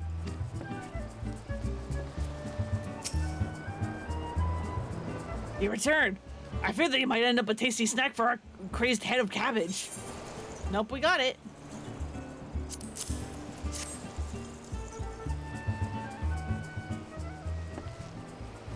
The stolen foodstuffs! You saved my hide today. Oh, but I must see if these purple dragon peppers are intact. Master Guguremu is quite particular about his seasonings. Oh, can I come too? I've never seen a purple dragon pepper before. That wild vegetable chase was a pleasant diversion, but it is time we return to the case. Now, there must be some clue that yet eludes us. Cora, the peppers have changed color. What's this? Peppers that possess the same powers of disguise as our many-faced foe. A gentleman must needs investigate.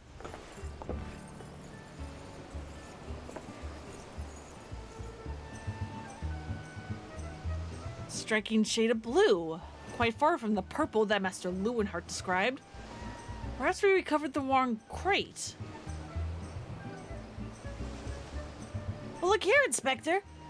The crate is clearly marked for Coastal del Sol. How curious.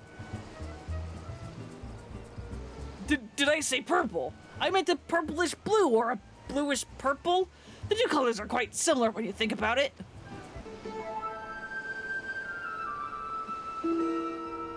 These peppers have a most distinctive hue. No man could reasonably mistake it for any shade of purple. Sus? We sus?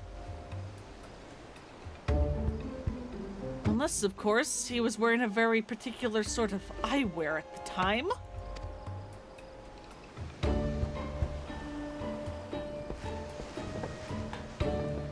Ha! The charade is up! After the man!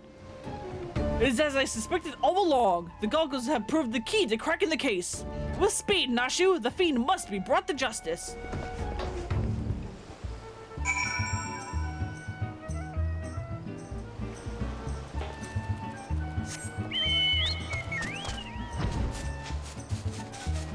Where'd you run off to? Where'd you go?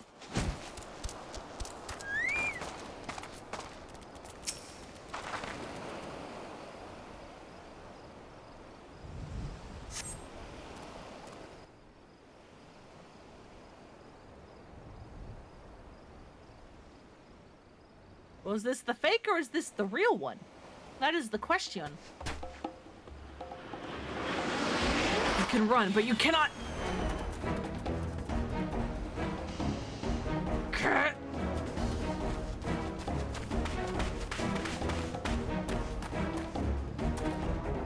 Haha! If you thought that you could outsprint this Manderville man, you were sorely mistaken. For pilfering a priceless blade, threatening a maiden's virtue, and untold crimes against the law-abiding citizens of Eorzea, I, Hildibrand, agent of Enquiry, Inspector Extraordinaire, hereby place you under arrest.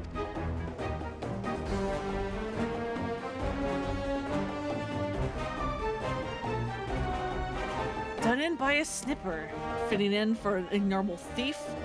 Let us see what lies beyond the mask.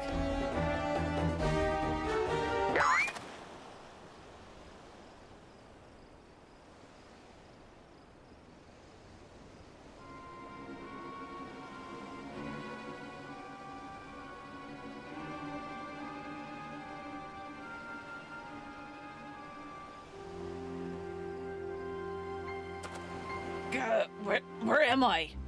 Who are you?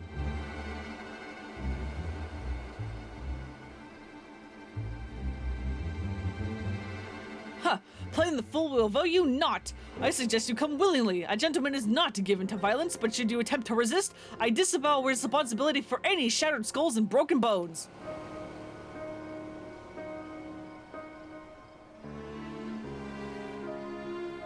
Wait, I remember now. I was on my way to meet with Miss Arabella when... Miss Arabella! I must find her at once! My head.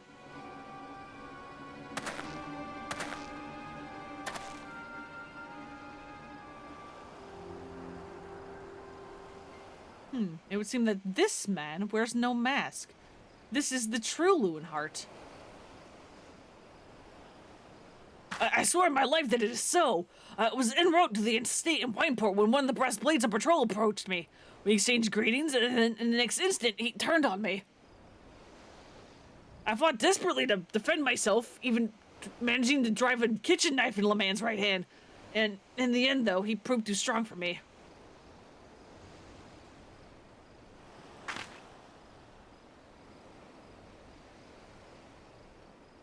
Now that you mention it, the imposter was wearing gloves. I knew there was something suspicious about him.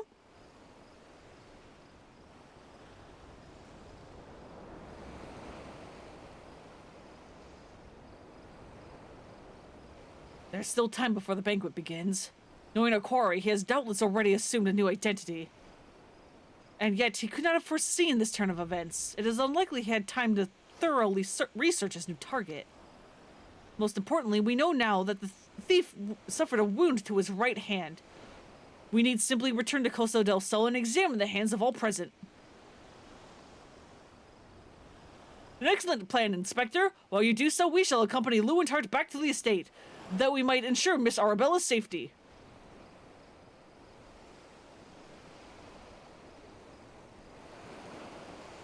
Uh-oh.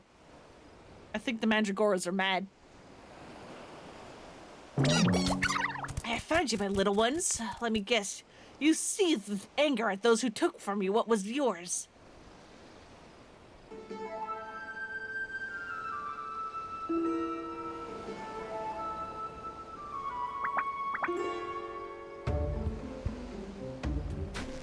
Then it would appear our goals are in accord. Make for Costa del Sol and await my orders. When the time is right, revenge will be yours.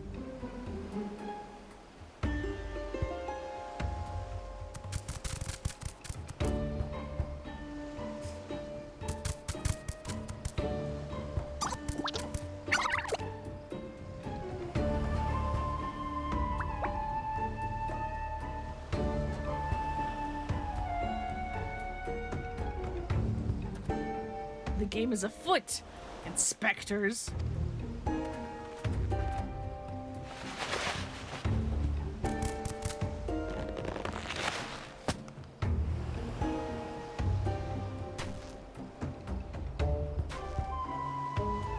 You all stared at the face?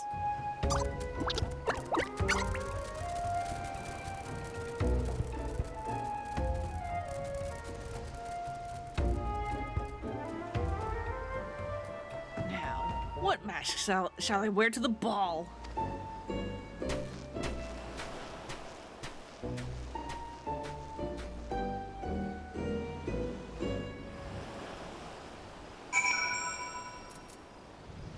Well, we didn't see any of that, so what do we know?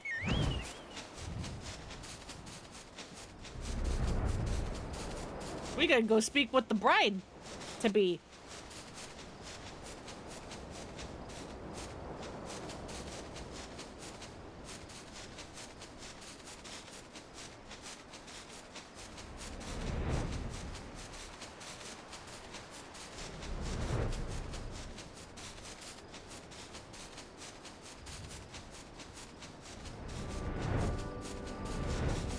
There she is.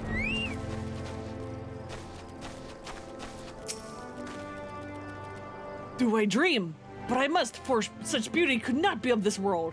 A gentleman's heart swoons.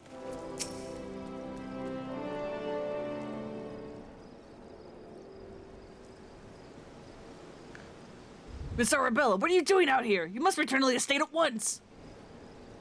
Oh, Lewin, always the worrier. Your concern is touching, but I'm a woman grown. Besides, I just wanted to see the flowers. Lovely as though these flowers may be, they are as unsightly weeds when measured to against your beauty. I am Hildibrand, agent of Enquiry, inspector extraordinaire. Please, call me Hildy. The pleasure is mine, my lord. Much have I heard of your deeds. Tell me, are these rumors of a many-faced thief true? I fear they are, Miss Arabella, but still your gentle heart. For as long as Hildibrand is on the case, the fiend shall not lay a twisted finger upon you. This I swear on the Manderville name. Ah, the gods smile on me indeed, to send such a strong and handsome gentleman as my champion. And yet... You seem pensive, milady. Is something the matter? To tell the truth, this marriage has been arranged against my wishes. I do not love Venez. Why, I have not even met him. He sent me this clasp as a betrothal gift. A treasure for my treasure, wear it always, the message said. I do not care how beautiful it is. It might as well be a golden shackle. Miss Arabella, you must not say such things. An arranged marriage to a youth you have not even met. Unconscionable. Father says the marriage must happen for it is for the future of the family trade. Spoken like a true old Don, but if I may be so bold, my lady, would I be correct in assuming that you and your father are not related by blood? Quite so. My father found me against the beggars on Pearl Lane when I was just a babe. He took me in and raised me as his own. He even took Lewin in as well, though as a servant rather than my son. Or rather than son. You may think father a cold and miserly man, but to me, he was the one who gave me warmth and hope where I had none. I will learn to love Vanez if that will make father happy. You cannot be serious, Miss Arabella. You are a beautiful young woman with your whole life ahead of you. Surely you would not have to look far to find a gentleman with whom that you would rather spend the rest of your days. If I have to spend another hour with you, I'm likely to lose my wits. But anyway, we should return to Costa del Sol and see how the inspector's investigation fares. I as well must prepare for the banquet. Farewell, friends.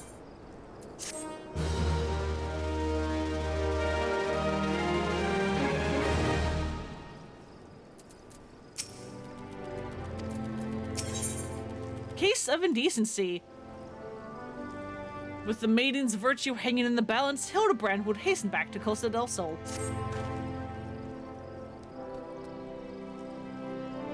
We've not a moment to lose, my friend. The time of our final confrontation with the fiend is nigh. Our foe has doubtless assumed a new identity, but have no fear. Upon our return to Costa del Sol, I shall employ the time-tested Mandeville art of parley to cut through the fiend's flimsy facade. 'Tis an art that I would impart upon you as well, friend, though there will be enough time for that once our foes in shackles and Miss Arabella is safe. No doubt it shall prove invaluable in your adventures as it has in my investigations. Or, failing that, serve to entertain you when you have nothing better to do. But I digress. A gentleman must await at Costa del Sol, so the fair maiden's life hangs in the balance. Nashu, Miss Ellie, with me! Okay. Stay safe. There's a weirdo apparently after you.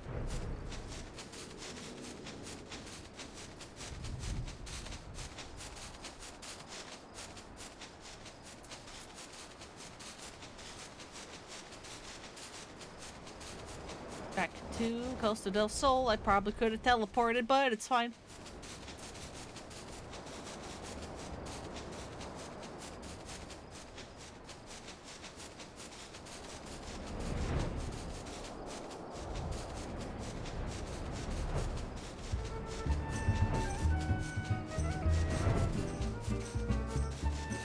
Let's...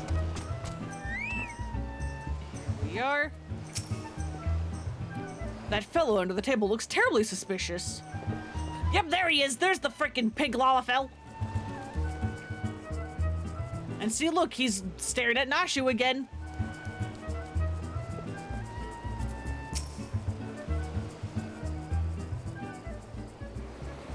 Inspector Briarden, I have seen to the maiden's safety. Miss Arabella will be along soon. How fares your investigation? I have canvassed the grounds, but none of the guests are concealing their hands. How could this be? The thief must be somewhere. Miss Arabella just left where I stayed at here. I suppose we'll find out soon enough if her beauty is a match for her own. There is no time. Without the thief in custody, we cannot risk allowing Miss Arabella to take the stage. But, Inspector, Vanez and his family will not take kindly to his betrothed's absence. That is nothing of my concern. Besides, doubtless the inspector here will think of something. Me? What do you propose? You're the expert at creating diversions. Can't you just knock something over, or blow something up, or the like? You know, like you always do. Inspector Briarden, I knew the day would come that you recognized my many talents. Worry not about Master Vanez. Yes, for the sake of a maiden, a gentleman will do what needs must be done.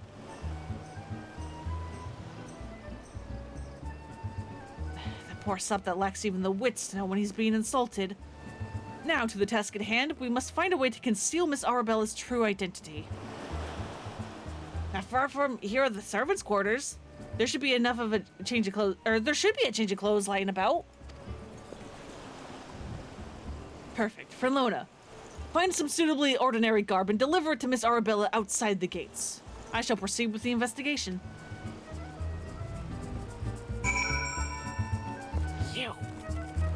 You. So, proceed with the investigation. Leave the betrothed and his family to me, my friend. Master Vanez will not suspect for a moment that aught is amiss. Alright, I trust you.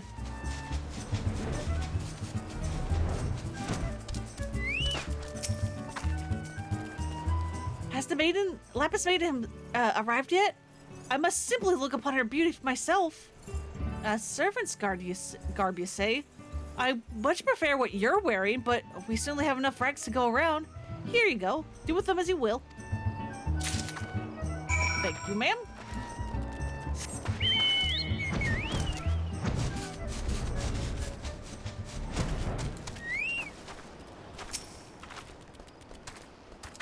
Greetings, friend. Oh, what's this you have for me?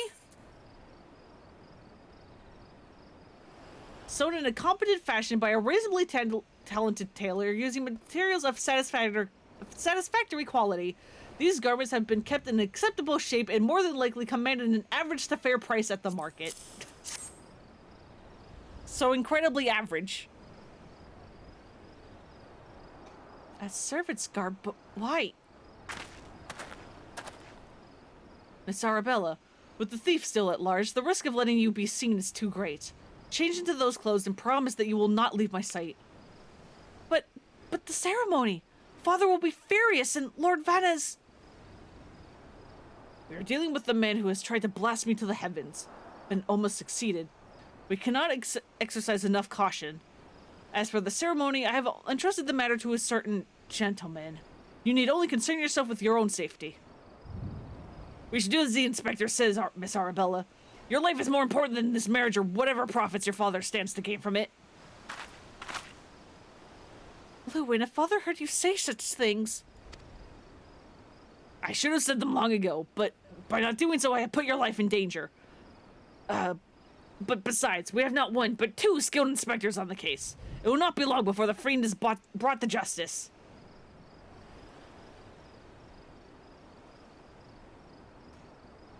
Very well. I shall retreat to the carriage. Pray, wait for me here.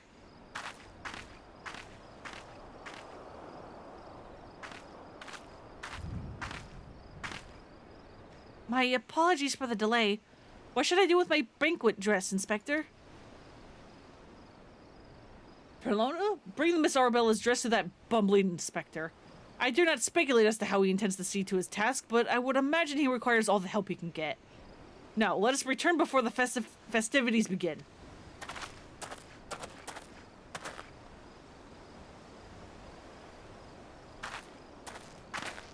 Can you see where this is going? I can see where this is going.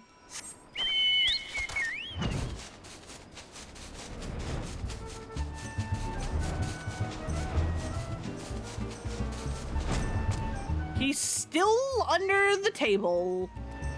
Will you leave? Do not elude me this time, fiend.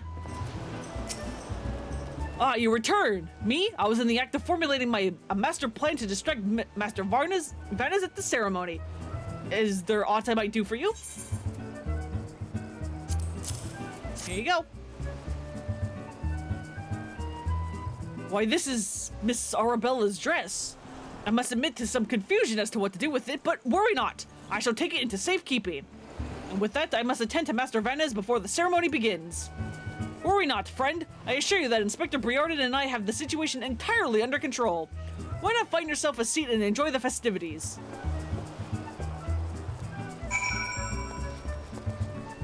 Okay.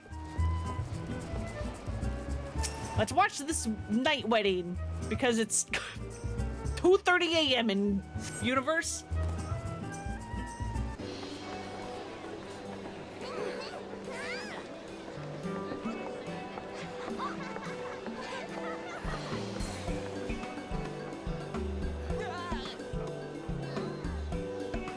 places. How am I supposed to find my man with all these people milling about?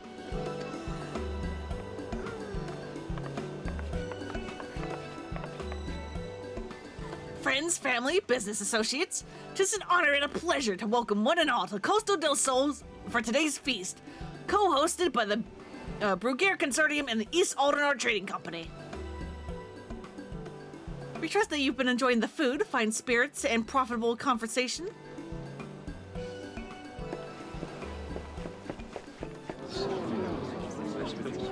The Lapis Maiden! If even half the tales of her beauty are true, Vanez is the luckiest bastard in the realm!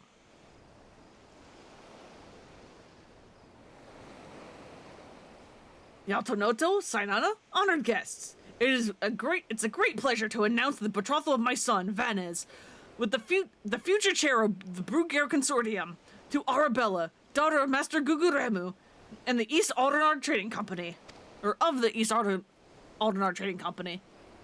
This couple would exchange their eternal vows ere today, and that the happiness that theirs may usher in a new era of prosperity for one and all.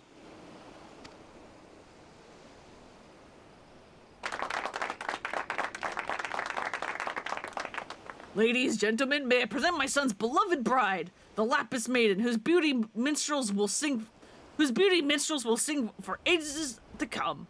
I'm like losing my ability to read the further this goes on. Someone send help. Damn you, Hildibrand Manderville, you had one job!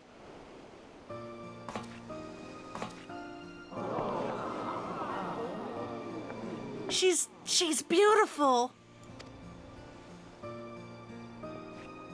Were the rabble expecting otherwise? She is my bride, after all. Milady, they say your beauty transcends even the boundaries of time. When we are wed, you will want for nothing. Pray, give your hand unto me. Why did your nose... Hildabella? My sun and stars, yes, yes, 1,000 times yes! I am yours and shall be forevermore! What have you done with my bride, you cross-dressing deviant?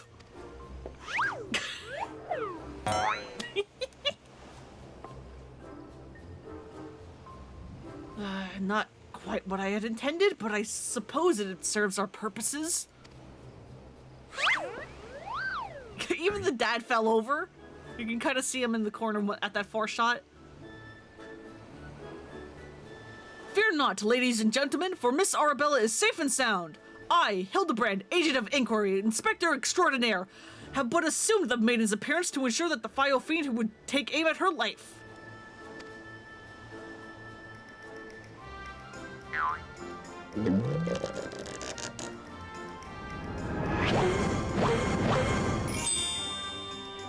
The fiend who now lies defenselessly before me. The game is up, Vanez.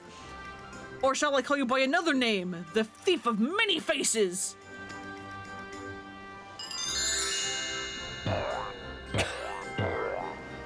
He's so proud of himself. I love him. Me, the thief! Are you mad?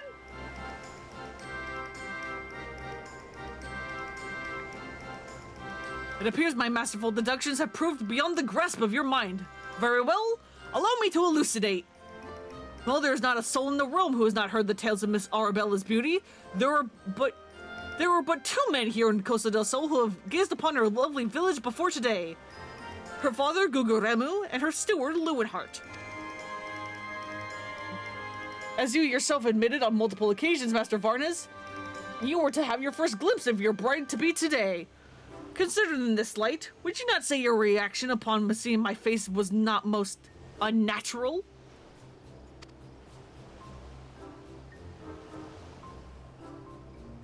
Who else could see through my ingenious disguise? Who could know at a glance that I was not the fair maiden? None save you, ye of 1,000 faces.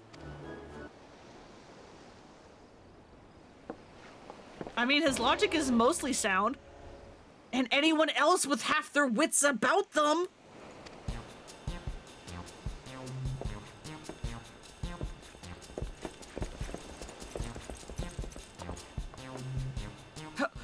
dare you make a mockery of my wedding day? Guards, arrest that pervert at once! Lock him up in jail and throw away the key!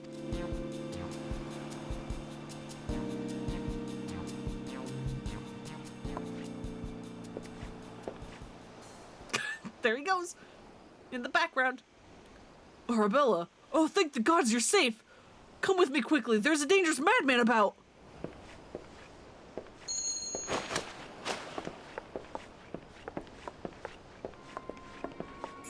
Hey, man, remember, why do you recognize the bride? Did you not listen to what Hildibrand just said? Why do you recognize the bride? A glove on his right hand. Could it be?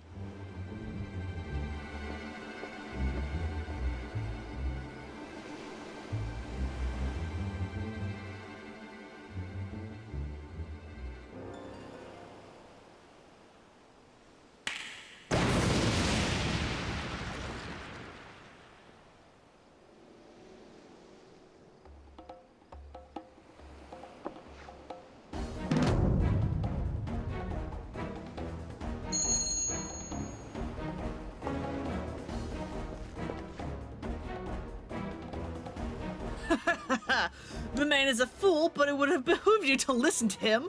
Alas, you did not, and what's yours is now mine. That's the thief! Stop wasting your precious time with that imbecile and arrest him!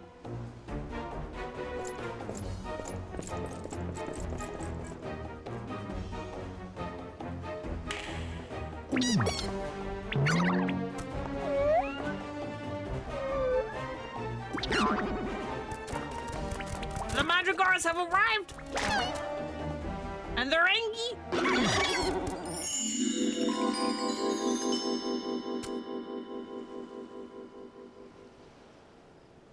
You came all this way for me! You love me! You really love me!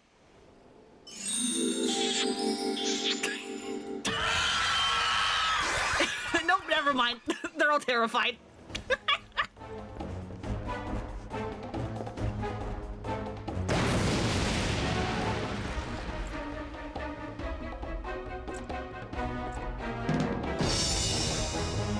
The attention is most flattering, but I have taken what I have came for, and now I must away, my lords and ladies, till we meet again.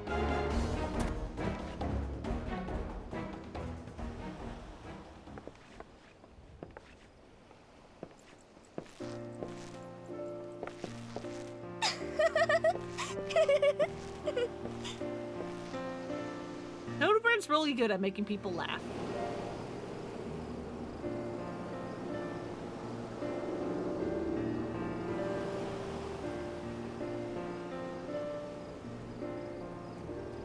I hear that the real Venez was found bound and gagged in a storage room. Truly, Miss Arabella, I'm so sorry. For what, milady? The banquet was more exciting than I could ever hope for. Venez and his father were furious, of course, saying our marriage has been called off. But perhaps it's for the best. I would find my own way to make father happy, by living my life as I would live it. It's you, Inspector Hildibrand, who taught me this lesson.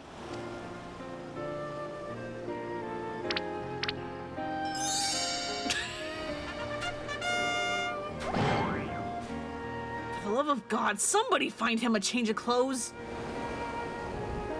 But one thing that still puzzles me.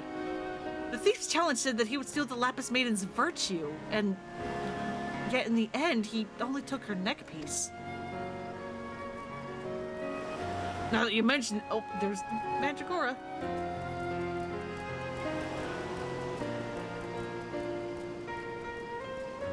Is that light flashing showing up on stream, or is that just the monitor?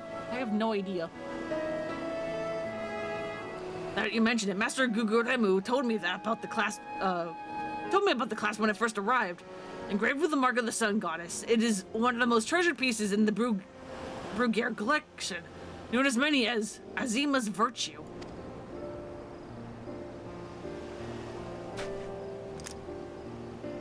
The Maiden's Virtue indeed.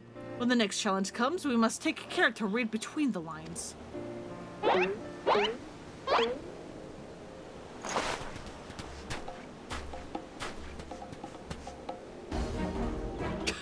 They're looking out for the calling card. Neither of them wants to get stabbed in the forehead again.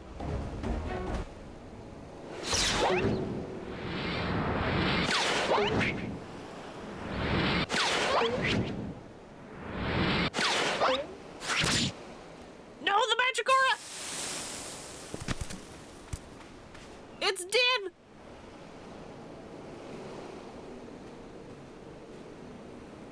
Over here, Inspector, it says, made you look?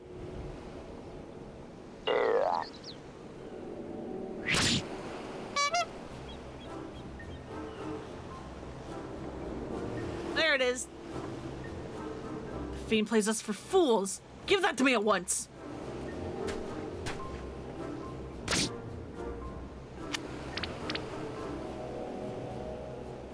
When next we meet, I shall come to claim the victor's spoils. Huh, another riddle.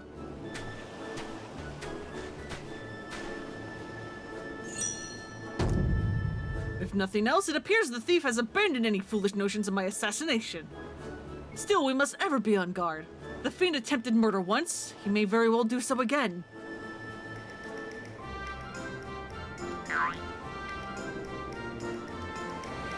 Verily, Inspector, I must agree.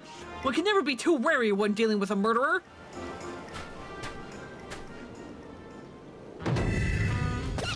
Hear me, man of 1,000 faces.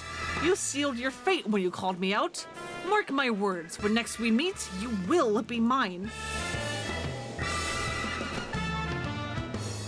Yes, it was the Phantom Thief who was to blame for that bomb. Truly, verily, indubitably the Phantom Thief. Most certainly.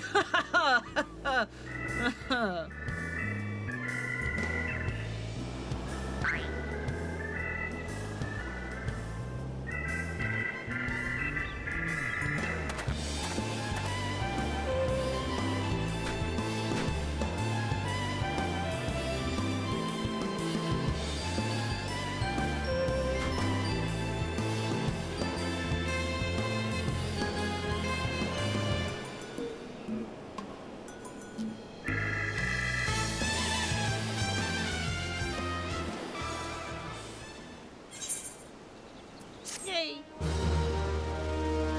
Another little bit done.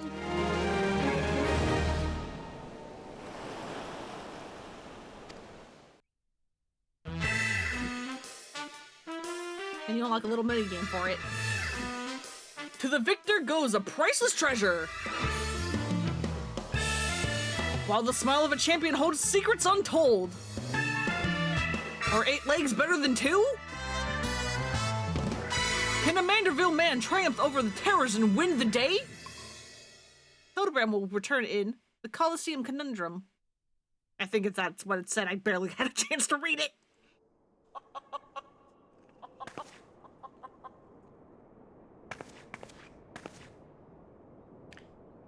The key to the next case is also the key to the storeroom. Be sure not to lose it. Wait, it's a real key and a figurative one at the same time? Is that even possible? Well, I guess we'll find out next time. Hi, Godbird. Thanks for that.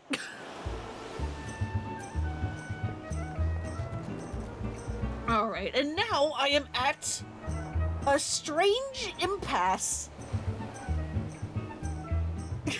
Hey, Boops, you missed the end of that little storyline with the bride and stuff. Hopefully your phone call with your mom was good. And it went all well. I'm now at a weird impasse because I had to look up how many of these are left. And there are 2 more patches worth of stuff left. So, 2 more little, next time on Hildibrand's. The problem is that I don't know if I can finish one of them before today. Or, before it's time to end stream. I don't think I can. And the other problem is, if I did keep going, and I did have to do this another time, well, how much would be left for me to do? I don't know. I know, like, this ARR branch of Hildibrand is the longest one because, okay, I can't actually look. I can only suspend. There's, like, several branches of it. One for, A Realm Reborn, ARR, which is the newest, which is, like, the base game. And then there's another branch for Heavensward, the first expansion. Another one for Stormblood, the second expansion. The next one, Shadowbringers, does not have any Hildibrand. But the next one after that, Endwalker, does. And obviously I'm just going to go through, like, the ARR, the A Realm Reborn story. Like, if I do this, I can actually kind of show it off. Having a knee surgery soon, so you're just having a little chat about plans. I see, I see.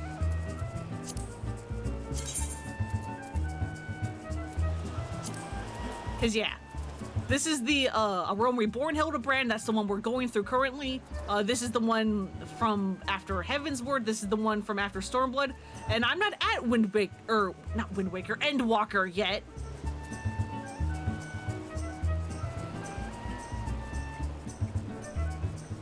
So, you know, I can't do that one. And I am planning to try to get through these on stream and show you guys off as fast as I can, so that by the time I actually unlock the Endwalker ones, I can, like, do it with you guys and not just have it be, like, a New Game Plus. I can actually, like, react with you guys, because that would be fun. But yeah, the problem is that there are still 2 more, like, bits of story here. And I'm like, do I do this... like, do I keep going and I just have like a really short stream next Thursday? Or, you know, potentially?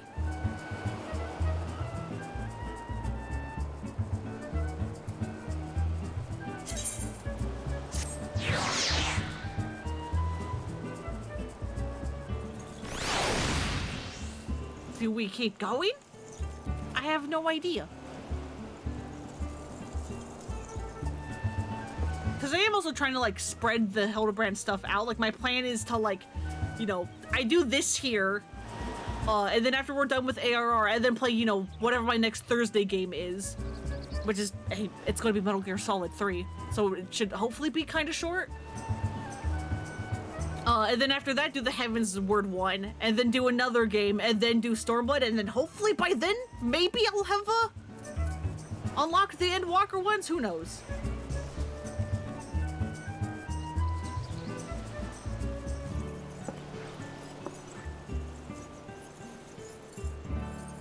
So I'm just like, do I start this next chapter now, or do I just save it for next week?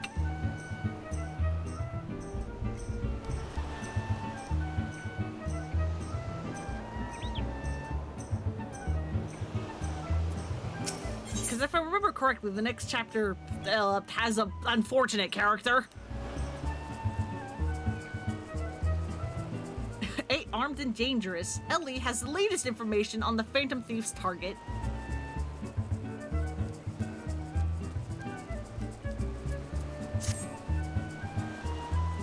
Yeah, I'll probably, suspend it for now and not continue it just yet. I'll do the next little bits next week. Man, I forgot how much longer the ARR Hildibrand is compared to any of the other branches. But hey, that's fine, because it means I can actually dedicate some time to, showing you guys the gold saucer. I can do that for the rest of the stream. But yeah. Did you notice on the load screen that this is called the Manderville Gold Saucer? That is because Godbert, Hildibrand's father, is the owner of this place. That's why when I met Dio in Final Fantasy VII, I was like, why is it tradition for the Gold Saucer to be owned by a nearly naked muscular man? Because they're both like that, and also I didn't do my third one. Because we got the freaking Gilgamesh fight loaded in. Do that one. Damn it.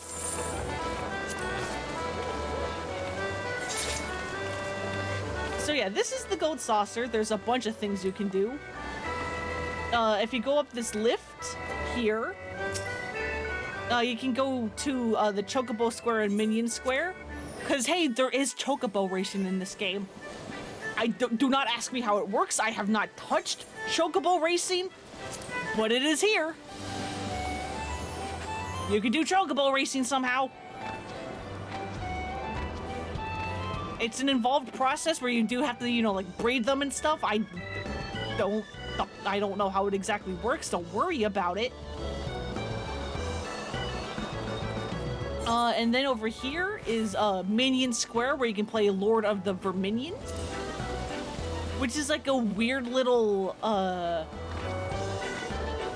game where all the minions you have collected, these guys, you can use them in like a Pokemon battle kind of thing.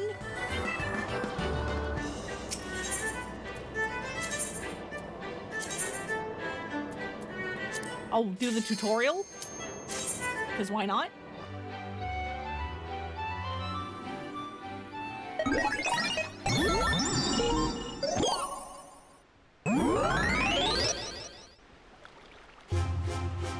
Welcome to the tutorial of Lord of Verminion. In this one-on-one battle, each player fields an army of minions in an attempt to shatter their opponent's Arcana Stones. Victory is achieved when all of the opponent's Arcana Stones have been destroyed. Can Mr. Q-Otter fight? I'm pretty sure he can. I don't know if I can select him for the tutorial, but I'm pretty sure if you're actually like in like a match against someone, you can. The briefing period has begun. This is a short pre-battle phase within which you can prepare your initial forces. The minions you select during the briefing will be placed in your summoning queue and summoned to the field when the battle commences. First, let's try selecting a minion from your minion hotbar. Okay, yeah, they give me like some baby things.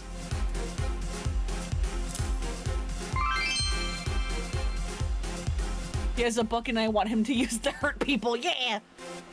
You have successfully selected a minion. Now it will be placed into your summoning queue. Each minion has a cost which ranges from 10 to 30 points.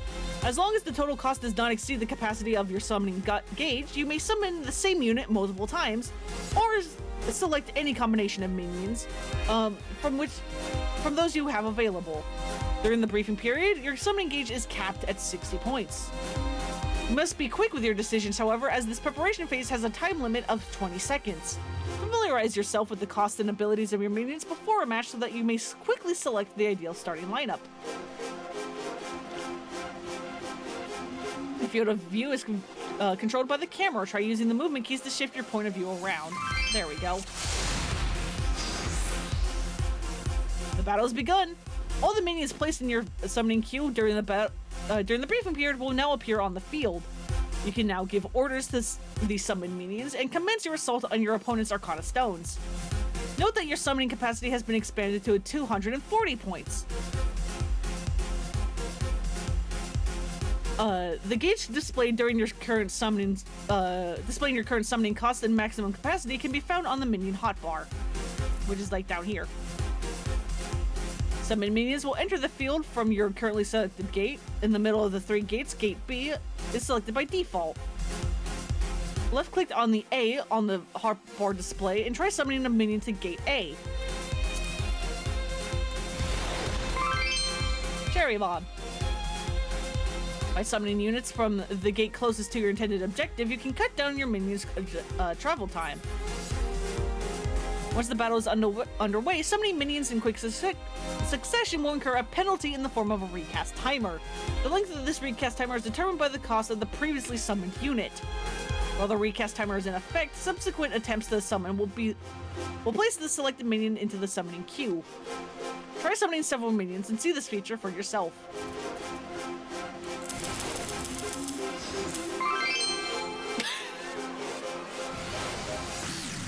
Yeah, this chocobo is ready for war! Maximum of 10 minions can be placed into the summoning queue. Keep an eye out on your summoning gauge and the demands of the battlefield to make the best use of this feature.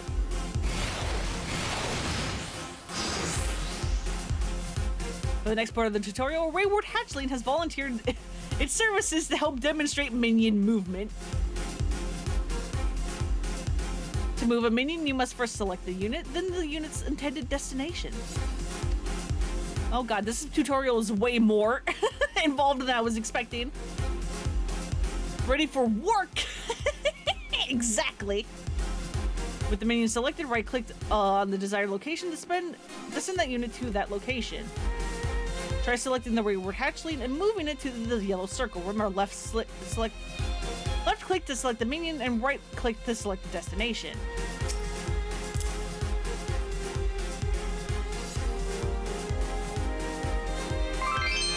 Your obedient wayward hatchling has marched to the yellow circle. Now let's try selecting multiple minions, moving them as a group. Left click and drag the cursor to create a selection square. Upon releasing the left mouse button, all minions inside the square will be selected. And move them to the yellow circle. Look at the children! Look out, your opponent's minions have appeared on the field. To triumph in Lord of Romanian, you must engage and defeat enemy units as the situation demands. Your minions will automatically initiate attacks against any nearby enemy units, and will continue fighting until the enemy moves out of auto attack range. Ow! Fight! Kill!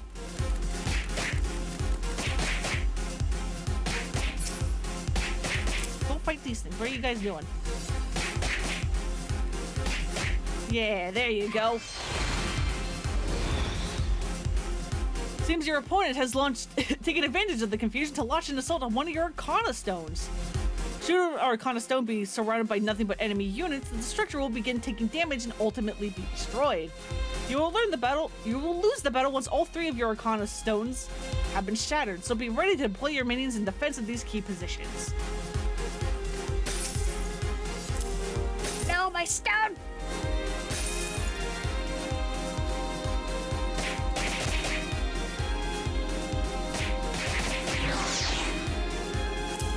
Kill. Yeah. The chocobos have had a taste for murder. 4 types of minions, and 3 of these, monster, critter, and puppet, will fight either at an advantage or disadvantage depending on the nature of their opponent. Minion types are as follows. Monsters are good on critters, critters are good on puppets, and puppets are good on monsters. Pokemon. Got it. The final type gadgets are neither strong nor weak against any type. Remembering these affinities may make the difference between a jubilant victory and a crushing defeat. Baby behemoths are a monster type minion and thus are strong against your quartet of critter type hatchlings. To make matters worse, the behemoth execute area attacks as opposed to your hatchling's single target attacks and are capable of inflicting damage against all nearby units simultaneously. You still have the advantage of numbers, however, giving your minions a better chance to prevail against their otherwise superior enemy. Send your hatchlings against the behemoth and dispatch the monsters in a valiant flurry of feathers. Oh, over there. Go. Fight. Kill. Although one of you is already almost dead.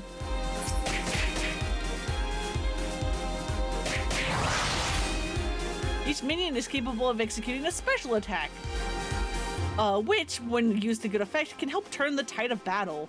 To execute a special action, you must first group together 4 minions of the same exact variety into what is known as an action party. Members of the action party must also have the maximum number of action points, a resource that accumulates over time. Select the individual minion which you wish to execute the action, and then do it.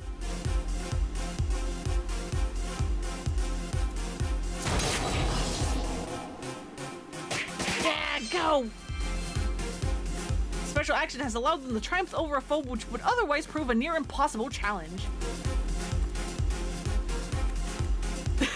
So yeah, their HP lowers, and if you want them to get healed, you gotta just send them back to a gate. And then they will heal. Yeah, little baby behemoths just look like little furry pink pigs.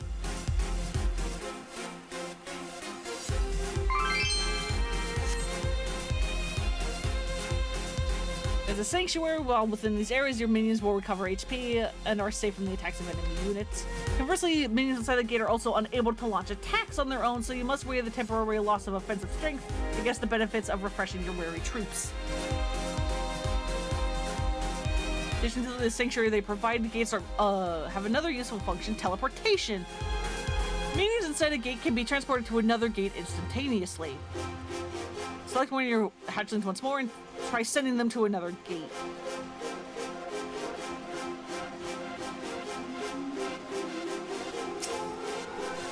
Just like that. Cool. This function can allow you to quickly send minions from one side of the field to another and assault lightly defended enemy structures from the nearest gate. And now we attack the Arcana Stones. Select the hatchling party, move them from the enemy's Arcana Stone to the field.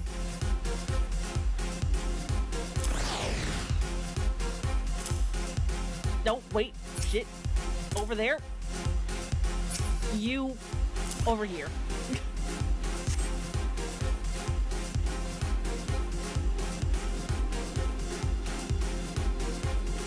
So there's an interesting little bit of overlap. Your minions will inflict damage on an opponent's Arcana Stone when no enemy units are present inside the red circle surrounding the structure.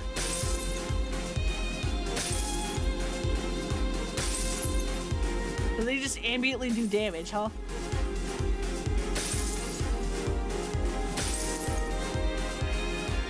Oops. Total remaining HP of both your opponents and Arcana Stones are displayed at the top of the screen. Continue your assault. Can I make you attack it, or are you just passive? God, I love the baby chocobo minion. Each variety of minion is attributed with certain strengths, some related to their type of affinity. These strengths allow a minion to be particularly effective against certain structures. For example, Mammoth number 1 is naturally strong against Arcana Stones, allowing it to inflict greater damage to those structures. Watch how much more quickly the HP of the Arcana Stone is depleted when the Mammoths join the fray. Oh yeah, that is like night and goddamn day.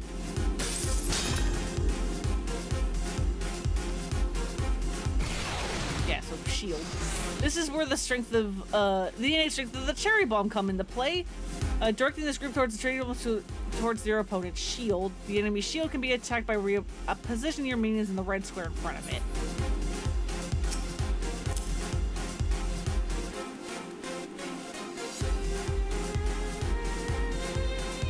Hey, Bucko, do you mind getting in there? Thank you. Opponent's shield has been destroyed. The enemy Arcana Stones will now fall far more quickly to your attacks. Be sure to take swift advantage of a deactivated shield. All structures except for the Arcana Stones will regenerate after a sufficient time has passed. Now, should you allow the enemy's shield to reactivate, for example, it will restore defensive properties. Continue your attacks on our Arcanicum and shatter the crystal completely.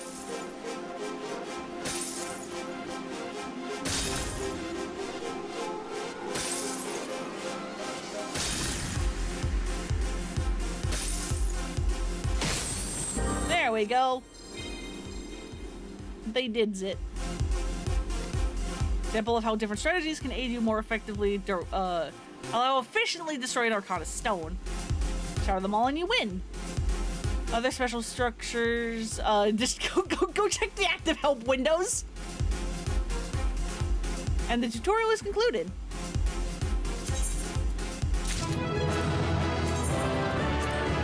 We win! Get me the hell out of here. So yeah, that was way more in depth than I was expecting. There's also just like random little like mini games out and around.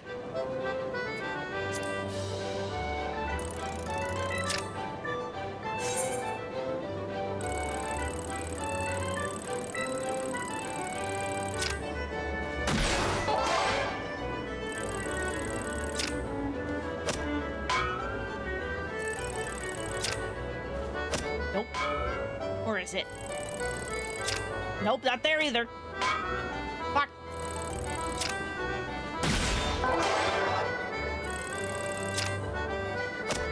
Like this one, you're trying to chop down a tree as efficiently as you can. There we go. Nah, I'm not doubling down. This is probably the same thing, but mining. Yeah, it sure is.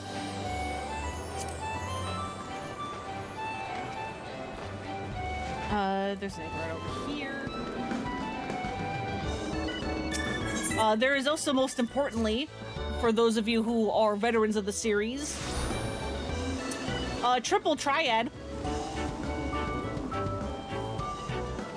We can do some triple triad.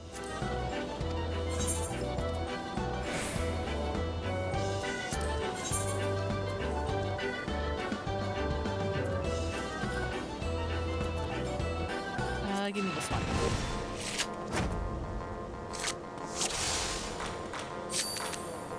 All right, I go first, huh?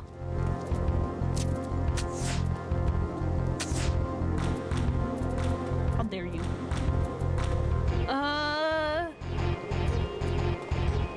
I mean, you really can't attack me from most angles. It doesn't really matter. I wanted that to go up higher, but okay.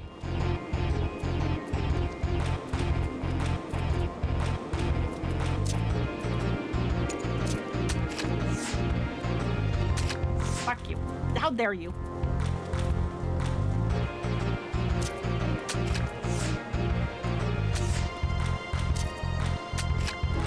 I win. Despite my misplay, I win. That wants it. Thank you. What else is there? Yeah, there's also like a bunch of like prizes and stuff that you can get. This is where you can get a bunch of the dances. No, that's orchestra rolls. That's the same one. Yeah, you can also get some more minions here, like this fat chocobo.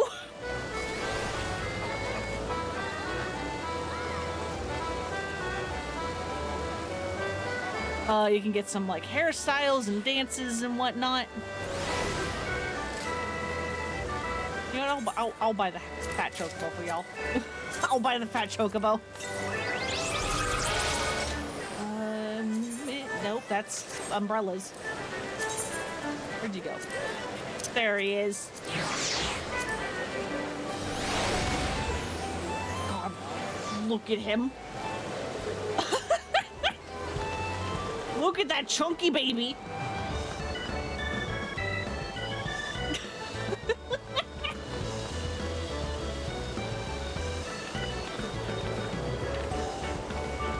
God, the way he just bounces is very good. What else is there?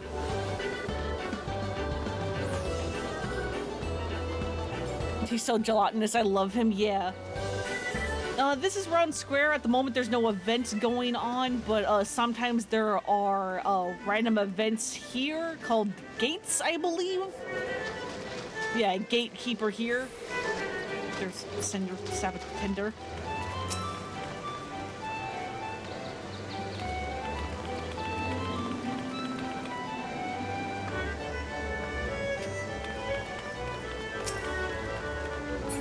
Yeah, Round Square. So these are like random events that happen typically like every 15 or so minutes. Or something. It might be active at the moment, I don't actually know. Y'all are in public. Event Square, where there's a couple more like little mini games, like Kuffaker, which is very clearly using Gilgamesh.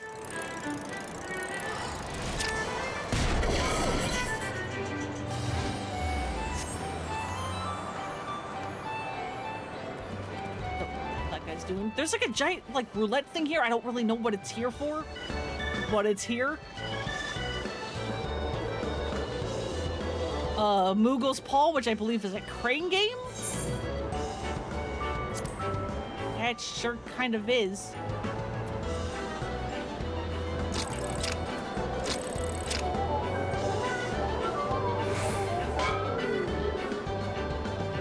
Nope, didn't get it. Guess I didn't go far back enough.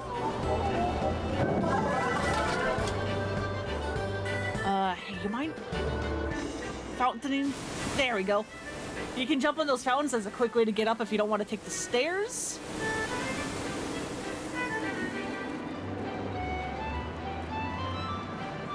Here is where the big weekly lottery is, the jumbo cactpot. You can buy 3 tickets from her, and then on Saturdays you can redeem them here to be like, hey, did I win? I believe I've already done that, yes. I am waiting for my tickets. I'm waiting for results. If you looked on that thing, you may have noticed the forbidden dreaded words. Because yes, unfortunately it is here. Look at that giant cactuar. Oh yeah, this is like another like mini game, which is like you're trying to like dress things up to like score points. It's a weekly challenge. It's kind of neat.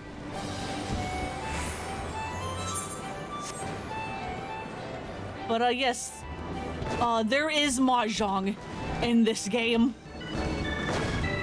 For some reason. You can play mahjong if that's your thing. I don't know why you ever would, but for those of you who are into that, it's there.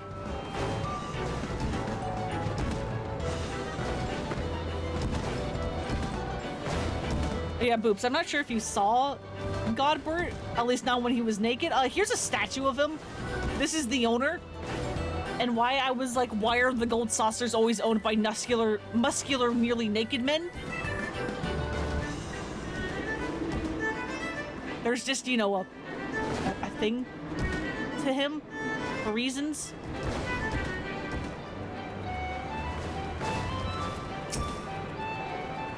Sometimes I think the owner stationed me here just so I'd be forced to gaze upon this battle of the bulge being waged beneath that shimmering statue's small clothes. The Battle of the Bulge? I mean, he's like flat. On both ends, he's flat. Yeah, you'd think if you have a statue of this, like, naked man, that, you know, you'd give him some cake? Yeah, that's just Ken. Kind of.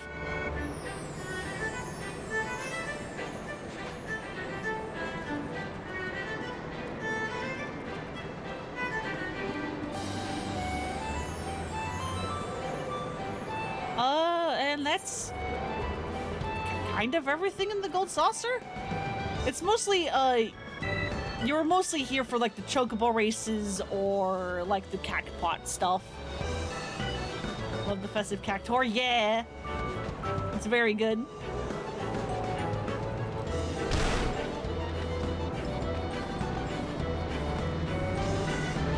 Love the little guys. Oh, there's fucking basketball.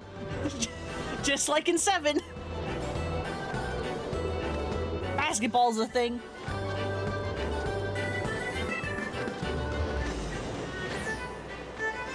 And that's kind of it. And this is everyone hanging on because it's crowding this one NPC because there's an event going on involving that guy. Like, hey, I have like names like turned off. Do you want to know what this is going to look like if I don't have names turned off?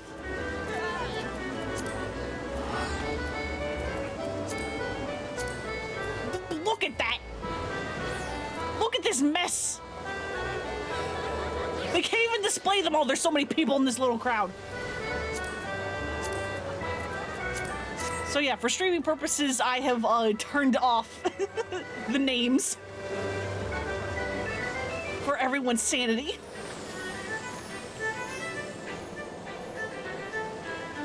Don't make that face at me.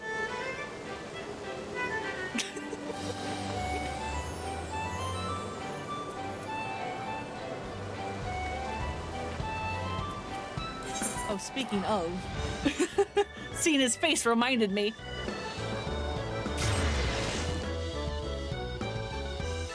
So, one of the big things that draws people into this game is glamours, where basically you can dress up your character in ways that don't actually affect your character's stats.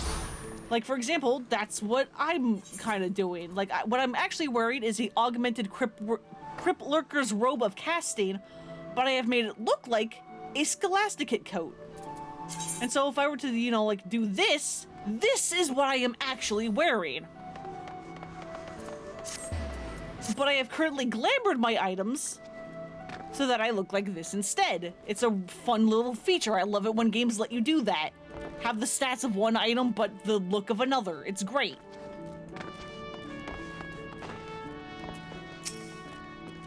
One of the things I have...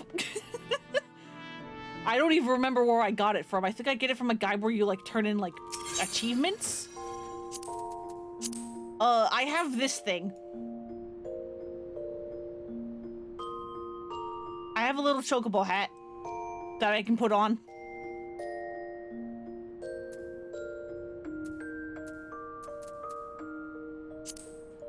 And you can, like, open and close the mouth.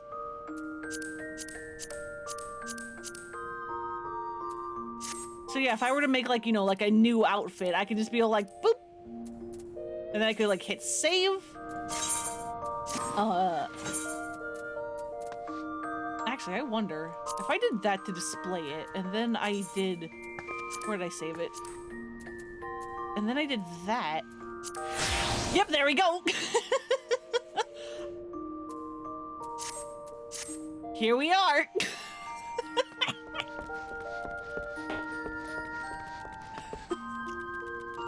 Oh god, the mouth jiggles when I walk!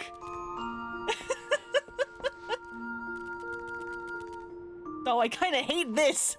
It's great.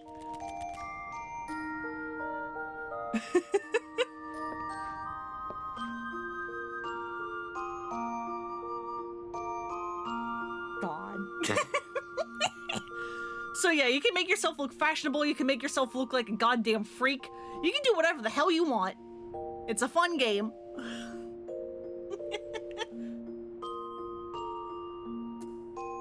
But yeah, I look like Cloud. I mean, I guess there's the yellow spikes here. It's so creepy that I can see my eyes through the mouth. What do you mean? What do you mean? What are you talking about? What's wrong with this? What do you mean? It's funny you say that because, oh god, why is everything... What have I done?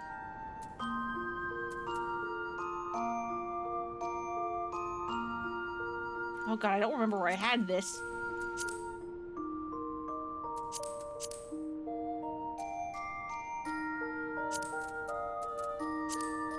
Oh, frickin'.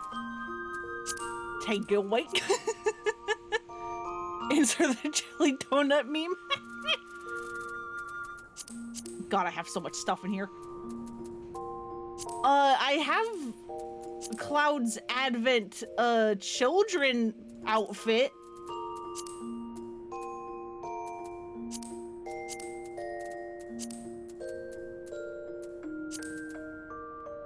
I can look like this version of Cloud.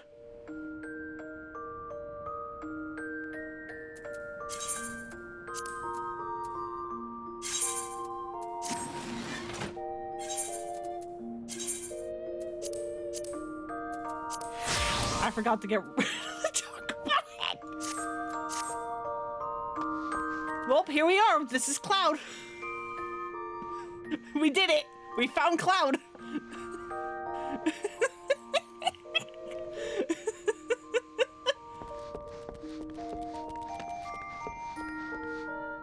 God, don't speak to me or my son ever again. How dare you?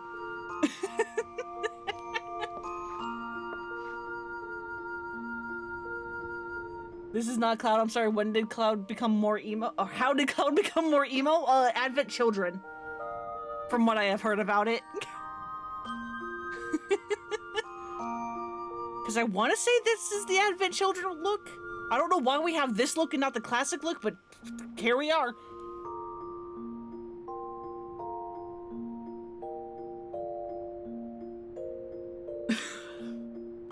But yeah, on that note, I'm gonna probably call it there.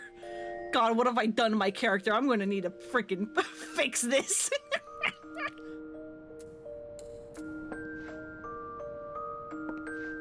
Say bye-bye, friend Luna.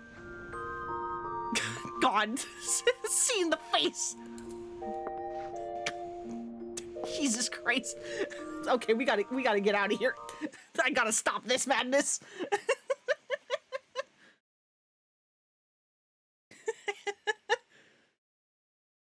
I hope y'all enjoyed the start of Hildibrand. This game is very good, and I'm glad to show you all Hildibrand. Hildibrand is very fun. That's my son, yes! Thank you for the clip. Thank you for the clip. Let's see if there's anyone to raid. I'm losing my mind. I'll send you all to some more Pokemon Crystal, because why not?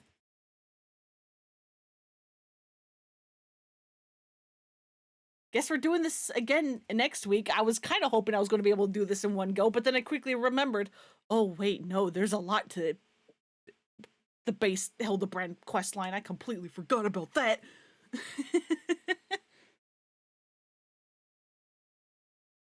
But yeah, thank you all so much for coming and hanging out. I hope you'll have a good night, a good evening, whatever time it is for you. I hope you take care of yourselves, and I will see you all on Sunday for the start of Wind Waker. Bye-bye.